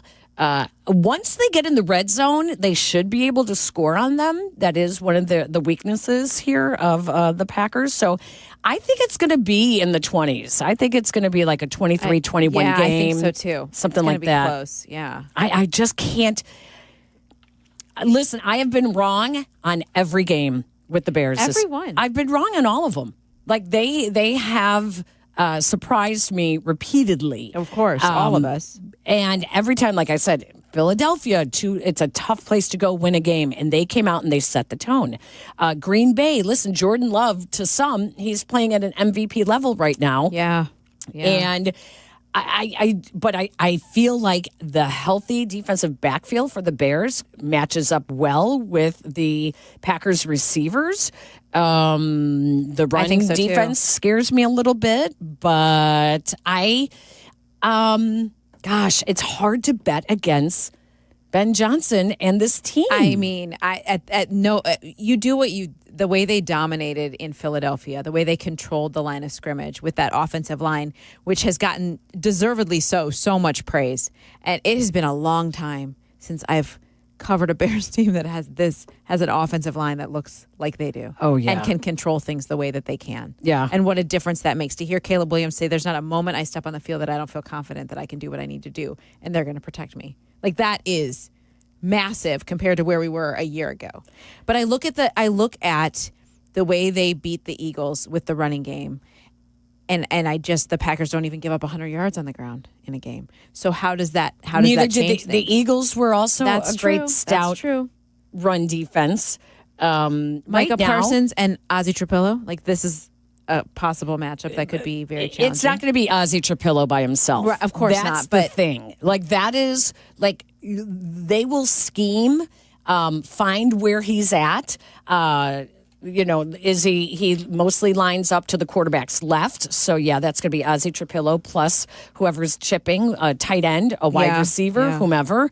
Micah Parsons, by the way, did you see the video of him playing Caleb Williams this week in practice? He was in a drill. I don't know if they were goofing around. It looked like a real drill, though, because one of the coaches was holding the orange cone and waving it, and Micah Parsons was running in circles as the other defensive line guys were chasing after him, as if he was Caleb Williams. This is every week now. We're seeing this. Yeah. So Micah Parsons was doing that. He has mostly lined up to the quarterback's left, followed by then, obviously, the quarterback's right, which would be Darnell Wright. Without their defensive tackle, don't be surprised if you see him lining up in the middle on the defensive line. But more so than that, I think he's done that 13 times this year. More so than that, he does line up at linebacker. So he's got the most quarterback hurries and quarterback hits in the NFL this year. So, yeah, this is a tough, but as long as Drew Dahlman and Caleb Williams are on the same page in identifying the defense, identifying where Micah Parsons is at, and getting the snap off quickly and handing it off in the run game. I just think you just got to just wear them down. Yeah. That has to be the case. What did you think of when Ben said we're winning in spite of our passing game? I didn't. And then how he further explained it on Wednesday, I thought. He walked it back he just said, he's like, people hear that and they think that means I'm not happy with the quarterback, and that is not the case. Well, someone in PR told him that. Of course. Someone told him that this is, look, it's on NFL Network, and now they're talking about it on ESPN, and now, I do think that. I did not take it to mean that it was a shot at Caleb. I just think for those of us here in the city of Chicago that are covering this team, it was a truth. That it's just the truth that they were winning in spite of the passing game right now. So I didn't think it was really that bad. Nicole's holding on the phone lines out of Downers Grove. We love when Nicole calls us. We do. Hi, Nicole. I kind of want to be a regular. I listen to you guys every time I can. I literally had to concentrate and not wet my pants in the discussion earlier today. And now I am safely home. I called 2 weeks ago listening to the Aaron Rodgers AI wife discussion and truly almost wet my pants. You guys are the best. And I'm a sports fanatic, and all the sports stuff is awesome. So I really have nothing important to say other than to say you guys are amazing. Nicole, awesome, Nicole. What part of it was so funny to you, by the way? I'm just curious. When Dion was laughing about the maniac laugh and how, it really did sound painful, like horrendously painful, and it was so forced. And I'm actually going to go on TikTok because my kids send me TikToks all the time, and I've got to go on now. You have to. It was incredible. So literally, I really appreciate how funny you guys are. But you are really great with sports content, so I appreciate it. Thank you. Can we cut that for a promo? We need to cut that for a promo. Let's put Nicole on the promo. Thank you. you. are so kind. Yeah. Thank you for calling us. Hey, Aiden, do you think that we can actually cut some of those jokes and put it on TikTok? Can we do that for that the whole TikTok? The whole TikTok are we trend? able to do that? I don't when see I why say not. we mean you. We mean you. Yeah. Where do we get this video that's being taken of us? Well, from the YouTube. Yeah. Oh, right. We can pull it after. Okay. Yeah. Yeah. That's just, I can you have work nothing on to that. do after the show. I'm not You good can with do that. TikTok, but we'll work on it. We'll work on it because we got to get into that little trend there. Yeah. And just Dion's reactions. I'm not great on are- TikTok either. I but just I don't even have TikTok. You don't. I mean, I have it. I don't know. I don't really understand it. It's just stimulation overload. when for you me. have a 17-year-old, you're on. Like that's why I'm on TikTok. Well, and here's what I can tell you about having a teenager. Between Snapchat and TikTok, the quickness with which he can scroll through things. Oh, yeah. Like, dude, I'm getting nauseous. I know. You don't even know what that said. He's like, Yeah. I know. I moved on. Yeah. It's like, wow. I know. Let's go out to Kansas. Gary is up next on Peggy and Dion. Hi, Gary. Gary. Hello. Hello, Gary. I just like to say I've been a Bears fan for only 40 years, and I'm always looking for something to listen to out here. You guys talk about the Bears, so I found the app, and I'm also a mailman, so on Saturday, you guys are my favorite show. And I happened to be walking up to a porch that needed a package to be signed for right about the time you start that joke bit, and she's signing for it, and all of a sudden that laugh comes blaring out of my phone. You should have seen her face. It was hilarious. Oh my gosh, that's amazing. I laughed all the way down the block.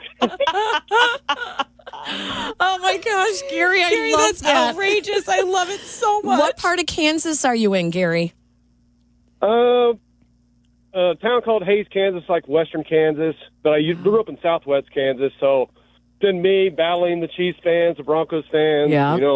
But this has been a great year, and Chiefs fans are pretty quiet now in the break room. I bet they are. Yeah, right. Gary, stay safe out there and stay warm as well. We appreciate you. Thank you for so awesome. This is a good time to remind people that, if you have the ESPN Chicago app, you can listen wherever you are, which is so wonderful. And we have listeners all over the country like Gary. But we appreciate you guys so much. Thank you. Let's take a break. And when we come back, we'll continue with more of Peggy and Dion. It's just everyone's favorite Saturday show. I mean, listen to the two people who called us. We'll be right back. Peggy and Dion on Chicago's Home for Sports, ESPN Chicago. It's time for you to vent. The Waddle and Sylvie Holiday Parody Contest is on. Compose yourself, compose your song, sing it with holiday joy, and submit it at ESPNChicagoContest.com. In a Green Bay. You of my least favorite things. The top 5 finalists will perform at the annual Waddle and Sylvie Holiday Party at Empire Burgers and Brew in Naperville on December 19th. Presented by Surfside and brought to you by Rogers and Hollins. Also by Steinhoffels, Country Thunder, and Jewel Osco. Contest entries must be submitted before the clock strikes midnight Sunday. Hey, it's your buddy Tom Waddle, and I drive a Hawk. Go see my friends at one of their 12 Hawk Auto locations in Forest Park, St. Charles, Plainfield, Joliet, Carroll Stream, and now LaSalle, Peru. Shop thousands of vehicles from 13 big brands and save with 0% financing for 60 months or make no payments for 90 days. That's no interest for 5 years or no payments till next year. Now's the time to save thousands. Find your next car at hawkauto.com. Drive what I drive. Drive a Hawk. HawkAuto.com. Financing on select models with approved credit. Attention basketball fans, the DePaul basketball season is here, and tickets are on sale now. Don't miss your chance to see the Blue Demons live as they take on some of the top teams in the country. There's no better place to experience a game than Wintrust Arena, home of the DePaul Blue Demons. Get your tickets today at DePaulBlueDemons.com/tickets and be part of the action. That's DePaulBlueDemons.com/tickets. Go Blue Demons! Expand your tool set with power tools from Menards. Metabo represents the gold standard in nailers and cordless power tools. Whether you're at home or on the job site, tackle any building project with Metabo. Power tools make great gifts. The cordless 18-gauge brad nailer is ideal for trim work and molding installation. Get it for $209 now through December 31st. Save big money on Metabo power tools and check out our weekly flyer on Menards.com for more great deals happening now. Raise your scholastic spirits one last time for 2025. Whiskey University is back for its final class of the year, and there's a special extra credit elective as Sylvie will join us to share some of his favorite Herradura tequila. Come to Modern Plate in Elmhurst next Wednesday, December 10th at 7. Let's sip, learn, and maybe get a degree in smooth taste. Seats are limited at Modern Plate, so don't be tardy. Jack Daniel's Bonded and Herradura Tequila remind us to please sip responsibly. Are you ready to make a difference for the environment while helping the visually impaired at the same time? Then donate your vehicle to Heritage for the Blind today by calling 1-800-983-6530. Every donated vehicle will either be properly recycled in an eco-friendly manner or given a new life through reuse. Donating your vehicle is easy. Simply call 1-800-983-6530 and Heritage for the Blind will do the rest. They'll even arrange for your vehicle to be picked up at no cost to you. And for a limited time, when you donate your car, you'll receive a $200 restaurant voucher and a 2-night, 3-day hotel stay at one of 50 locations. Call 1-800-983-6530 right now to schedule your vehicle donation and make a positive impact on the environment while helping others. Heritage for the Blind, where every car donation counts and every person makes a difference. Call 1-800-983-6530 now. This advertisement is paid for by Heritage for the Blind. Follow ESPN 1000 Chicago on twitch.tv or the Twitch app. Welcome back to Peggy and Dion on ESPN Chicago, Chicago's home for sports.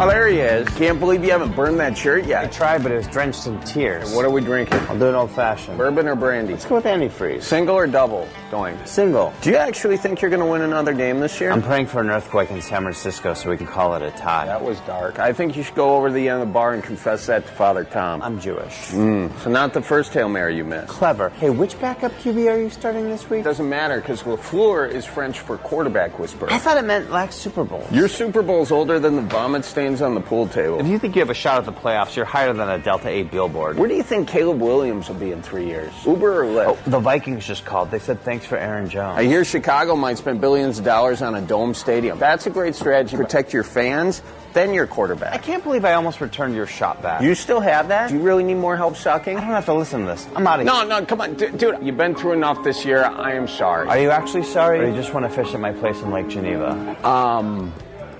Yes? What's his name again, Peg? Charlie Barons. Charlie Barons, yeah. He's very funny and always has great content around Bears He's a backers. Wisconsin guy, and he uses another, like a Chicago guy, and they play off all these little skits. He's great on YouTube. Yeah, very funny. very, very funny. Very funny. And we're coming up on 24 hours before this massive game. I'm ready. I'm ready to watch. I'm ready for all the things we've talked about this week. I'm ready to see what it looks like on the field. It is rare that we're here in week 14 and they're just playing the Packers for the first time. I feel like that's different. I don't know that I've seen when the last time it was this late. I know it's been years, so 20-some years since they've played with winning records, right? Both with winning records? Well, thank goodness that they finally got rid of the last game of the year being in Minnesota. Yeah. I mean, how many times were we snowed in Minnesota trying to get out of Minnesota? It was the first week of January. Like forever, that was the Bears' final game of the season. There were so many Mondays after that game, like slip sliding down the road trying to get to the airport. Oh, yeah, that was a disaster. Yeah. And now it's just... It's very interesting with the Packers twice in 3 weeks and the Lions still at the end of the season. I mean, this week we were all discussing just how did we get to week 14 so fast? How are there only 5 games left? How it's just like flying by. Well, when you're winning, it flies by because there's just everybody wants to talk about it. There's so many great storylines, and that's the other thing. Like they're winning, and there are, I don't know, 10 to 12 different angles you can take every single week on a different player or like an assistant coach who's doing really well, or any of those things. Yeah. And that makes it also more fun because the stories are everywhere. I know. It's the Bears defense has held opponents to 3 points or less in the first half twice in the last 3 games. If they can do this with Green Bay on their home turf and take the fans out of it, that'll be interesting. Bears defense has been fabulous on third downs as well.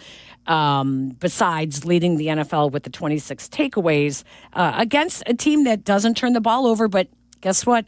Neither did they in Philadelphia. So they were able to get 2. NFL leaders in turnover differential at plus 17. This is really a great matchup. It's going to be really, really good. It is.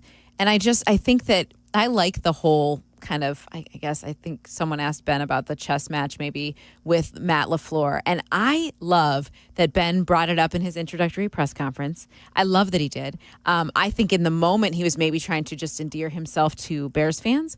But when he recognized that LaFleur was bothered by it, even though Matt LaFleur pretends he isn't. We all know he is. Oh, we all know he is. Totally. We all know he is. So I love that part of it too. He was on with Barstool Big Cat on Pardon My Take, and it sounds here like he's trying to go along with it. Do you hate the Packers? I don't like the Packers. Yeah. Hate's a strong word, but no, I don't. You hate them. What about you do. You do. You don't know it yet, but you do. What about this shot at our friend, Matt LaFleur? I liked it. It was kind of different because a lot of times when a Bears head coach gets announced, they'll be like, we got to beat the Packers. You just kind of threw a subtle one in there. Do you know him at all? Not like that, no. Okay. No. Oh, I like that. No. Yeah. Yep. You don't know him like that. No, I don't know him like that. Yeah. Did anything get back? Like, no. did he? Oh, listen, it's a friendly rivalry going on, so it'll be fun. Yeah. In 2025, the Bears are 1-0 against the Packers. That's a fact. That's a statistical fact. He's my coach now, Ben Johnson. You got beef with him. So, he called you out. I don't have beef with Ben. Yeah. So what, have you guys ever talked? And listen, he can squat 400 pounds. I don't know if you probably can't squat 400 pounds. I don't know. I'd like to see that. When he said your name though, were you like, what the heck? I've never even talked to him. Well, it's funny because a lot of people reached out to me and they're like, how well do you know Ben? And I was like, I don't, but It's good for the rivalry. Yeah, when he brought your name up, I think everybody was like, "Oh, the old buddies just jabbing each other." I assumed. They do. Like, do you work like 0.0001% harder because he said that? Anytime I'm just lacking a little motivation, I just think about that, and it usually gets me over the hump. Yeah, I mean, it's kind of like you could do the old got to beat the Packers. He just went more personal level. You know what I mean? He's like, got to go after Matt LaFleur, make it personal. Yeah, last time I checked, I thought it was Packers, Bears. No, it's Matt LaFleur, Ben Johnson. Packers, Lions. Squat fest. We're going to do a squat fest.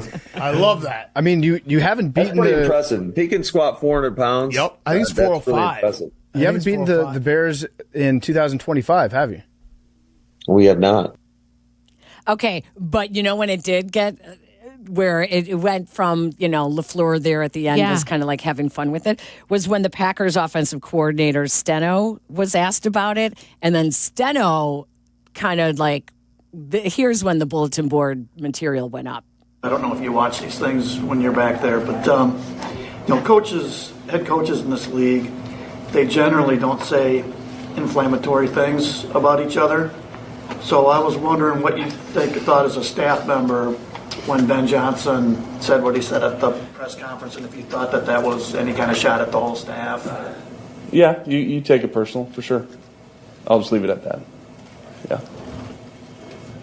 Wow. Yeah, so that right there is a reflection of what is being discussed behind the scenes. I mean, if we think that this is like the media pushing this to become a rivalry, no, they feel it. The coaches will go for anything to motivate, anything. So I love it. I do too. I like it. Can he really squat 400 pounds? I don't know, but I mean, Dude. And you know what? Excuse you me. were right. Did you hear what he said when he was asked about at what point did you realize that did you know that you were going to take your shirt off? And he was like, listen, as the season goes on, you're in the weight room less and less, Yeah. And I was like, oh my God, Dionne was right. Like, it was in the back of his head, that, of course. Like, how is this going to look? This isn't going to look good in another month. Right. Let's do it now when I'm still a little bit ripped. Right? Right. He was more than a little bit ripped. It's like me saying that before the holidays. Hey, listen, before I put my face in that pecan pie over Thanksgiving, take our family photos and have a bottle of wine every single night of the holidays. Let's hurry up and take the family photos. Take the family photos, right? Should have done that actually like late October, yes, so that we would be on par for this moment in time. Yeah, that's hilarious. No, it's true. I truly think he thought about it. You were right. You were definitely right. He did think about it. Everything he does is intentional, and I know that I think he thought maybe when he heard about the taking the shirt off, and he joked about nobody wants to see that. I mean, you think he might have gone a little harder in the gym, waiting for, hey, if we beat the Eagles, that's when I'll do it. Who said that they were next to him in the weight room? One of the players said that during training camp that they were next to Ben Johnson in the weight room, and that he was literally talking to himself while he was lifting, and that everyone just started laughing, that they were like looking like, our coach is a psycho. He's a little bit of a psychopath. Yeah, I think so. In a great way. When we come back, he probably has a maniacal laugh just like that. What is going on with our teammates at ESPN in Milwaukee? I think we got to check this out when we come back. All right? All right. We'll do that when Peggy and Dion continues. You're listening to Peggy and Dion on Chicago's home for sports. This is ESPN 1000. The ESPN Chicago Fantasy Football Show, brought to you by Tullamore Dew. Welcome to Fantasy Football! Set your lineup with Jeff Meller's guidance. Sunday morning at 7, ESPN Chicago. Tonight is the night. It is the tree lighting ceremony in the village of Bolingbrook and the opening of the new mistletoe market. I'm telling you, go on my social media, on X, on Instagram. I showed you pictures of this. It is spectacular. It is perfect for you to bring the family. It's at the Town Center in Bolingbrook. I was there with Mayor Mary Alexander Basta. Bring the family. You can create your own photo memories, experience the warmth of Bolingbrook, and at the same time, start a new holiday tradition with the festive lights, the local vendors, delicious treats, fun for the whole family. Shop for unique gifts, snap a photo with Santa, and soak in the holiday cheer. Don't miss the debut of the Bolingbrook Mistletoe Market, being held at Bolingbrook Town Center every weekend starting tonight through December 14th. Go to bolingbrook.gov for a complete schedule. When your team's best players have all been traded and the latest pick is overrated, just raise a glass with a friend or two and tell them more do.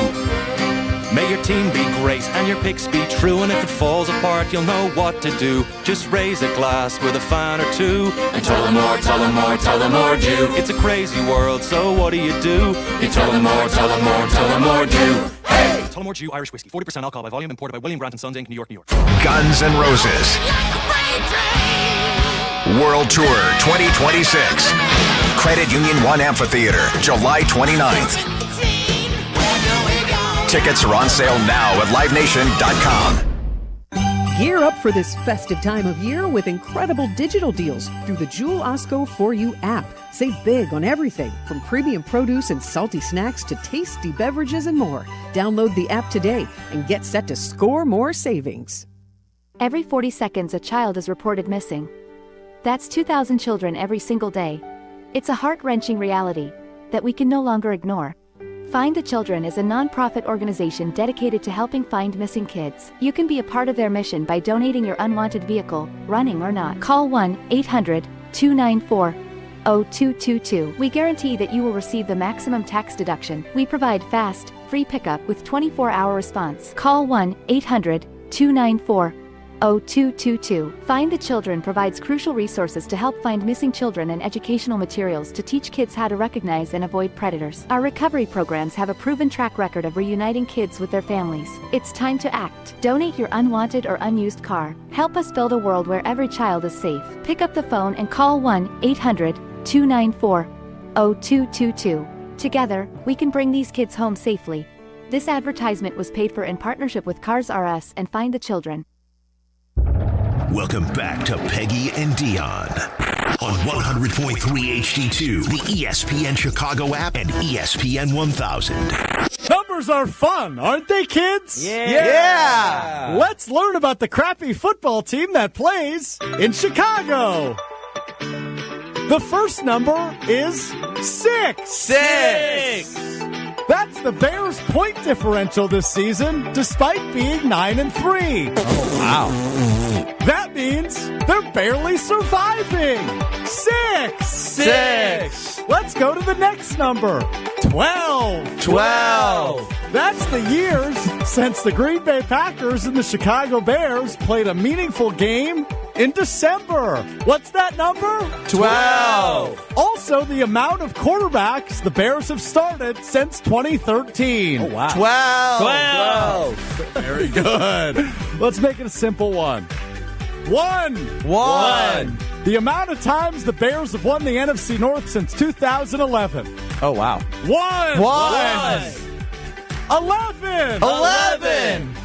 The winning streak for the Packers until January when they lost at Lambeau Field. That is the longest winning streak in Packers-Bears history of over 200 games played. 11 wins in a row prior to January for the Packers. 11. And our final number, 6,000. 6,000?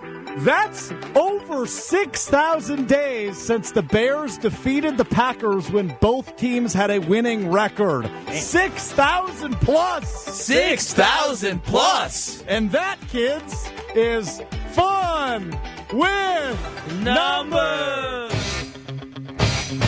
Oh, boy. Wow. So that was our friends in Milwaukee, correct? Wow. Are we going to say teammates or friends? Teammates. Teammates. I like that better. That was from Kyle, Brust, and Nortman, the Drive Time show up at ESPN Milwaukee.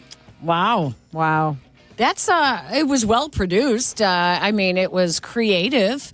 What's interesting is I think most Bears fans are cautiously rooting for the Bears to win tomorrow. Cautiously. Whereas the Packers are just obnoxiously like, it'll be interesting to see which way it goes. Because if the Bears do come up on the wrong end of it, people, we will say, okay, like, reset. They have another chance to get them in 2 weeks. I think that the sky is not falling if they don't beat them, whereas the sky is falling if the Packers lose. I don't have the log right in front of me, but when we interviewed Kevin Byard on Tuesday, he talked about that a little bit. He's like, this is a very big game. It's very important because it's the next one, but we don't think this is the most important game we're going to play this season. And I thought that was an interesting take. They feel like they are set up to do very big things beyond just beating the Packers. Now, getting 2 shots at them in the next 3 weeks is fascinating to me. I don't know that do you remember that ever happening, Peggy? No. That's so interesting to me and such a weird scheduling quirk. But the NFL knows that everybody wants to watch because they flexed that into the night. Both games got flexed. Tomorrow, 3:25, and then in 2 weeks, it'll be on Saturday night. We will be preempted that day. And we still don't know about the finale against the Lions. The Lions, correct. Which I would assume is probably going to prime time. Yeah. I would assume. Yep. And I heard Shea say something this week that I agreed with wholeheartedly. He said that loss to the Lions, he said, I don't think we will see another loss that lopsided in the Ben Johnson era. I don't think he'll ever let that happen again. And I thought that was, I totally agree. I think that he left that game and everything changed. That's what I feel the same way that I don't see a big blowout happening. I don't either. And it's because, as we have talked about so many times, how much the Bears players believe in the process, and they understand what the process is to beat their opponents each week. And I think that because they believe that, they can't stray too far away from it. It's when the Bears become undisciplined and all of the penalties really start adding up and the penalties start costing them. That is when, and that's self-inflicted many times. So I think as long as they can stay within that, they're always going to be in the game. They're always going to be in the game. And while they are still developing as an offense and a defense that has a lot of holes in it up front, wow, like you're still in the game. Yeah. I saw two things. My dear friend Pat just pointed out it's actually 2 games against the Packers in like 13 days, which is also outrageous. Yeah. Tomorrow is Al Harris's birthday. Oh, it is? Yeah. Wow. And he's in the Packer Hall of Fame. So I know I called it the Ring of Honor. It's not Dallas, sorry. It's the Packer Hall of Fame. Yeah. So, tomorrow is his birthday. Wow. You think those guys will be ready? I think they will be. Yeah. Mm-hmm. Yeah, I do too. I kind of like that. And Pro Bowl voting is also out. It is live, so fans can go out there and vote for your favorite players for the Pro Bowl.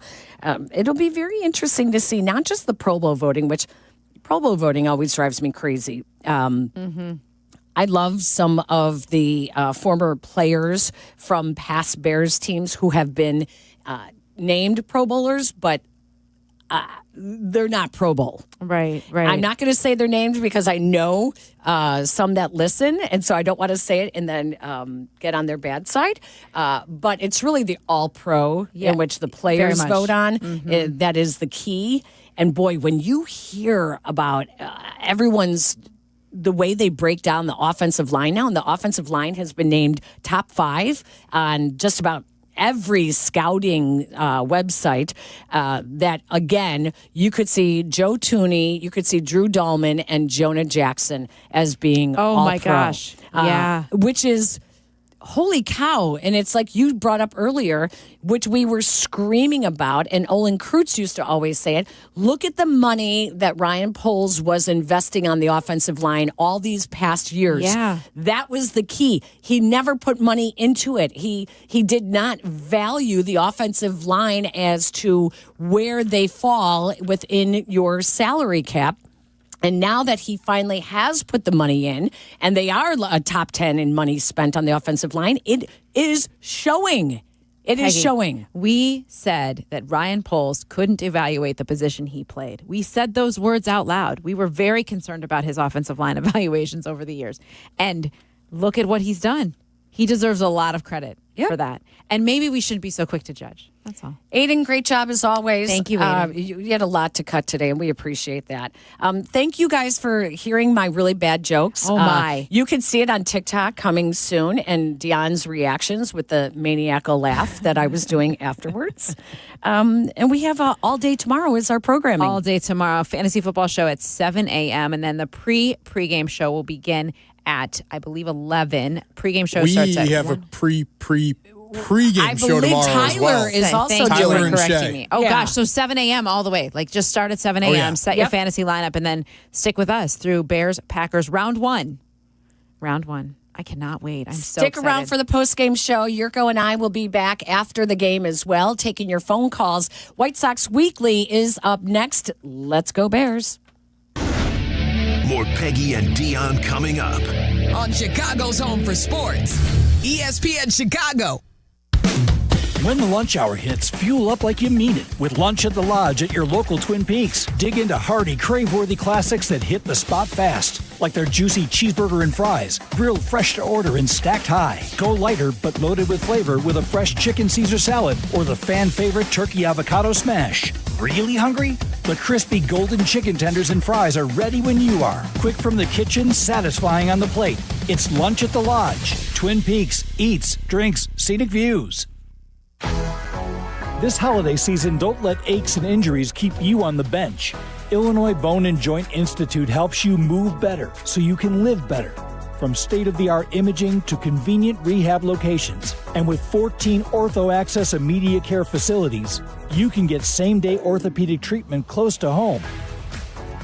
Score the care you deserve. Visit ibji.com for locations and services. And keep moving this season. True North has something truly fast and friendly. Introducing the True Rewards mobile app. Sign up to get instant access to member-only offers and in-store coupons. As a True Rewards member, track your club status, find a store, and redeem exclusive offers all in one place. Join today and save 25 cents per gallon on your first fill-up and save 5 cents every day. Savings are stackable with Shell Fuel Rewards. Download now from the Apple or Google Play stores. True North convenience stores and True Rewards. Fast, friendly, clean. Okay, routes, bags. Hey, Billy, you got the drinks for today? Yeah, you're gonna love it. It's Surfside. Billy, we're at a tailgate, not the beach. Yeah, I know, but Surfside's the perfect combo. Real iced tea, real vodka, zero carbonation. You mean? No bubbles! Just pure iced tea taste, which means... no bloat!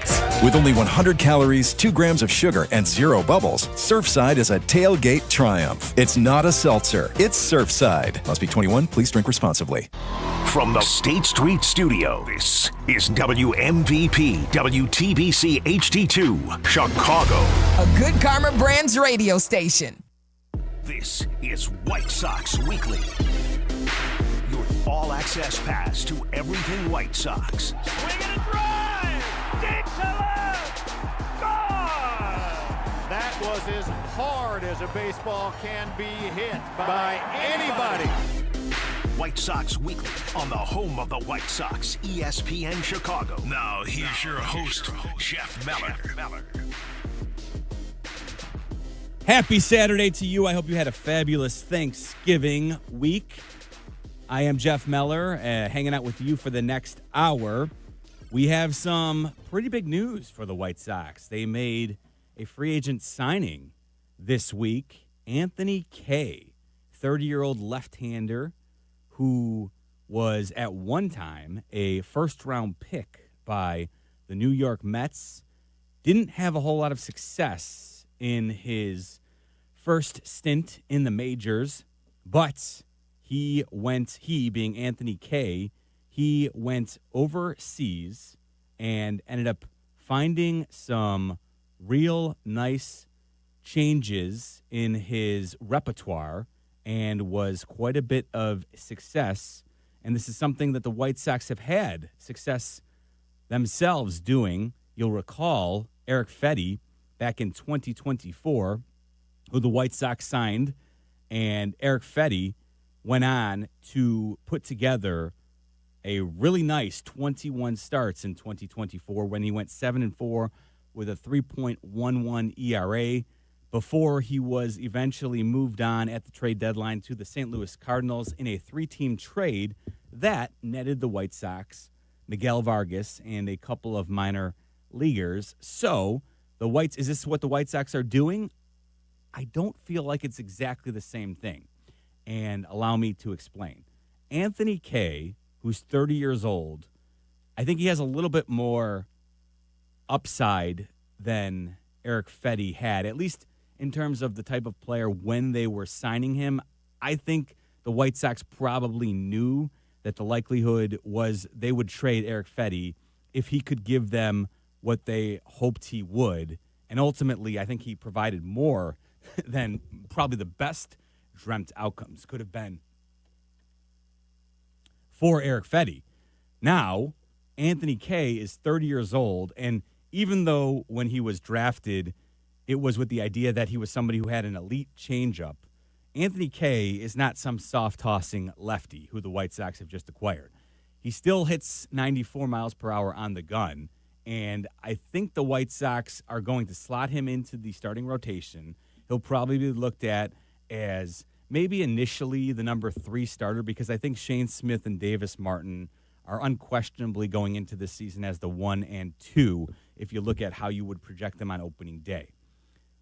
Anthony Kay, I think, slots in as your likely number 3 starter when the season begins, partially because of what he was able to accomplish throwing 155 innings. And that length that he was able to provide in Japan is something that should not be underestimated when you're talking about building a Major League Baseball rotation. The White Sox are loaded with a lot of high-impact arms who maybe have yet to make their truest impacts in the major leagues, but you also need a veteran presence who I think you can count on and to pencil in for somebody who you think will give you 28 to 32 starts.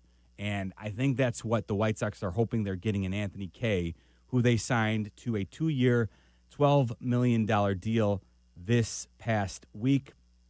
Now, Anthony Kay, as I mentioned earlier, was at one point a first-round pick. He was the 31st overall pick in the 2016 draft before he was eventually traded to Toronto, along with Simeon Woods Richardson, remember, for Marcus Stroman. So that's when the Mets dealt Kay to the Blue Jays, and they received Marcus Stroman in return. Now, Kay, again, did not have a whole lot of success. He did reach the majors, but in his limited experience in the majors over 5 years, Anthony Kay produced a 5.59 ERA in just 44 games. He made 7 starts in his major league career, logged 85 and a third innings. He did strike out 88, and I maybe that doesn't blow you away, but anytime a pitcher can have at least a 1 strikeout per inning pitch ratio, that's something that grabs my attention, especially considering how many struggles Kay had initially with command. He was somebody who was prone to walking hitters in his first run, walked 47 over those 85 and a third innings, ended up with a 1.60 whip in his 5-year tenure throughout the majors. Again, that's by now, that's no bueno. That's not going to get it done. But Anthony Kay, after he struggled with the Cubs and Mets in 23 and in 2023, he went over to Japan, where he really did have an opportunity to unlock some things. And as I was reading up on some of the most recent scouting reports about Anthony Kay, here is what I uncovered and what you probably need to know as a White Sox fan. Now, he's 30 years old. He's a lefty. He'll be 31 on opening day in 2026. What he was able to do, first of all, he's got the traditional 3/4 delivery. He's got that compact arm action. In Japan, he emphasized more consistent timing and rhythm in his delivery. He's talked about feeling like a, quote, completely different pitcher, unquote, because of all the adjustments he made overseas, and clearly he was that. Now he's got a 3 pitch mix where he goes 4-seam, curve, change for the most part, occasionally mixing in slider/cutter usage. His 4-seam fastball ranges between 91 and he's maxed out at 96, but again, he usually sits around 94. He's got that curveball 76 to 80 with that's his primary breaking pitch, and he's gone a lot more to the 4-seam curveball action. But he was drafted with that changeup being thought of as an elite out pitch. So we'll see. It's flashed at times, but I don't think he's ever really truly trusted it in the majors. We'll see if he feels differently about it now here at the majors, not once he actually is pitching back here stateside. So I suspect will be a starter, and as long as he gives the White Sox competent innings, I think he'll be that. But he's also somebody who could, if it doesn't go great for him as a starter, he could slot into that swingman role for the White Sox, especially as a lefty. That gives him a bit of versatility. So for 2 years and $12 million, I think it's a nice piece of business for the White Sox. Looks like he's somebody who they think has some upside. And again, they've had the success with Eric Fetty in the past. And so I think this is exactly what you're looking for with Anthony Kay. And I think at this point, I don't know how you White Sox fans feel, but I, as a White Sox fan, having watched Brian Bannister head the White Sox pitching development now for the last couple of seasons, it's something that I think you have to give them the benefit of the doubt. And the fact that they've identified Anthony Kay, and I think one of the nice things that probably appealed to Anthony Kay was the fact that the White Sox offered him a real spot to compete for a rotation spot.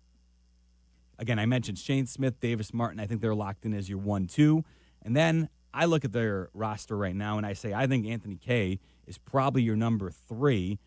And, of course, this always, I'll add the caveat that should go without saying, but you always have to mention it, injuries, barring injuries, right? So I think it goes Shane Smith, Davis Martin, Anthony Kay, and then Sean Burke. He ended the season in the White Sox rotation. I think he probably gets a crack at a rotation spot. Probably slated to be in there, but again, if he doesn't have success in spring training, he could certainly find himself on the outside looking in. And then I'll add in Jonathan Cannon and Tanner McDougal, who was added to the 40-man roster. So Tanner McDougal, after all the success he had at Double-A last year, I think he certainly could be somebody who, if he has a nice spring, could carve out a spot for him in the rotation.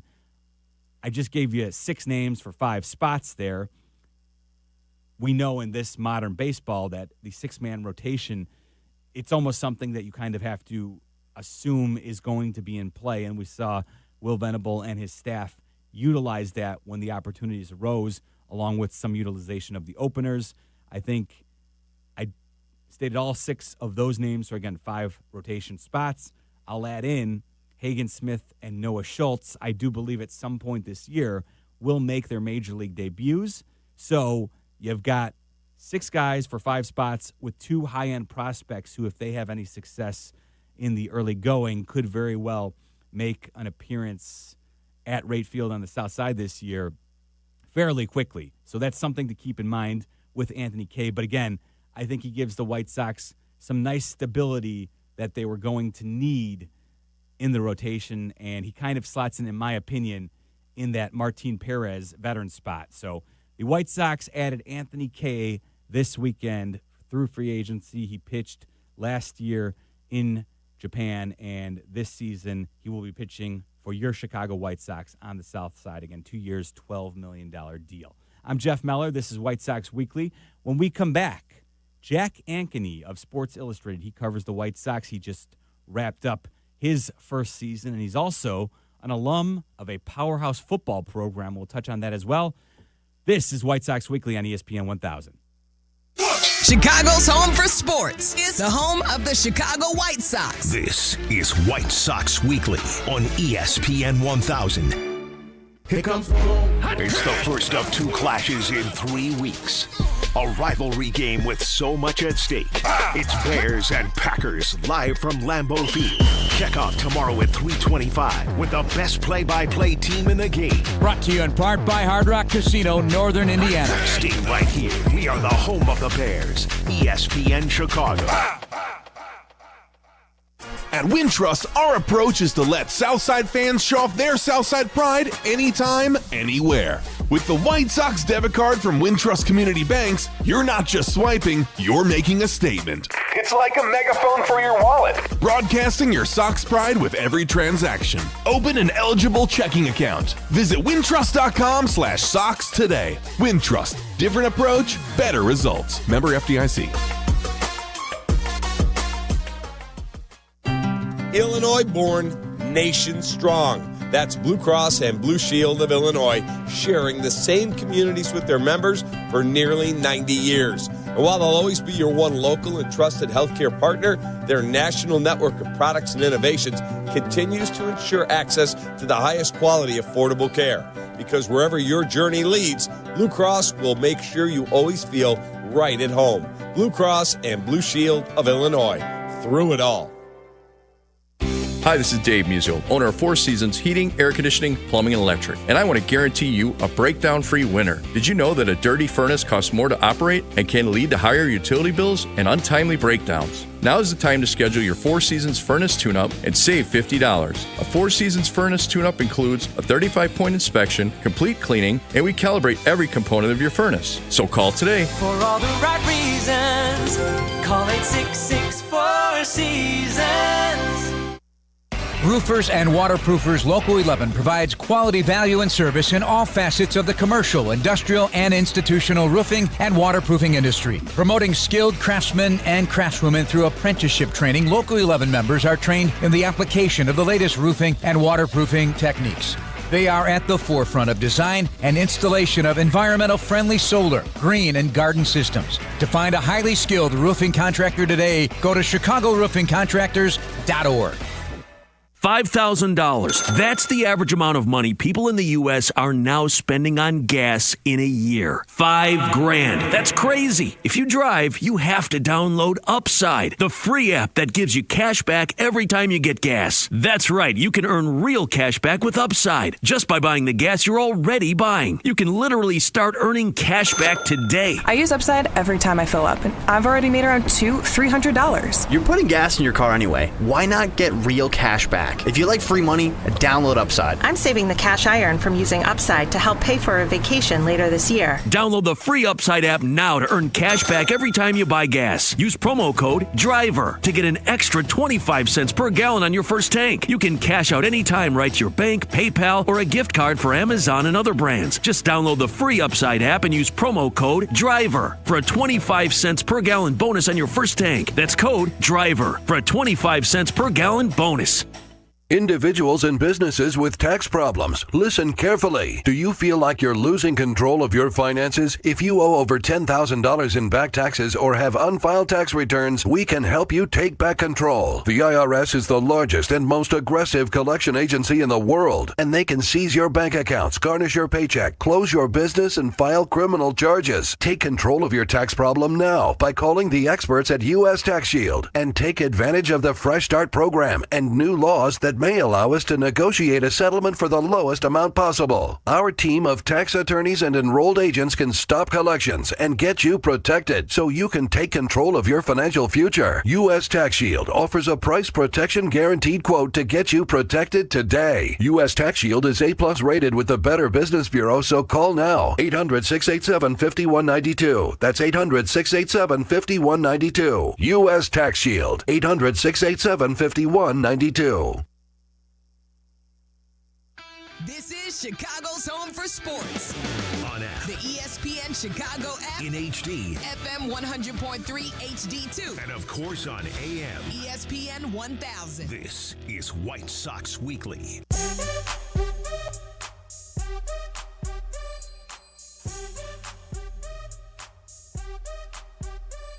Sox fans, sign up to become a White Sox insider and get special offers. Single game ticket pre-sales and other exciting Sox content delivered free to your inbox. Visit whitesox.com/insider today.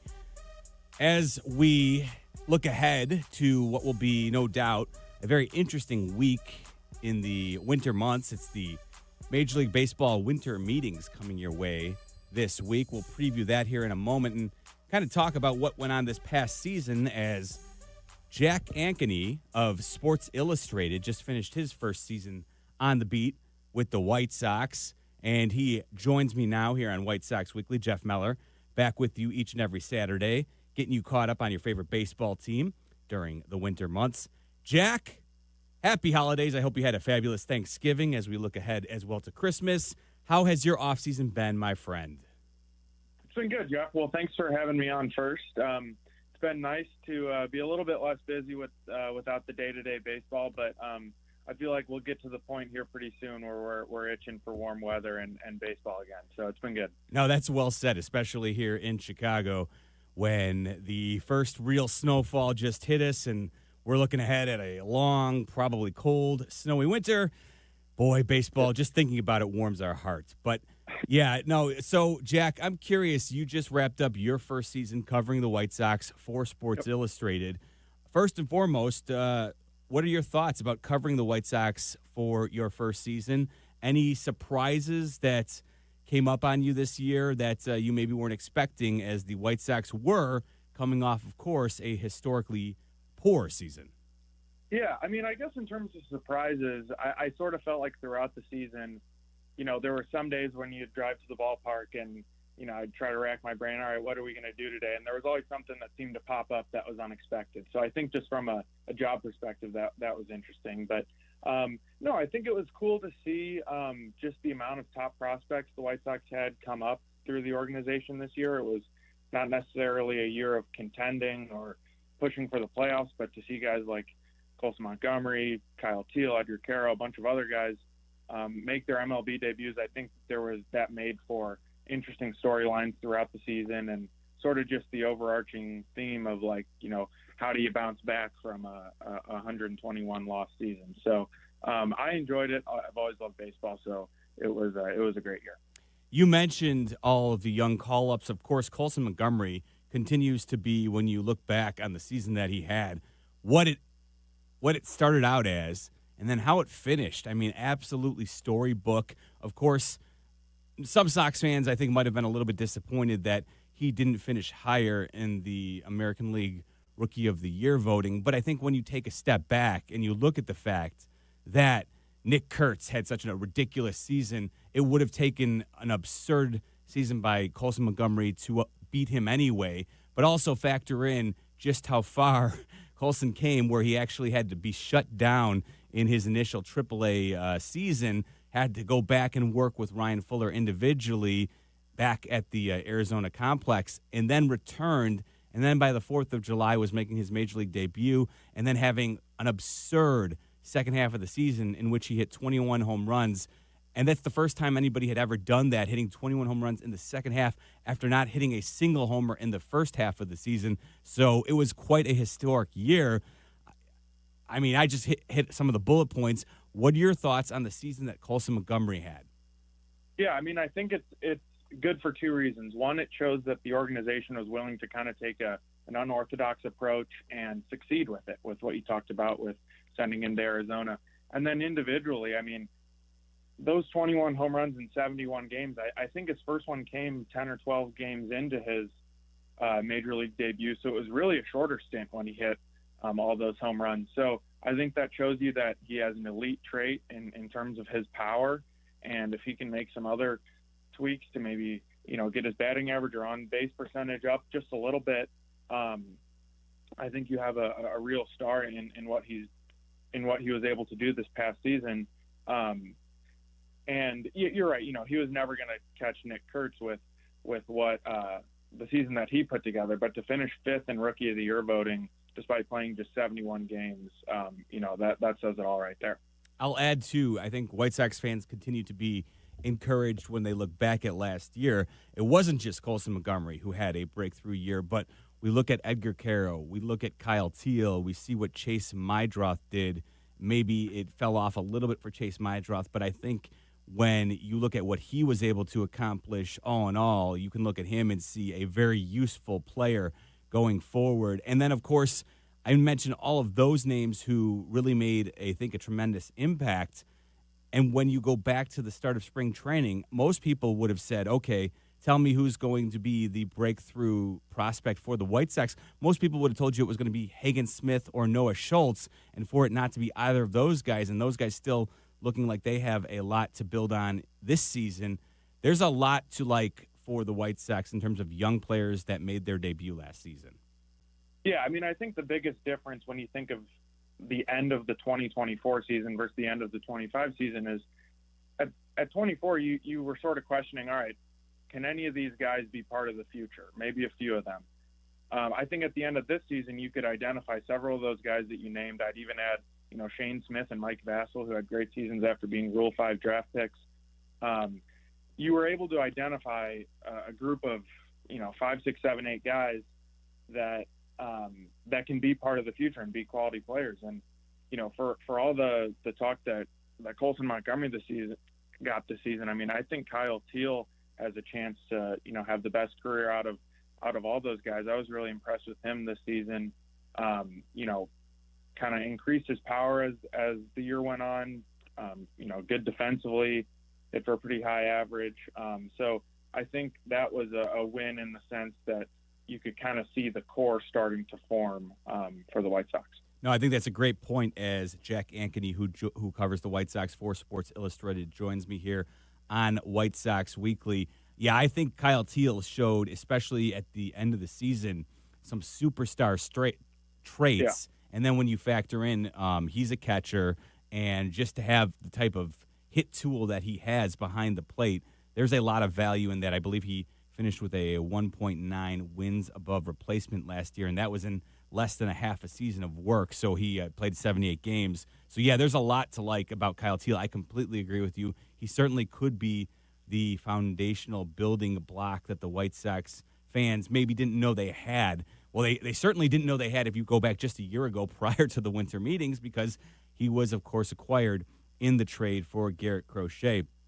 Working off of that, though, you mentioned Shane Smith and Mike Vassell, and the Rule 5 draft is actually upcoming this week. It'll be Wednesday, December 10th, and you hit on Shane Smith and Mike Vassell. Now, the White Sox only drafted Shane Smith, but they did trade Mike Vassell at the beginning of the season, and he was under the same Rule 5 implications that Shane Smith was under for the White Sox, which means, for those who may not know, he had to remain on the White Sox roster the entire season.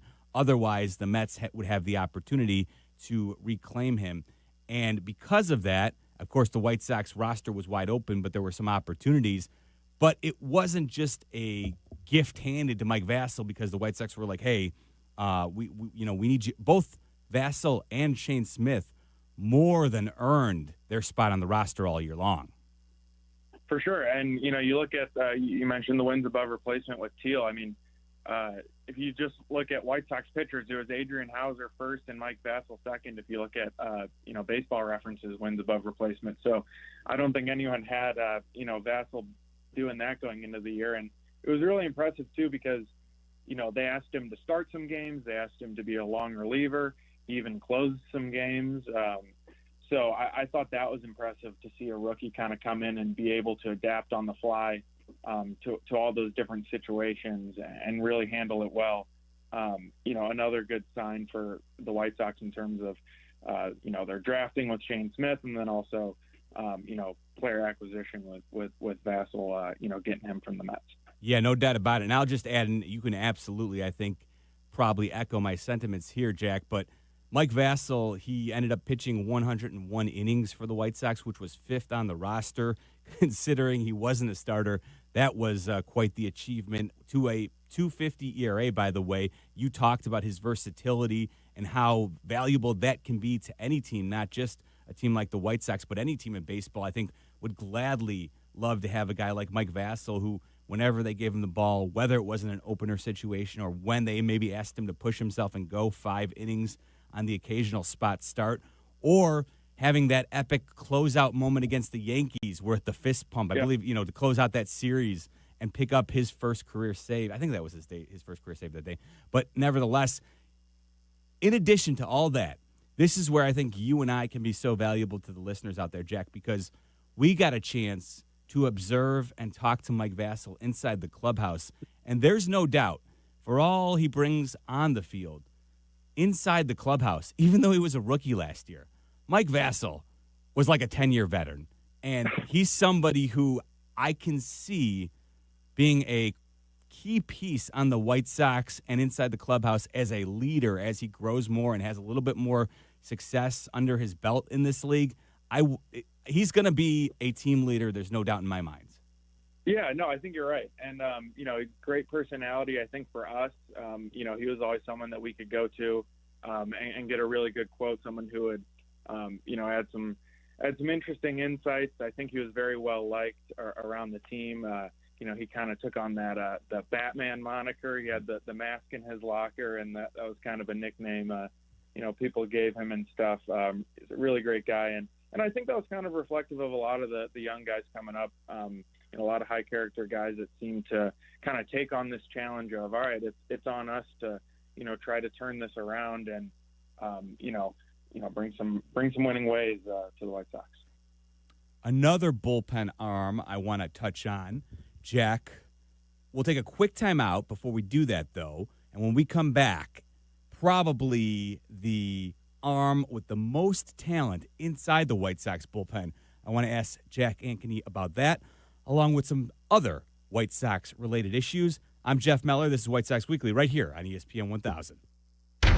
This is White Sox Weekly. White Sox Weekly. On Chicago's home for sports. On the ESPN Chicago app, 100.3 HD2 and ESPN 1000.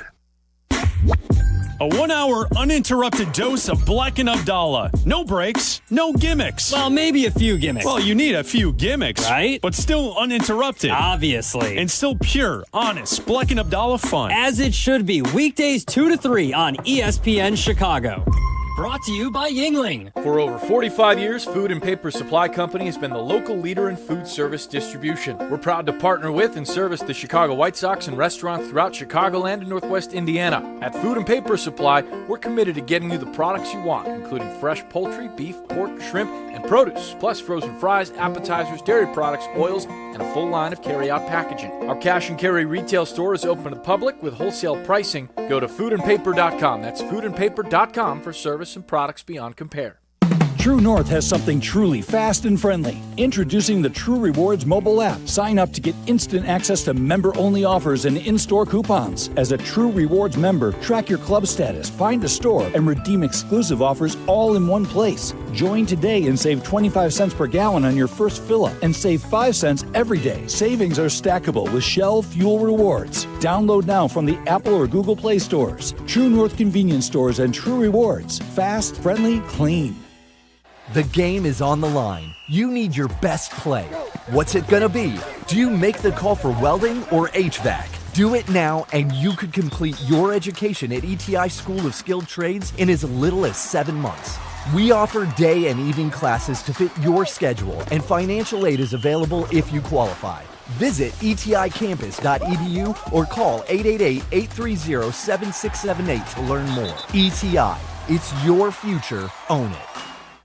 Hey, it's your buddy Tom Waddle, and I drive a Hawk. Go see my friends at one of their 12 Hawk Auto locations at Forest Park, St. Charles, Plainfield, Joliet, Carroll Stream, and now LaSalle, Peru. Shop thousands of vehicles from 13 big brands and save with 0% financing for 60 months or make no payments for 90 days. That's no interest for 5 years or no payments till next year. Now's the time to save thousands. Find your next car at hawkauto.com. Drive what I drive. Drive a Hawk.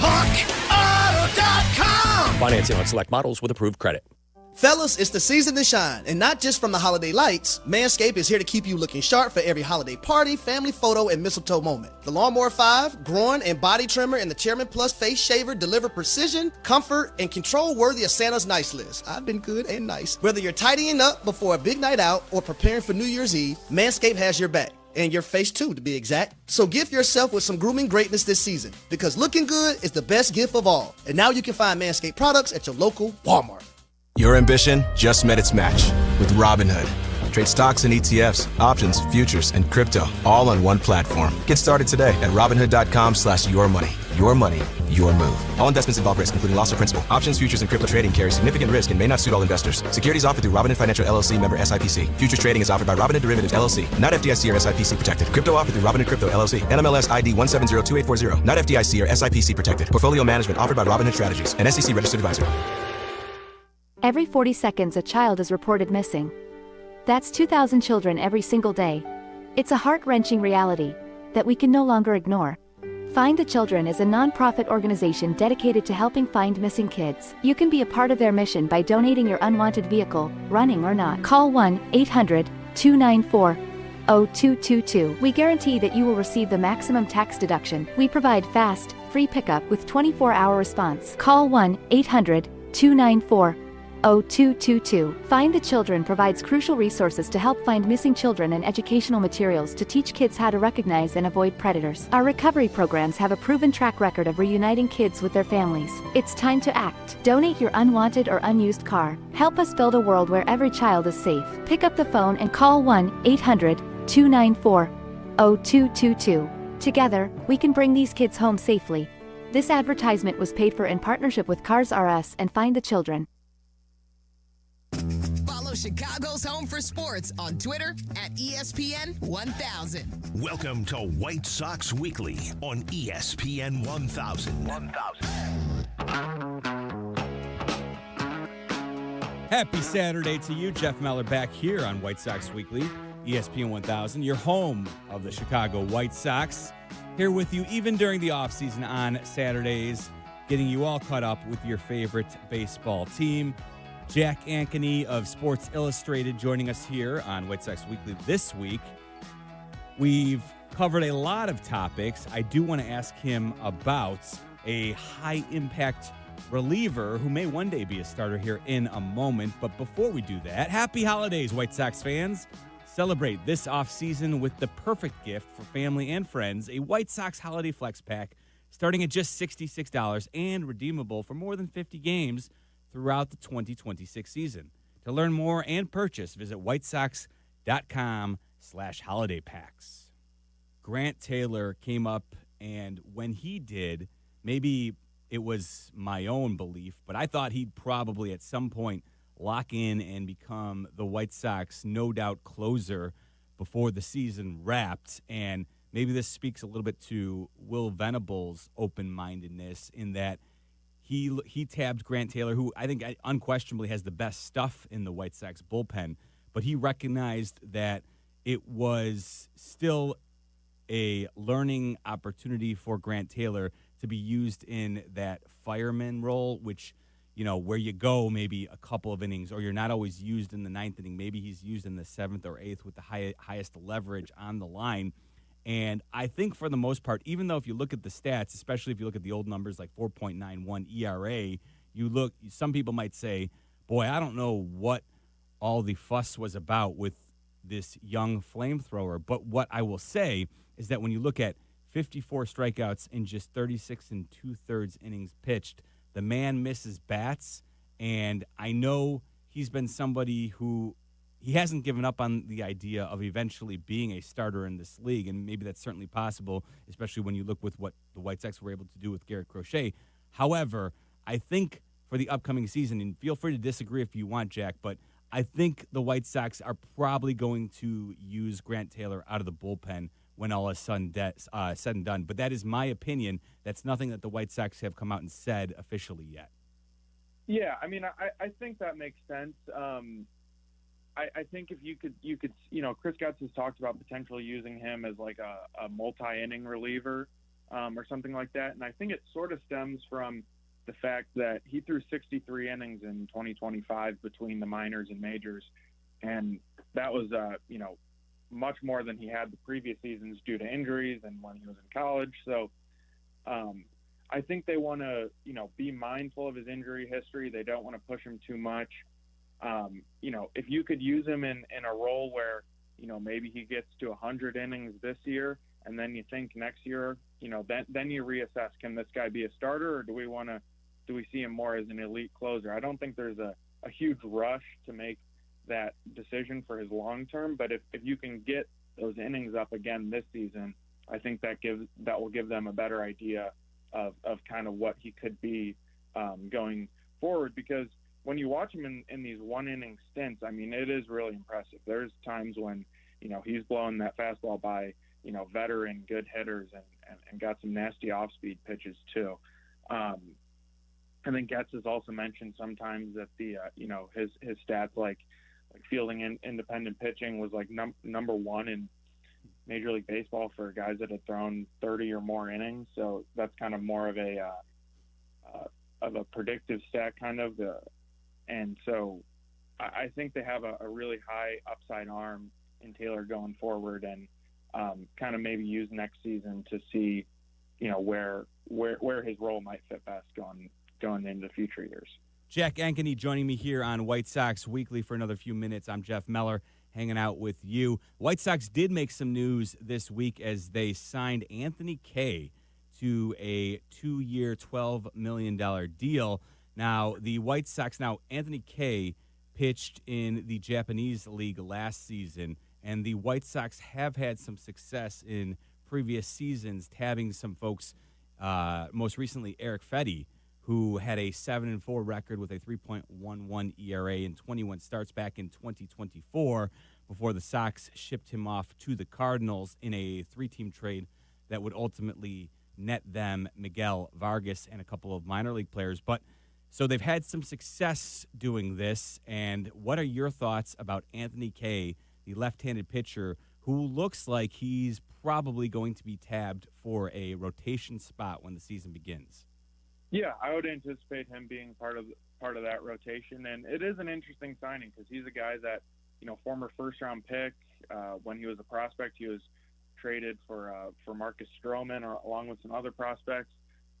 So a guy that at one point people had really high expectations for, had some injuries, never really worked out in MLB, but still only 30 years old and coming off a couple of really, really strong seasons in Japan, and the White Sox feel that maybe they can, replicate that now in MLB. So I think it was worth a shot, a 2-year, $12 million deal basically with an option for a third year. So, I think he was worth a shot as someone that doesn't cost you a lot, but if he's able to replicate or even come close to what he did in Japan here, then it's going to look like a great signing. So I think the White Sox definitely needed to add another starting pitcher like Kay. They probably still need one more, depending on, various factors. I think they have more depth in the pitching staff this year, but it's one that's interesting. They kind of do this with a lot of guys who are sort of the post-hype prospect type of thing when you think of, not totally the same, but with a guy like Miguel Vargas or Curtis Mead or Everson Pereira, who they also traded for this offseason. So that'll be an interesting one to track to see if, Kay can kind of get to the potential that people, thought he could once reach, a few years ago. No, that's a great point, Jack, because one of those things that I always love as an outside observer is when a team, bets on a player with that pedigree. And your point, Anthony Kay being a former first-round pick by the Mets, he does have that, high pedigree that you look at and you say, you know what, if you can unlock some things, there may be some, or there might be some potential here that has been untapped. And certainly they were able to do it with success with Eric Fetty when they brought him over. So I think, too, the price was right. You have Anthony Kay, who, if things go according to plan, I think he'll step into the rotation. In all likelihood, he's going to be the man who is tabbed to replace Martin Perez, who, who did great work, but at his age, and of course the shoulder and elbow injuries that he dealt with, I just don't think the White Sox wanted to count on him for the long term this season. So that's why they made the pivot to someone like Anthony Kay, who is a little bit younger and I think, maybe has a little bit more upside to come here.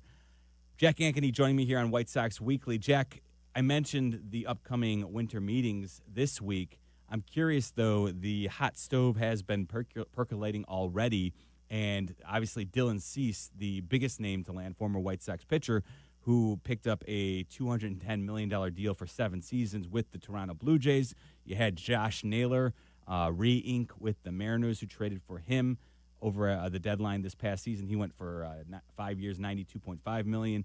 Devin Williams, former closer for the Brewers, tried it for the Yankees. He's going to stay in New York and pitch for the Mets now. We'll see what happens with Edwin Diaz. I'm curious, anything stand out for you in terms of initial free agent signings or what you're looking at right now as the winter meetings hit us this week? Yeah, I mean, I think the initial price tag on the Cease deal was probably more than I expected, but then it came out a little bit later that I think $64 million of that is going to be deferred, so it sort of changes, the equation there with the luxury tax and things like that. I thought the Brandon Nimmo for Marcus Semien trade was interesting too, just from the standpoint that you don't see a ton of one-for-one trades with solid, above average to very good MLB players. So I thought that was kind of an interesting swap there. Definitely a lot still to happen with some of the big free agents like Kyle Tucker, Kyle Schwarber, and several of the pitchers too. So nothing like too shocking yet, but I think it will be a really entertaining offseason just with some of the big names that are out there. Yeah, you know what, too? That's a great point. I didn't mention the Nimmo Semien trade, But what's interesting there is obviously you would imagine that the Mets are probably going to be in the market for a center fielder, which leads to a question that I think a lot of White Sox fans are wondering about. And maybe it's not the Mets. Maybe it's a team like the Phillies, maybe, or someone who I'm not thinking of right now. But Luis Robert Jr., the White Sox go to the winter meetings, and there will be no doubt discussions had about whether or not Luis Robert is somebody that Chris Getz is open to trading. Do you think, if you had to throw a percentage on it, do you think Luis Robert Jr., I guess, what are the odds you think that he will be in the White Sox starting center field on opening day in 2026? Yeah, I would say I think the chance that he gets traded is maybe like 40%. I'd put it a little bit below 50, just because, the White Sox have had opportunity. There's been points the last several years that he's been in trade talks and it hasn't worked out, because they haven't gotten the return that they're looking for. I guess the only thing that's different now is that if you kind of look at the, free agent outfielders after Kyle Tucker and Cody Bellinger, there's not a whole lot of talent there. So maybe that makes a team that needs an outfielder more willing to trade for a guy like Robert. I think the White Sox are open to dealing him. They've said that they're not actively shopping him, but they'll listen to offers. I think just from the perspective that you have $20 million tied up to him and 15 to Andrew Benintendi, that's a big chunk of their payroll. I think they'd like to, be able to spread that out a little bit more. I think the worry about holding on to him is that the last two seasons he's kind of started off the year particularly slow. So, and he also has the injury history. So, are you willing to take the risk that he gets off to a slow start and then his value's even lower? Or do you think that he can, reach his potential at the start of the year and you get higher value? That's kind of the decision they have to make. Like I said earlier, I'd go 40% that he gets traded, but it definitely wouldn't surprise me. I just don't know at this point if a team is willing to give that much for him because of, his offensive, decrease the last few years and the injuries. All right, Jack Ankeny, as I let you go here, I would be remiss if I didn't ask you, an IU alum, a man from the football factory that is Indiana these days, as we sit here on Saturday getting set for Indiana-Ohio State in the Big Ten Championship. It's 1 versus 2 tonight. How you feeling about this game, and how you feeling about your college being a football powerhouse these days? It's crazy. I mean, I was there. They had 2 bowl seasons when I was a student in 19 and 20. But I covered Indiana for 3 years after graduation and watched a lot of bad Indiana football. So it has really been incredible to see the last 2 seasons how Curt Cignetti has turned this team around. I feel pretty good going into Saturday. I mean, I think Indiana is better than they were last year. And when you think about last year's matchup with Ohio State, they had a bunch of special teams mistakes that kind of threw that off. This is a neutral site game as opposed to playing at Ohio State. So I think Indiana's got a shot. And I think it could be a little bit low scoring because you got 2 really solid defenses. But, no, it's been great to see that's got to be one of the best coaching jobs in college football history by Curt Cignetti these last couple of years. No doubt about it, and he has been handsomely rewarded for the work that he's done. Jack Ankeny of Sports Illustrated, as always, man, I appreciate your time. Have a fantastic holiday season and New Year, and I will talk to you again soon, Jack. Thanks for joining me here on White Sox Weekly. Awesome. Thanks for having me on, Jeff. Have a good one. Our pleasure. Again, Jack Ankeny of Sports Illustrated does great work covering the White Sox. This was his first season on the beat this year, so check him out on the socials, Ankeny_Jack. Jeff Meller back here on White Sox Weekly. When we come back, we'll take a look at what will be an interesting week at the Major League Baseball winter meetings. We'll do that right here on White Sox Weekly on ESPN 1000. It's time for you to vent. The Waddle and Sylvie Holiday Parody Contest is on. Compose yourself, compose your song, sing it with holiday joy, and submit it at ESPNChicagoContest.com. These are a few of my least favorite things. The top 5 finalists will perform at the annual Waddle and Sylvie Holiday Party at Empire Burgers and Brew in Naperville on December 19th.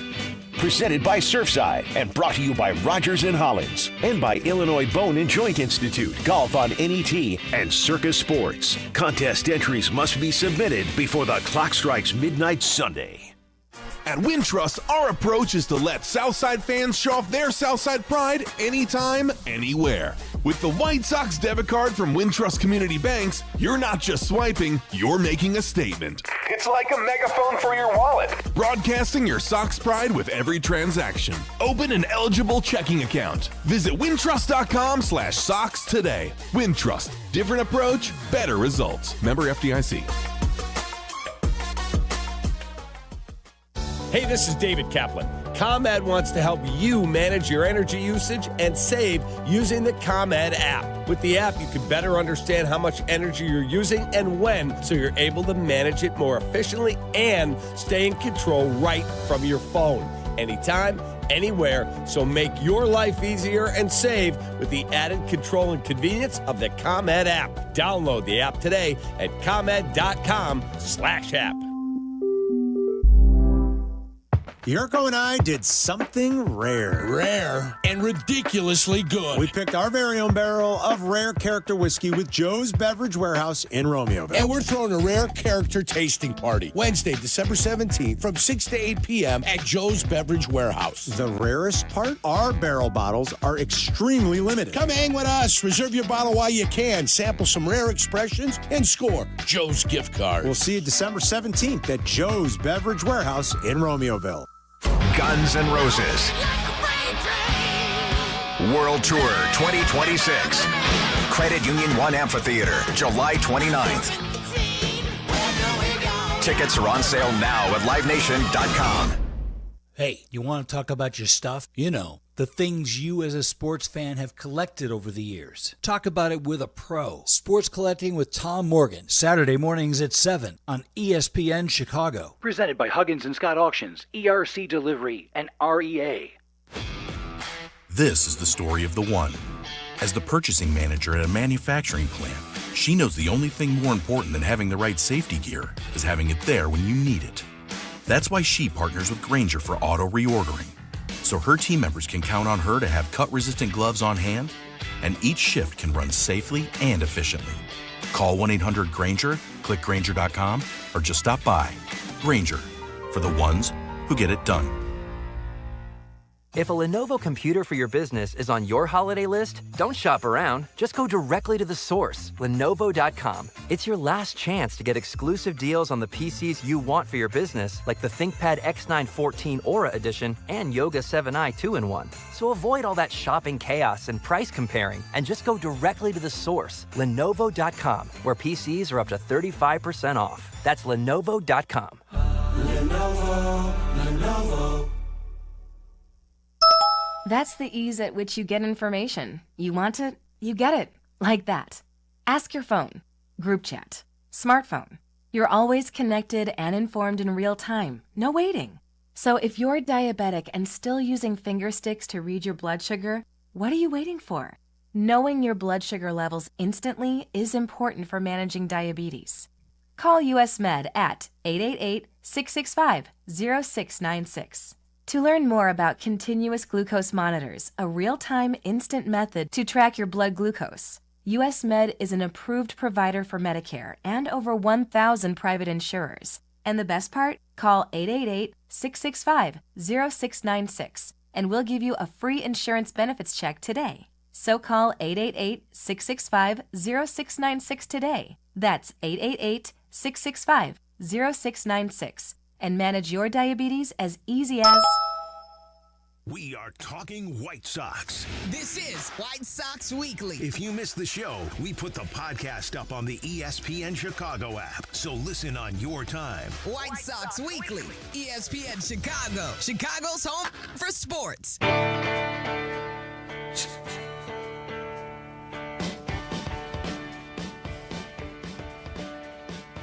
Jeff Meller here, wrapping up White Sox Weekly, this week's edition for you, here on your home of the White Sox, ESPN 1000. We had the White Sox announcing the initial players that are scheduled to attend Sox Fest Live at the Ramova Theater this upcoming January, on January 30th and 31st.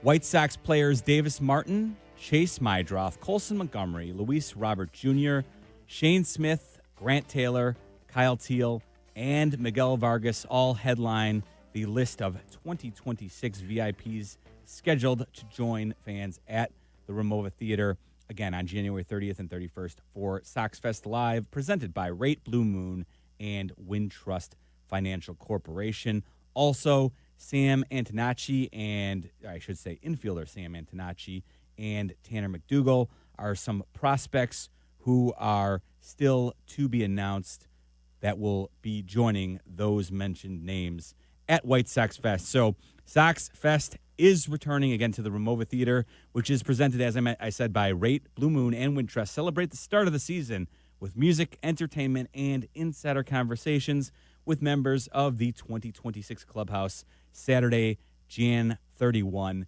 For more information and to secure your tickets, visit whitesox.com/SoxFestLive. That's SoxFest Live. All right, so as I close out this week's edition, I did want to mention it is going to be a busy week in Major League Baseball as the winter meetings do begin this week. It is December 7th through the 10th for the MLB winter meetings. Some key dates, of course, on Tuesday, December 9th, the Major League Baseball Draft Lottery will be held. The White Sox hold the highest percent chance of coming away with the top pick. And in baseball, remember, higher the pick matters because of the salary slaughtering. You earn more money when you have a higher pick, or you have more money to play with for your draft pool. So we will be rooting for the White Sox to finish highly in the Major League Baseball Draft Lottery. Hopefully they can come away with the win this year. That would certainly be ideal. Again, that's on Tuesday. And then the Major League Baseball winter meetings wrap up with the Rule 5 draft. And normally, I'll tell you, as a baseball fan for a long time, the Rule 5 draft was never something that I was particularly interested in. But after the success the White Sox had this past year in drafting Shane Smith, their all-star representative with the number 1 overall pick in the Rule 5 draft, and then also trading for Mike Vasil on the eve of the start of the Major League season last year, which meant that he was still, the White Sox had to keep him on the roster. He was under the Rule 5 draft rules to keep him on the team. So the success the White Sox had with both Shane Smith and Mike Vasil last season has made me a little bit more interested than I've ever been in the Rule 5 draft. I'll play for you here. Chris Getz, Mike Vasil, like, we know what Shane Smith did. I've talked about that ad nauseum. But just to remind you of how successful Mike Vasil was, that's something we hit on with Jack Ankeny. Mike Vasil was stupendous. And to the point where at the end of the year, I asked Chris Getz specifically, he's been so good in the bulk role, out of the bullpen, would you consider giving Mike Vasil an opportunity to start next year? We like him in the bullpen. We do. You know, not to say that he can't be a starter at some point, but to be able to pitch leverage and also offer, you know, multi-inning opportunities. And he's not scared, that's for sure. He loves those moments. He even talks about pitching in those moments. He wants more of those. So, you know, for a guy that wasn't protected in his own organization and get Rule 5'd and then get claimed by us and be able to provide what he has this year is excellent. So, you know, we're going to continue to grow him in that bullpen role. He seems to really enjoy it. You know, he's got a long career in front of him, so I don't want to close the door on starting down, you know, in the future. But for us next year, I see him in the bullpen. So there you go. Chris Getz talking about the success that Mike Vasil had last season. It was so good at the bullpen that they actually don't even want to consider moving him to the rotation. I just think it goes to show and reemphasize how much better a spot the White Sox organization is in than it was just a year ago. That is going to do it for us here on White Sox Weekly. Quick reminder, stay up to date on all things White Sox by following the team's official social media accounts. Don't miss a minute of the action on and off the field. Follow at White Sox on social today. I want to say thank you to my guest, Jack Ankeny from Sports Illustrated, who covers the White Sox, also the IU alum who's excited about his Hoosiers tonight. And as always, thank you to the executive producer of White Sox Baseball. That is Brendan Riley. Brendan, great job. Hope you had a fabulous Thanksgiving as well. That's going to do it for us this week, folks. I am Jeff Meller, back again next week with White Sox Weekly, right here on your home of the White Sox, ESPN 1000. This is ESPN Chicago, WNVP, WTBC, HD2 Chicago, a Good Karma Brands radio station.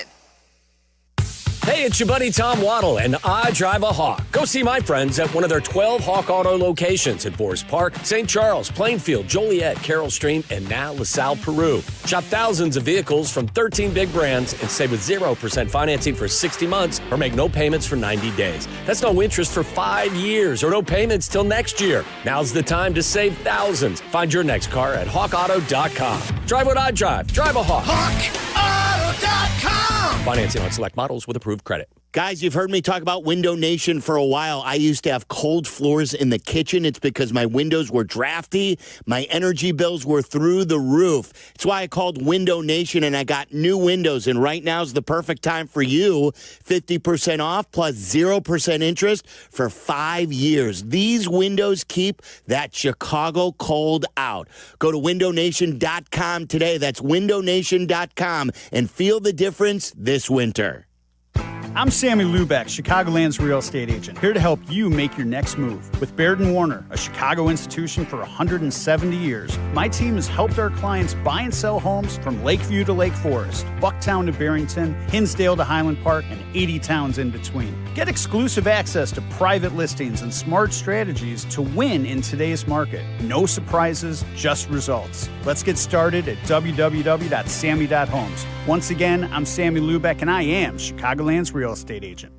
Hey guys, it's Courtney Cronin. Picture this. She opens the box. The light catches the shine inside, but what you really see is her smile. That's the winning moment. That's what Rogers & Hollins delivers. Not just a ring or a necklace or a watch, a moment. A story she'll share every time someone compliments her. For 115 years, Rogers & Hollins has been the jeweler Chicagoland trusts. Because while the world changes, the power of giving jewelry never does. Visit your local Rogers & Hollins or go to fornowandforever.com. Lost to Alabama. In this gauntlet, them two, you got young players that are really talented that in that game were freshmen. They're sophomores now. Okay, they have played a lot of football, and they have played in some tough environments. So you get maybe a better version of those guys, and they go out there and step up and play. The rematch at 4 Eastern on ABC. Bob Chesney of James Madison is the new coach at UCLA. MLS Cup Final, Miami leading Vancouver 1-0 first half. Men's college basketball, Iowa State upset number 1 Purdue 81-58. Duke goes to 10-0 with a 66-60 win at Michigan State. First half, Louisville leads Indiana 29-20. Hey, this is Rich Eisen. Coming up Monday, we break down the top storylines from NFL Week 14 and preview the Eagles and Chargers on Monday Night Football. That is the Monday edition of the Rich Eisen Show on Disney+, the ESPN app, and ESPN Radio.